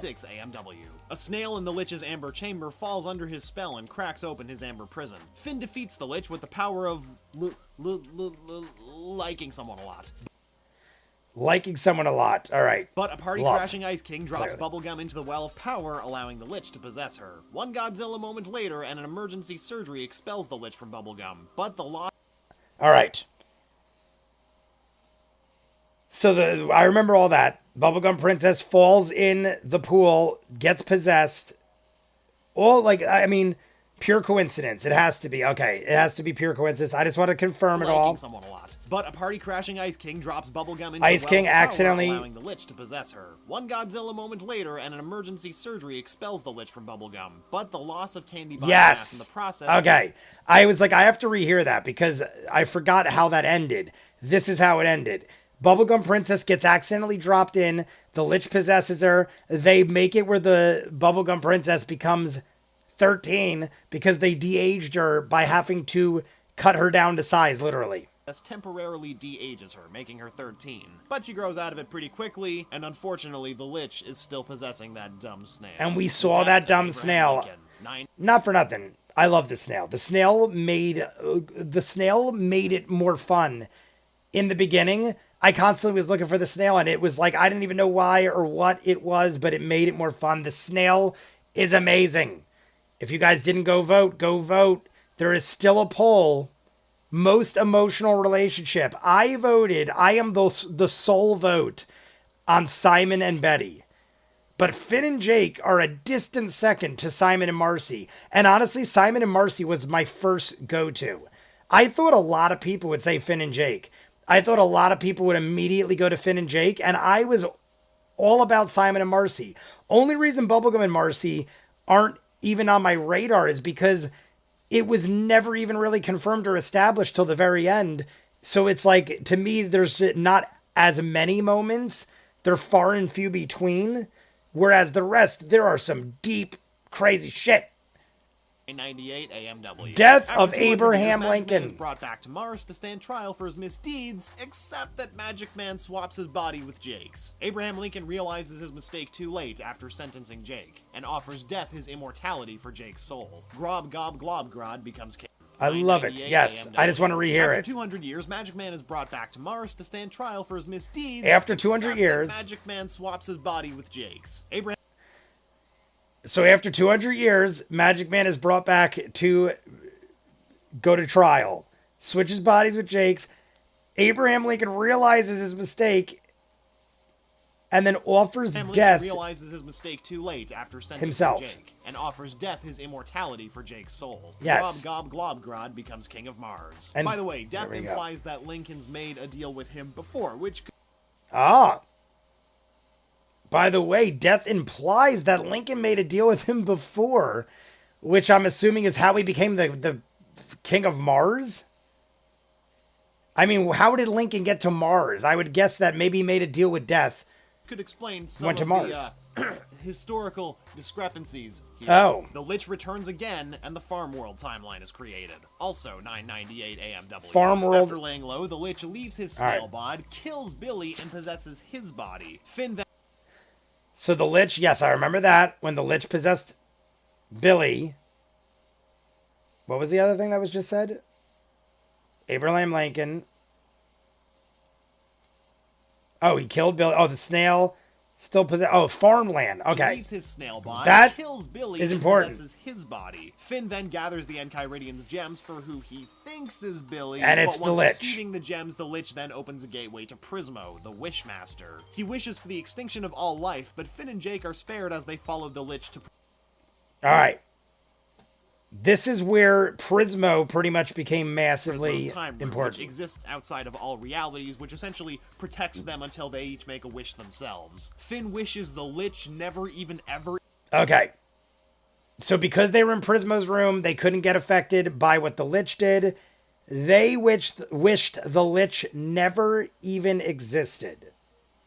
I just want to rehear this again. Finn then gathers the Enchiridian's gems for who he thinks is Billy, but once receiving the gems, the Lich then opens a gateway to Prismo, the Wishmaster. He wishes for the extinction of all life, but Finn and Jake are spared as they follow the Lich to Prismo's time room, which exists outside of all Never even okay. Makes sense so far. So he pretended he was Billy. They went around. They got the gems. They did the thing, and they went to Prismo. He makes the wish, but they're behind him, and they can make another wish. He didn't realize they were behind him in line, and they aren't affected by the Lich's wish because they're there to make a realities, which wish. essentially protects them until they each make a wish themselves. Got it, Finn thank you. wishes the Lich never even ever existed, creating an alternate farm world. This is something I was talking about earlier with somebody, how he only existed, right? Because the comet didn't hit, but the comet is what reincarnated Finn. So this guy wouldn't exist. Timeline where the mushroom bomb never went off, and where Oh, is that how he fixed it? Wait, existed creating an alternate farm world timeline where the mushroom bomb... Finn, under the influence of the crown, causes it to detonate and for the Lich to possess Farm World Jake. Our Jake, meanwhile, uses his wish Was to that change the their Lich's way of outside correcting all it? realities, which essentially protects them until they each make a wish themselves. Finn wishes the Lich never even ever I have to just- existed, creating an alternate Farm World timeline where the mushroom bomb never went off, and where Finn, under the influence of the crown, causes it to detonate and for the Lich to possess Farm World Jake. Our Jake... Is that what it is? I was saying in the beginning how... Am I confusing two different universes now? Let me know if I'm still talking about the same thing I was earlier. Because we were talking about how one of the worlds wasn't hit by the blue comet. So how would Finn have existed in that world? I'm pretty sure it was Farm World Finn. Which would mean that that's how they course corrected it. Because Finn made it so... I guess. I'm going to go into the chat and read for a second. After Pirate, he goes to space. Oh, I read that. Pure coincidence, because the Lich never would have escaped if Princess Bubblegum didn't show them where he was hidden. Because the Lich never would have escaped if okay, yes. Being possessed by the Lich was... Yes, okay. So if Princess Bubblegum didn't show them, he never would have gotten away. PB being possessed by the Lich was a coincidence the same way the snail was possessed out of the opportunity. Not this time, Your Majesty. A monkey's paw kind of thing. Okay. Classic Prismo quote. The monkey's paw. Yes, I love it. The bomb did end up going off, but Finn was already alive. So I guess that half corrected it, but not completely. But I think it had it. But I think I had it confused with a different reality. I'm not too sure. I think that both of those things didn't happen. I'm not sure though. The Lich will always reborn in the universe created was just one where he didn't exist yet. Green Venom in the chat. Just one where he didn't exist yet. Okay. Got it. Jake, meanwhile, uses his wish to change the Lich's wish to send Jake and Finn back to Oo. The Lich then becomes incapacitated in Prismo's time room. Finn obtains the whoa. I have to rehear that again, because I was... possess Farm World Jake. Our Jake, meanwhile, uses his wish to change the Lich's wish to send Jake and Finn back to That's Oo. right, The okay. Lich then becomes incapacitated in Prismo's time room. Finn obtains the grasp... That's right. That's right, because because then because Finn and Jake are still there, so Jake makes the wish that the Lich's wish was that Finn and Jake...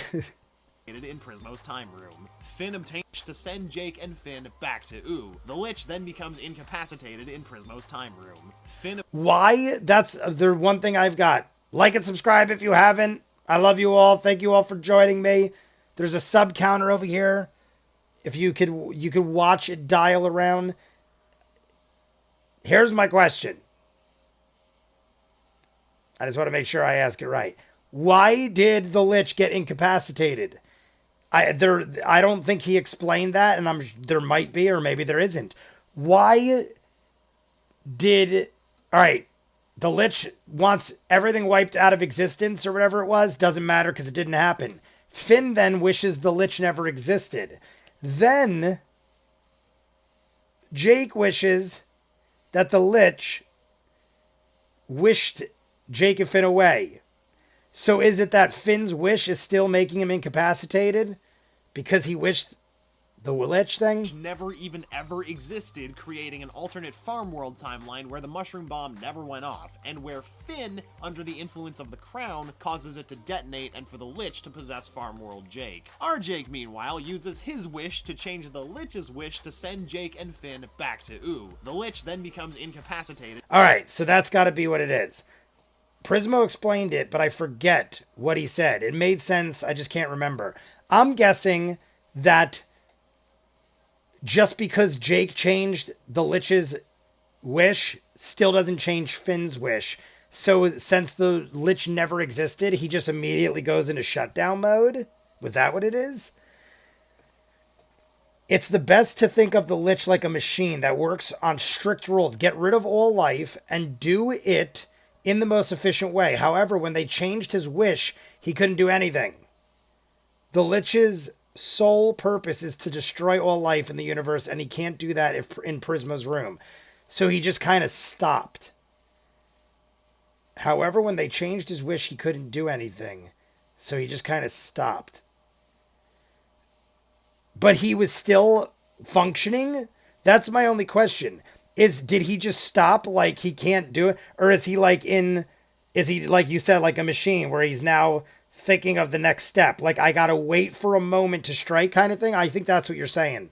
I think you're saying that as soon as he hears or something presents itself, he's like spring to action because he's a machine, so to speak. I think that's what you're saying. And I agree. That sounds good.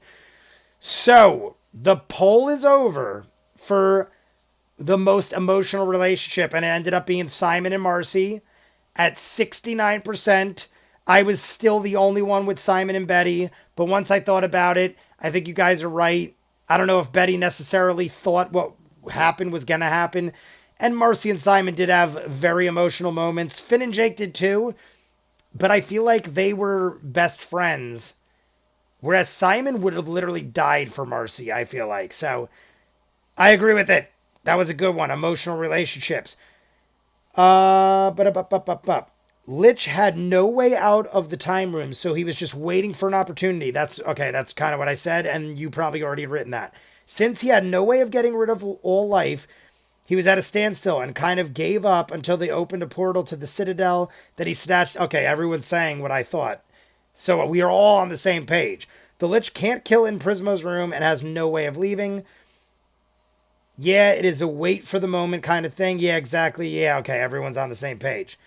By killing the person who was sleeping and dreaming of Prismo, he only has an opportunity to leave when the Guardian shows up to bring him to the Citadel. I'm pretty sure Fiona and Jake would die for each other too. Fiona and Cake. Maybe Fiona and Cake. In Prismo's time room. All right. So if anything, I could say Prismo should have took better care of maybe not letting the Lich just stand there. I would have been like, guys, I don't know what happened, but we got to make some kind of prison because the Lich is just standing here staring at me. I feel like there should have been more precautions taken with the Lich. Betty comes to ooh. Grass sword and Betty comes Finn to ends ooh. up with the grass sword, an incredibly powerful cursed blade made to be part of its user for all eternity. Finn figures out how to work the cursed blade to his advantage, though. For now. Shortly thereafter, Betty Groff, Simon Petrikov's fiancée, jumps through that portal we talked about. All right. There's the portal we talked about. So it was about 1,000 years later. Or actually more. It was more than 1,000 years. She jumped through the portal. And Finn has the grass sword now. And we're like a year before the comet. Simon from the crown. Within the year, she becomes Magic Man's apprentice. Magic Man's apprentice. Citadel jailbreak. Prismo's death. The Citadel jailbreak and the Lich transform. All these are happening 999. Finn discovers that his father is at the Citadel and seeks Prismo's aid. See, like, why is the Lich just tucked in the corner? That's like, would you, like, why? I mean, maybe Prismo can't do anything? I mean, I guess that's never, I don't know. Like, is it, sorry, I meant Finn and Jake. Oh, okay. I'm pretty sure Finn and Jake would die for each other, too. You're probably right. All right. That's what I was talking about. I don't know. Maybe the Lich, maybe Prismo can't remove him. The incapacitated Lich, still in Prismo's time room, sees his opening. He kills... I mean, it is hilarious. I really don't need a reason, because the incapacitated Lich just hanging out in Prismo's room is kind of funny, and I don't want him to not be there. He kills Prismo and his sleepy host body. That was the sleepy host body. And is taken to the Citadel as a prisoner. Prismo and his sleepy host body and is taken to the Citadel as a prisoner. The Lich melts all of the crystalline prisons of the Citadel and incites a mass break.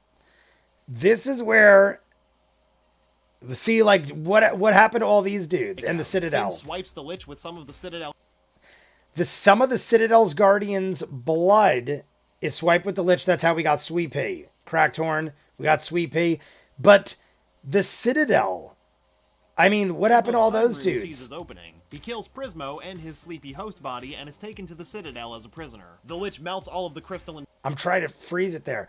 By the way, also, Gob Glob Grob God. She dedicates herself to Gob Glob Gob Gob God is in the Prismo's room taking pictures with the Lich, which is hilarious. Citadel jailbreak and the Lich transformed. Also 999 AMW. Finn discovers that his father Where's that picture? Citadel and seeks Prismo's aid. The incapacitated... Like, look at this.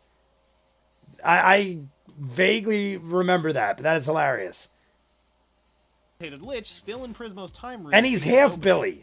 He's a possessed Billy on top of it. Body and is taken to the Citadel as a prisoner. The Lich melts all of the crystalline prisons of the Citadel and incites a mass breakout. Finn swipes the Lich with some of the Citadel Guardians' weird That was surprising to me. That him into a Sweet Pea ended up being baby called Sweet Pea. What we Sweet got, Pea becomes the like for pretty much ever. Mr. Pig, who also exist. We haven't mentioned them yet, but Mr. Tree, I'm Mr. Tree, Tree Trunks and Mr. Pig. Here they are. They're Sweet Pea's parents now. Also, big old Finn naked Sweet Pea. Finn discovers that Martin is a complete wad. Martin ditches Finn, who loses his arm in an effort to make him stay. The grass sword creates a little flower on the stump of Finn's arm. It eventually regrows Finn's arm, complete with a green thorn, a remnant of the grass sword's curse. Prismo is reborn and the Finn sword created. was created There's still there's a 99 lot AMW. for the end. Prismo and It's Axis all around the Plan same B, time, which is obviously. incredibly convoluted, but involves pickles and dreams. Long story short, an alternate reality version I of remember Jake this sleeps well. for eternity to revive Prismo, while an alternate version of Finn has his consciousness shoved into a sword, henceforth Grass Sword's curse. Long story I just short, want to hear an how... alternate reality version of Jake sleeps for eternity to revive Prismo, while an alternate version of Finn has his consciousness shoved into a sword, henceforth called the Finn Sword. Yes. So, this is the only part I don't remember. Didn't Jake willingly go to sleep? I feel like the alternate Jake willingly did go to sleep, but didn't the Finn not? I feel like Finn did not know what he was doing, and he was thrown into Finn's sword. That's the only thing I can't remember specifically. But I feel like Jake, we willingly got to go to sleep or something like that. But this I remember way more than most. The recorporealization of Grob Gob Globgrod. There we Still go. $9.99 AMW. Grob Gob A Globgrod. faux comet, which is actually Martin's spaceship, hurtles toward Mars, scheduled yes. to the real comet. To Fake save his comet. planet from destruction, Grob Gob Globgrod faces the comet, actually Martin's spaceship. A faux comet, which is actually a fake spaceship, hurtles towards Mars. Okay. Hurtles toward Mars, off schedule to the real comet. To save his planet from destruction, Grob Gob Globgrod faces the comet head-on, averting catastrophe but sacrificing their corporeal form and therefore ability to rule Mars. The four All right. heads of Grob Gob Globgrod So that was the Earth destruction like of Grob Gob satellites. Normal Globgrod. Man. Later that year, Magic Man attempts to use Glob's discarded But helmet what to avoid happened exactly to- catastrophe, but sacrificing their corporeal form and therefore ability to rule Mars. The four heads of Grob Gob Globgrod And then come to circle the Earth like Finn's satellites. dad was off Normal again? Man. Later that year, Magic Man attempts to use Glob's discarded helmet to transform into the Yes, Glob head. and the helmet was Instead, how all of Betty his powers transfer got to Betty, to be who's Magic immediately gripped Betty. by wizard insanity. Magic Man becomes Normal Man. The first Candy And Kingdom Betty- election, 1000 AMW. The self-proclaimed King of Ooh holds a barely legal election for I the remember position all this. of Princess of the Candy Kingdom. Bubblegum refuses the campaign and loses. She relocates to Gumbald's cabin, but reinstates Went to Gumbald's cabin. This is all her more position fresh when in my Candy mind. People perform a coup during the vampire resurgence. The King of Ooh Coo. Return of Orgalord. Org and the Purple Catalyst Comet. The Return of Orgal. Okay. Still 1000 AMW. Orgalorg starts resurfacing due Yes. to the perfect mix. I was gonna say, is this when he started coming out of the top of frickin' Gunther's head? Ray has another post, everybody. Another poll. Ooh. What was the best reveal? How funny is that? I literally was like, ooh, the Orgalorg thing with that was awesome. I mean, it's creepy and horrifying if you think about it. If you look at that image right now, that is creepy and horrifying, but amazing as well. I love Orgalorg, Gunther. Gunther's one of my favorite characters overall. What was the best reveal? Ray, my brother, is making the post. Go vote on the side to the right of the chat. You'll see it. Gunther is Orgalorg reveal. Ooh is the Earth's future. That snail is the Lich. Finn is the reincarnated comet. The best reveal. Who, right now, I haven't voted yet. Right now, Gunther is Orgalorg was honestly one of my pick. Right off the bat, I was thinking Gunther is Orgalorg, but let's go through them. Ooh is Earth's future. I feel like I saw that coming early and didn't think much of it. I mean, I thought it was crazy when I thought it was crazy, but I feel like that was early on. The Gunther being an Orgalorg was just bizarre. And the snail being the Lich, the snail being around, I mean, I don't know, because those happened so early on that by the time I figured out what they are, Orgalorg was just a complete blindside out of nowhere. And Finn being the reincarnated comet was good as well. I'm going Gunther is Orgalorg. Gunther is Orgalorg. Looks like a popular one, but that I think, I don't know, it could also be my love of Gunther as a character. But here we go. Events. The death of Glob, the proximity of the Catalyst Comet, and the availability of a spaceship. Even though he doesn't initially understand why, Orgalorg rockets into space to try once again to absorb a Catalyst Comet. So even though he doesn't know why, of Glob, the proximity of the Catalyst Comet, and the availability of a spaceship. Even though he doesn't initially understand why, Orgolorg rockets into space to try once again to absorb a Catalyst Comet. And that was his original goal, so here we go. Orgolorg's true form is restored, but his absorption is thwarted by Finn's grass arm. For the first time ever, Alright, so the grass sword... Catalyst Comet meets the incarnation... For the first time ever, a comet meets the incarnation of a previous comet and offers to take to the end and the beginning. Of a previous one. The comet offers to take Finn to the end and the beginning, basically offering him a new form of existence, but... So the comets know that he's a reincarnation of the comet and offers to take him. This is what happened, and then his dad got involved. Finn refuses. He's put a lot of time into Earth, and he wants to see how it all plays out. But Martin takes the deal, because of course he does. Finn and Jake then return the neutral... That is... So the dad... And that was the last we ever saw of him, right? Of a previous one. The comet... Give me 1 second.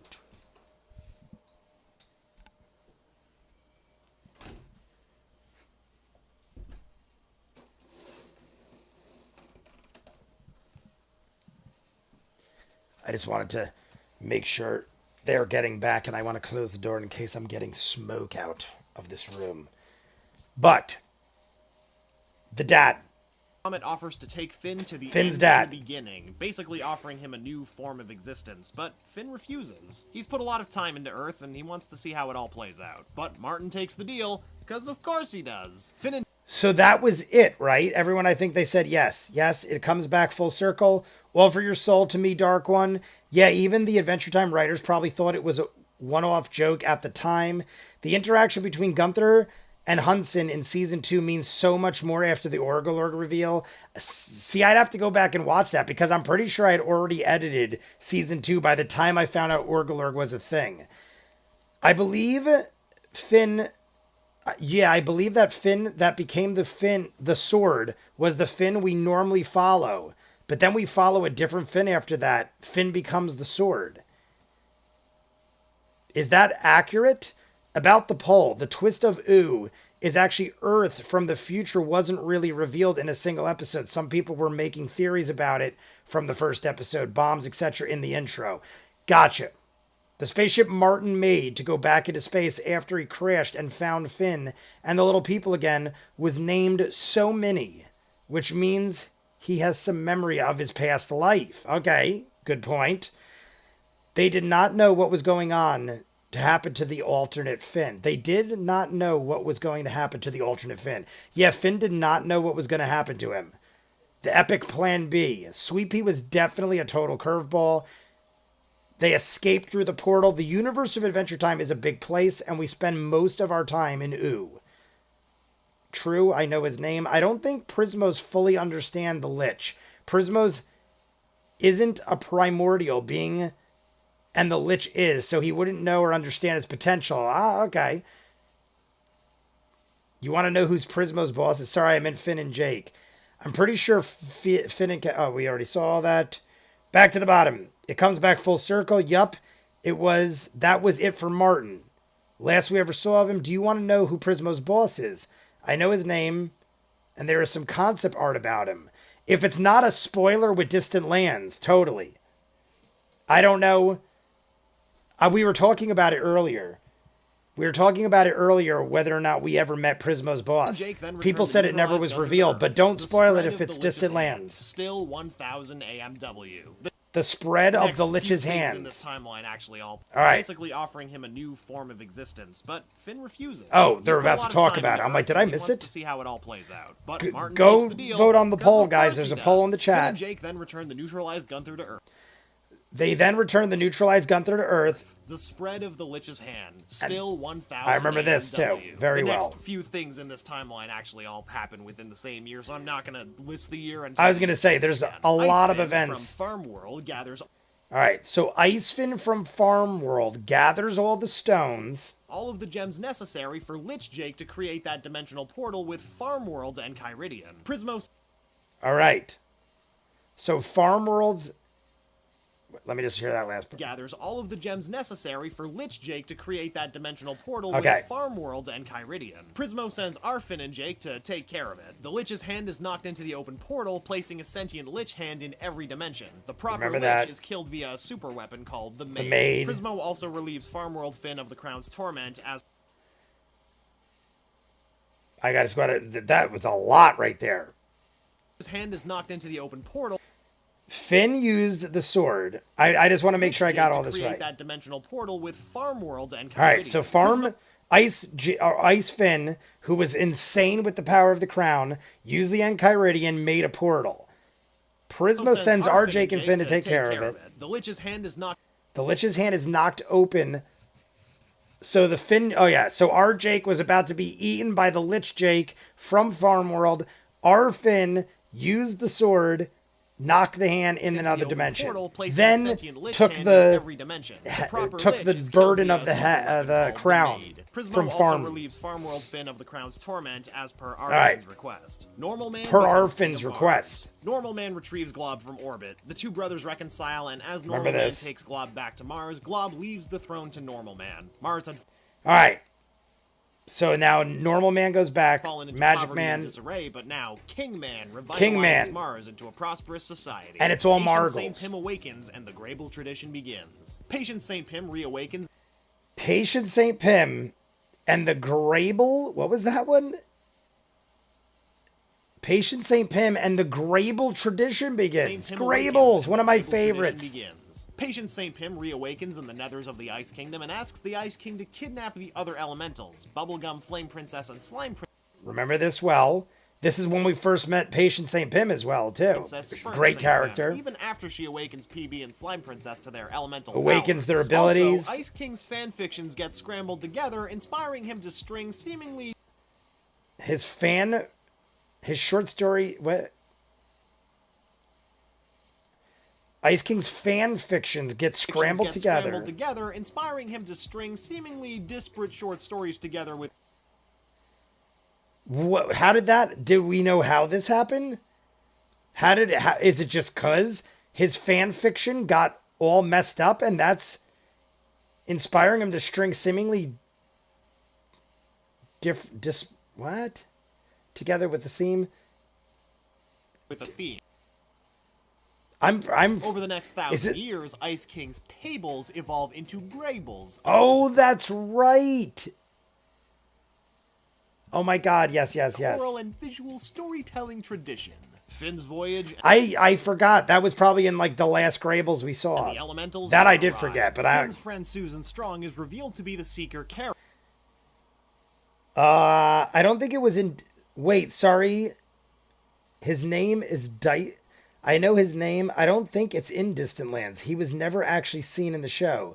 When was it revealed? Probably because it got canceled a bit too early. Yeah, he only exists in concept art. It's kind of sad that the reason Martin turned back into a jerk even after meeting Minerva is because of a head injury that made him lose most of his memories. Yes, I would agree. But make sure I'm right with that last one, guys.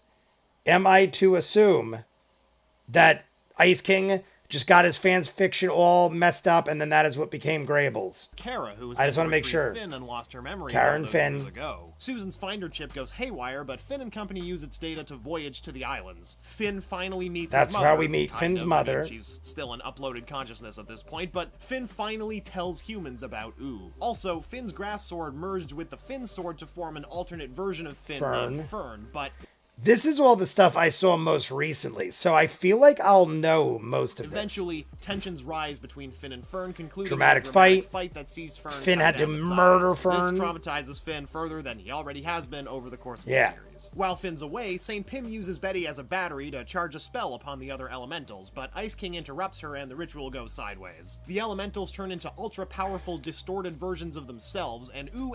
Love Flame Princess's and everyone look. in it is transformed into one of the 4 hyper elements. Finn works with the Ice King. I love that I love that Flame Princess was literally right in our faces in the intro of that whole thing with elements, and you didn't even know. save Betty and hands her the farm world Enchiridion to reverse the spell, but Betty double-crosses him, instead using the Enchiridion to travel back in time to stop Simon from ever acquiring the crown. Ice King stops Betty's spell, and Betty's cosmic no-no sends her to Mars to do penance.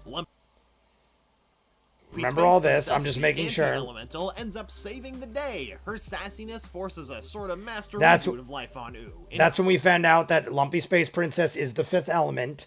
Lumpy Space Princess cures everything. Betty had to... Let me just make sure I got that last part. Crosses him, instead using the Enchiridion to travel Double back crosses. in time to stop Simon from ever acquiring. But then she had a... Ice King stops Betty's spell, and Betty's cosmic no-no sends her to Mars to do penance. Lumpy Space Princess, the anti-elemental, ends up saving the day. Her saves the forces day. A sort of master But she reboot of life on Ooh, releases... including Gumball, Chiclay, and Lolly, these Princess guys. Bubblegum's first relatives. The final demise of the... Alright, so that's how all of them came back. I remember when I watched that episode, if you look somewhere in that episode where Lumpy Space does that thing where the lands go, you could literally see the punch bowl and I'm pretty sure you could see the punch bowl, the pinata, and the cookie. And then like the next scene, you see Uncle Gumball, Chiclay, and Lolly. I'm pretty sure it's in that episode. Like at one point you see the punch bowl and the pinata and all that. And then the next thing you know, they're like walking into the woods or something. The Lich Hand is giving Sweet Pea some freaky nightmares. Finn follows the hand to the Lich's well of power, and Sweet Pea follows Finn. But instead of joining with the Lich, Sweet Pea rejects the Lich's evil influence and ending the Lich. That to me was crazy. I thought there was so much more to this. The fact that Sweet Pea, don't get me wrong, it was a great episode. And the fact that Sweet Pea conquered the power of the Lich and ended it for good and everything. And then we saw like 1,000 years later, Sweet Pea turned into like this gigantic mountain of a person with a humongous fin sword. But I was surprised they actually just ended the Lich story like that. Good.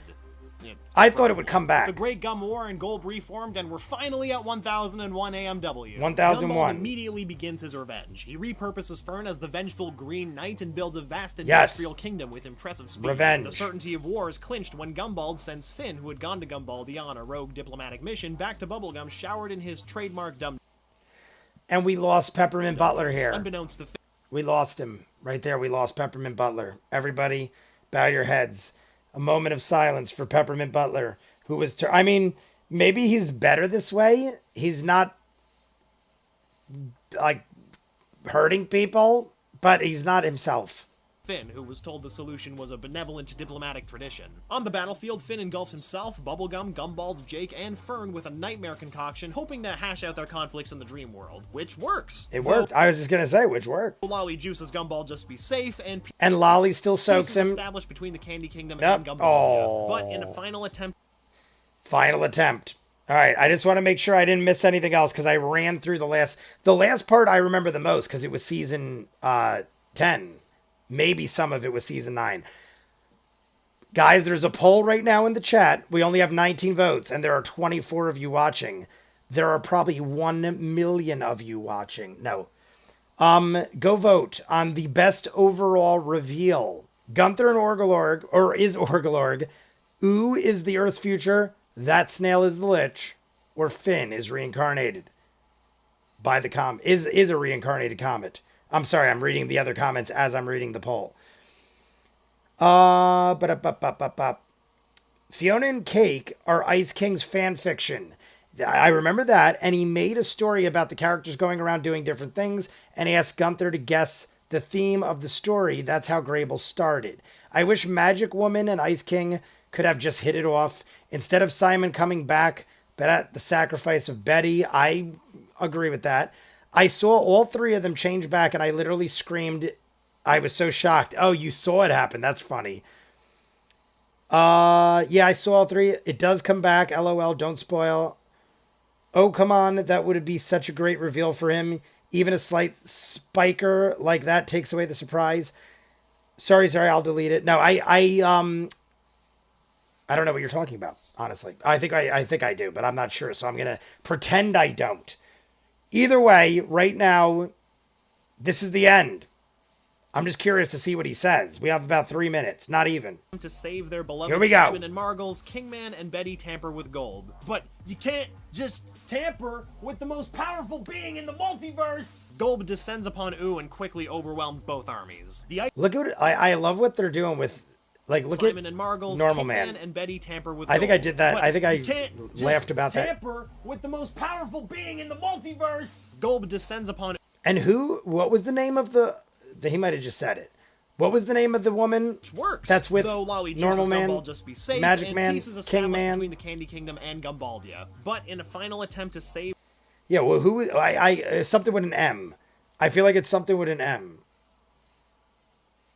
their beloved Simon and Margles, Kingman and Betty tamper with Golb. But you can't just Tamper with the most powerful being in the multiverse! I don't think Sweepy Golb ends. descends upon I don't think Sweepy ends the Lich thing because we've seen Evil Lich take over when he gets upset. Seems to be prolonging his death.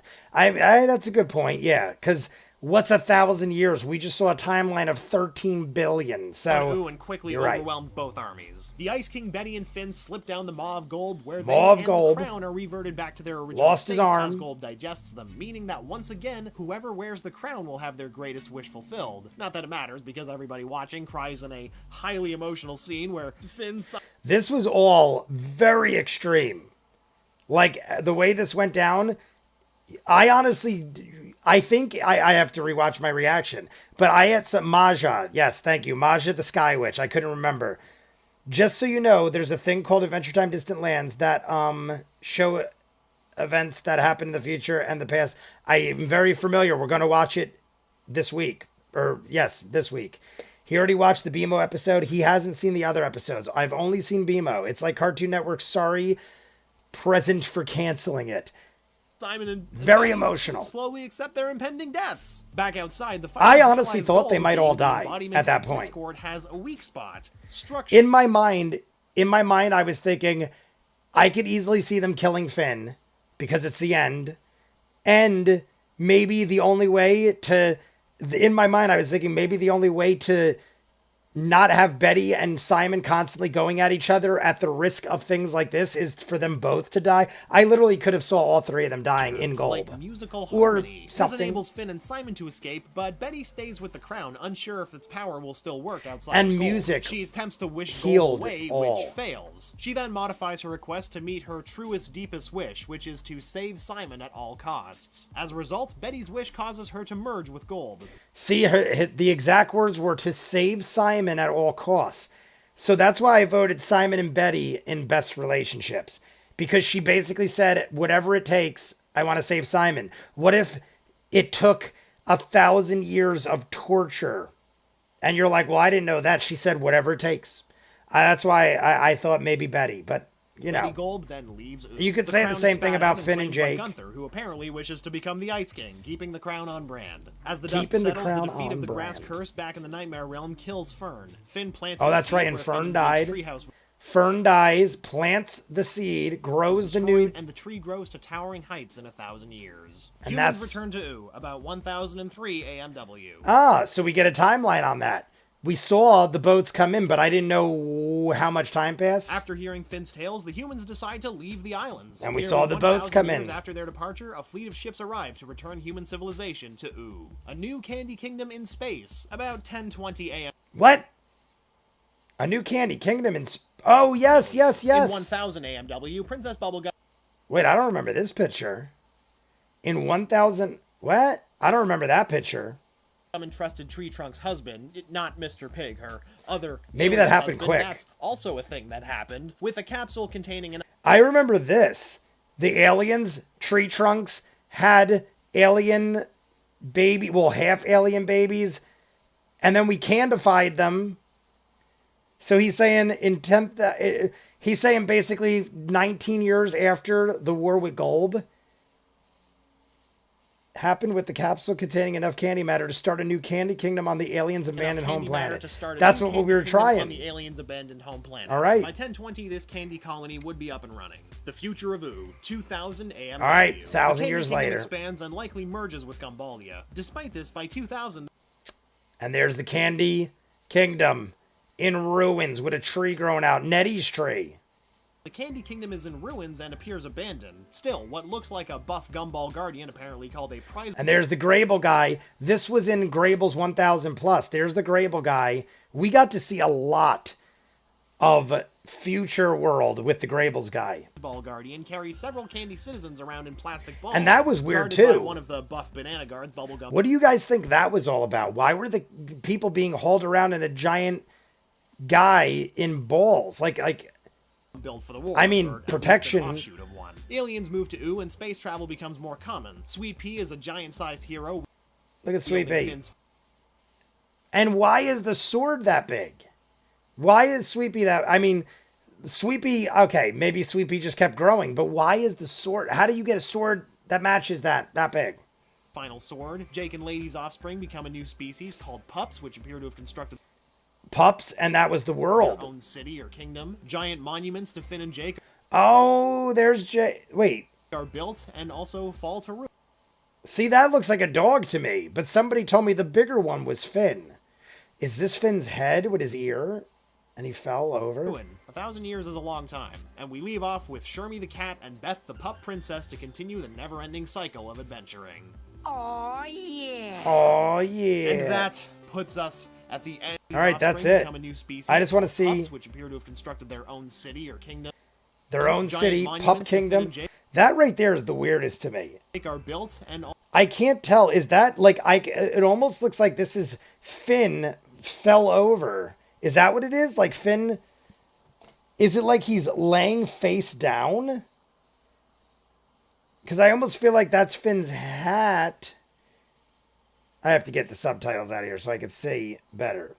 Because people keep saying, yeah, that's like, I like don't understand. I can't see it. Take them off. Are they like laying down? Neither did I. I feel full of knowledge. That's what the whole segment explaining him was setting up. Did you think using singing to beat Gulb was kind of contrived? I didn't. No, I get it. I feel full of knowledge. Someone said there was a Germain statue and a Finn statue laying on the ground, and not Finn and Jake. Like this, is that his backpack, and that's the sword? And this is Finn. Oh my God, I can totally see it now. It's Finn laying down. I literally can see it now. It's Finn laying down. I never understood. I thought it was like, I wasn't thinking like, why would it be laying down? And is that Jake's tail and Jake's laying down too? Why is there a fire on him? It's his sword poking out of his backpack. Yes, I just saw it. There's Finn's head. And it's his backpack with his sword poking out. I literally thought, look at his sword on his back. I literally thought it was a dog. Tell me that doesn't kind of look like a dog. Not a Jake dog, but a dog. Like, here's its eye. That's what was throwing me off. I just realized it's Finn. So what was it, an erect statue? And over 1,000 years, it fell over, I guess? And then I guess you got little Jake. That's great. I didn't realize. Become a new species. People told me that, and I didn't understand it. Their own city or kingdom. Giant monuments to finish.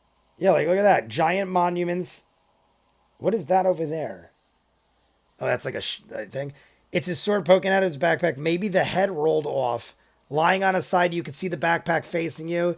Yeah, that's the back of his head and his backpack. But yeah, that definitely statue of Finn. It's been confirmed.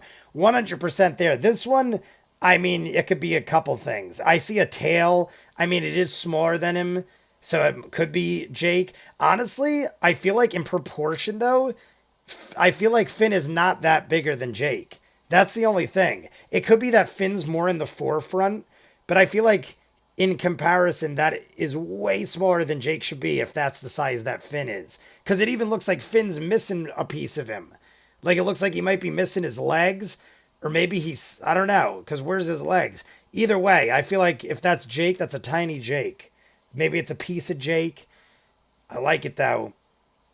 And then we got Beth and Shermie. What is Shermie? Is Shermie like a cat dog? Because Shermie doesn't look like a dog. Shermie looks like a cat or something. And then you got Tree Trunks. Her first colony failed spectacularly. Aliens abandoned home planet. By 1020. So by 1020, I mean, is that, where was that? Was that in the flashes of everything going on? I don't remember anything. Maybe there was. I don't remember this image either. With Princess Bubblegum and tree trunks. I mean, maybe they did show that. I don't know. Shermie is a cat. You should watch Uncivilized Elk's Come Along With Me intro breakdown. I will definitely check it out. I've seen things done by Uncivilized Elk, and I usually enjoy most of them. They're very informative. Yeah, that's the back of his head. It does look like a dog. I see it. I'm still not sure what Shermie is. But yeah, I can see. And then we got the tree that was Fern. We got, I mean, Betty being Glob is so creepy to me. The smile, like the stoicness of the face and the eyes and the mouth. Like, it's almost like I want to know what was going through her head. The second she decided, or I mean, she didn't flat out decide that was what she was going to do, but she said whatever it took, and what it took was her replacing Galb. So I would love to know what she thinks of that, but I guess we're never going to know. She's probably deeply traumatized. I mean, my guess as to why Galb is probably as chaotic and demented as it is because it has been that for God knows 13 billion years, whatever it was. Well, actually, no, he wasn't a primordial. Either way, I feel like Betty is going to slowly lose sanity over time, and that is the point of being the chaotic Galb. But makes me happy you've seen Uncivilized Elk. His videos on Egress are amazing. I'm pretty sure I've seen the one on Egress, the Hall of Egress. I found him because I Googled certain things after, like, long times after episodes where I wanted more information. Somebody would be like, this doesn't spoil anything, go watch it. And I've seen the Hall of Egress from Uncivilized Elk. That was a cursed sword or something like that. No, at the very least, it was magical, so it's not so crazy to think it could magically fit the wearer, as far as we're talking about the giant sword that Sweepy has. Someone said that there was a Germain statue and a Finn statue. I think I read everything. Guys, on that note, like and subscribe if you haven't. My brother, I thank you. Ray did polls the whole time. I never would have thought we've been doing this for 5 hours, guys. Honestly, if you said, Jay, that stream is going to be fun, I had a very good time. The cat cam just shut off. I have figured it out. After about an hour of no movement, the cat cam will turn off itself. That happened yesterday, and it happened again today, because as you can see, the cat cam has been empty of cats for a good while. But I appreciate everybody in here. A lot of you were in here for a while. Oh, I see a new one. Maybe the head rolled off. That's what I was thinking. Riolat? I don't know if I'm saying that right, but I hadn't seen you before, and I like to shout out new people.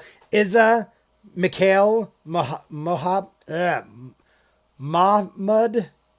Izza Mikhail, Mahatmud, Izza Mikhail. I know I've seen you before. I've seen that name, before this chat.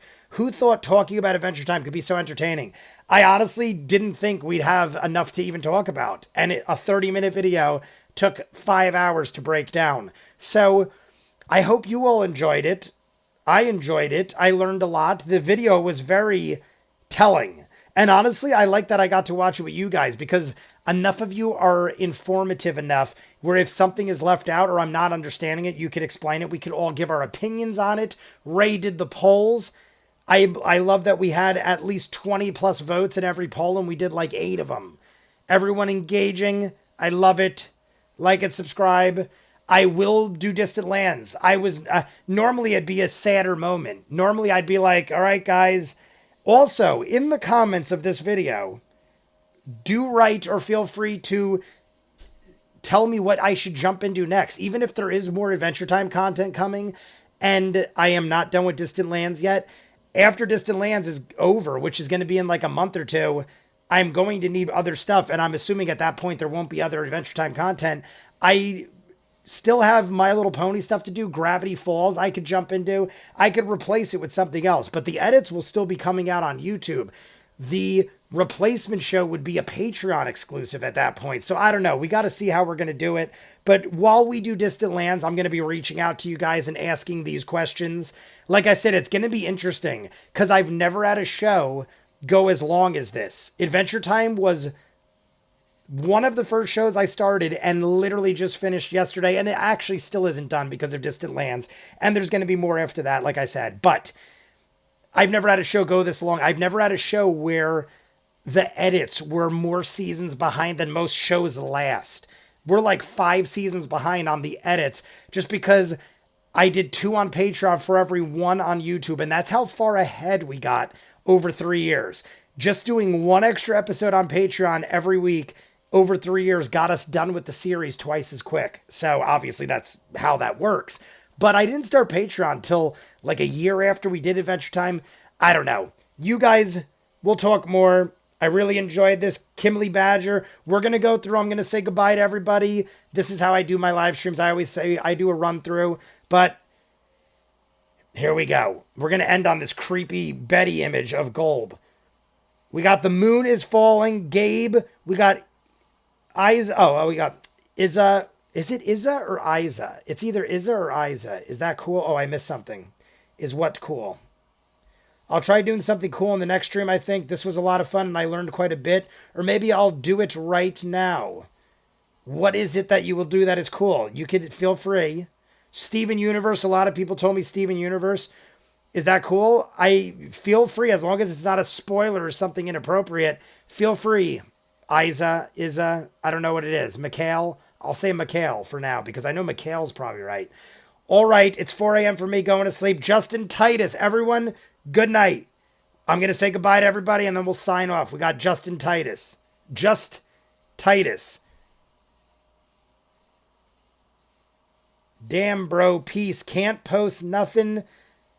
Bye. Thanks for the fun stream. Emily Mary, Gabe, The Moon is Falling, Kimberly Badger, Connor, Shirk, or Cirque. I keep saying Shirk. I just watched UFC and Sean Shirk was fighting. Cirque, Emily Mary, I already said. London Jones, Titus, my brother Ray, doing all the polls. Thank you, Ray, for jumping in and joining us, helping me for 5 hours.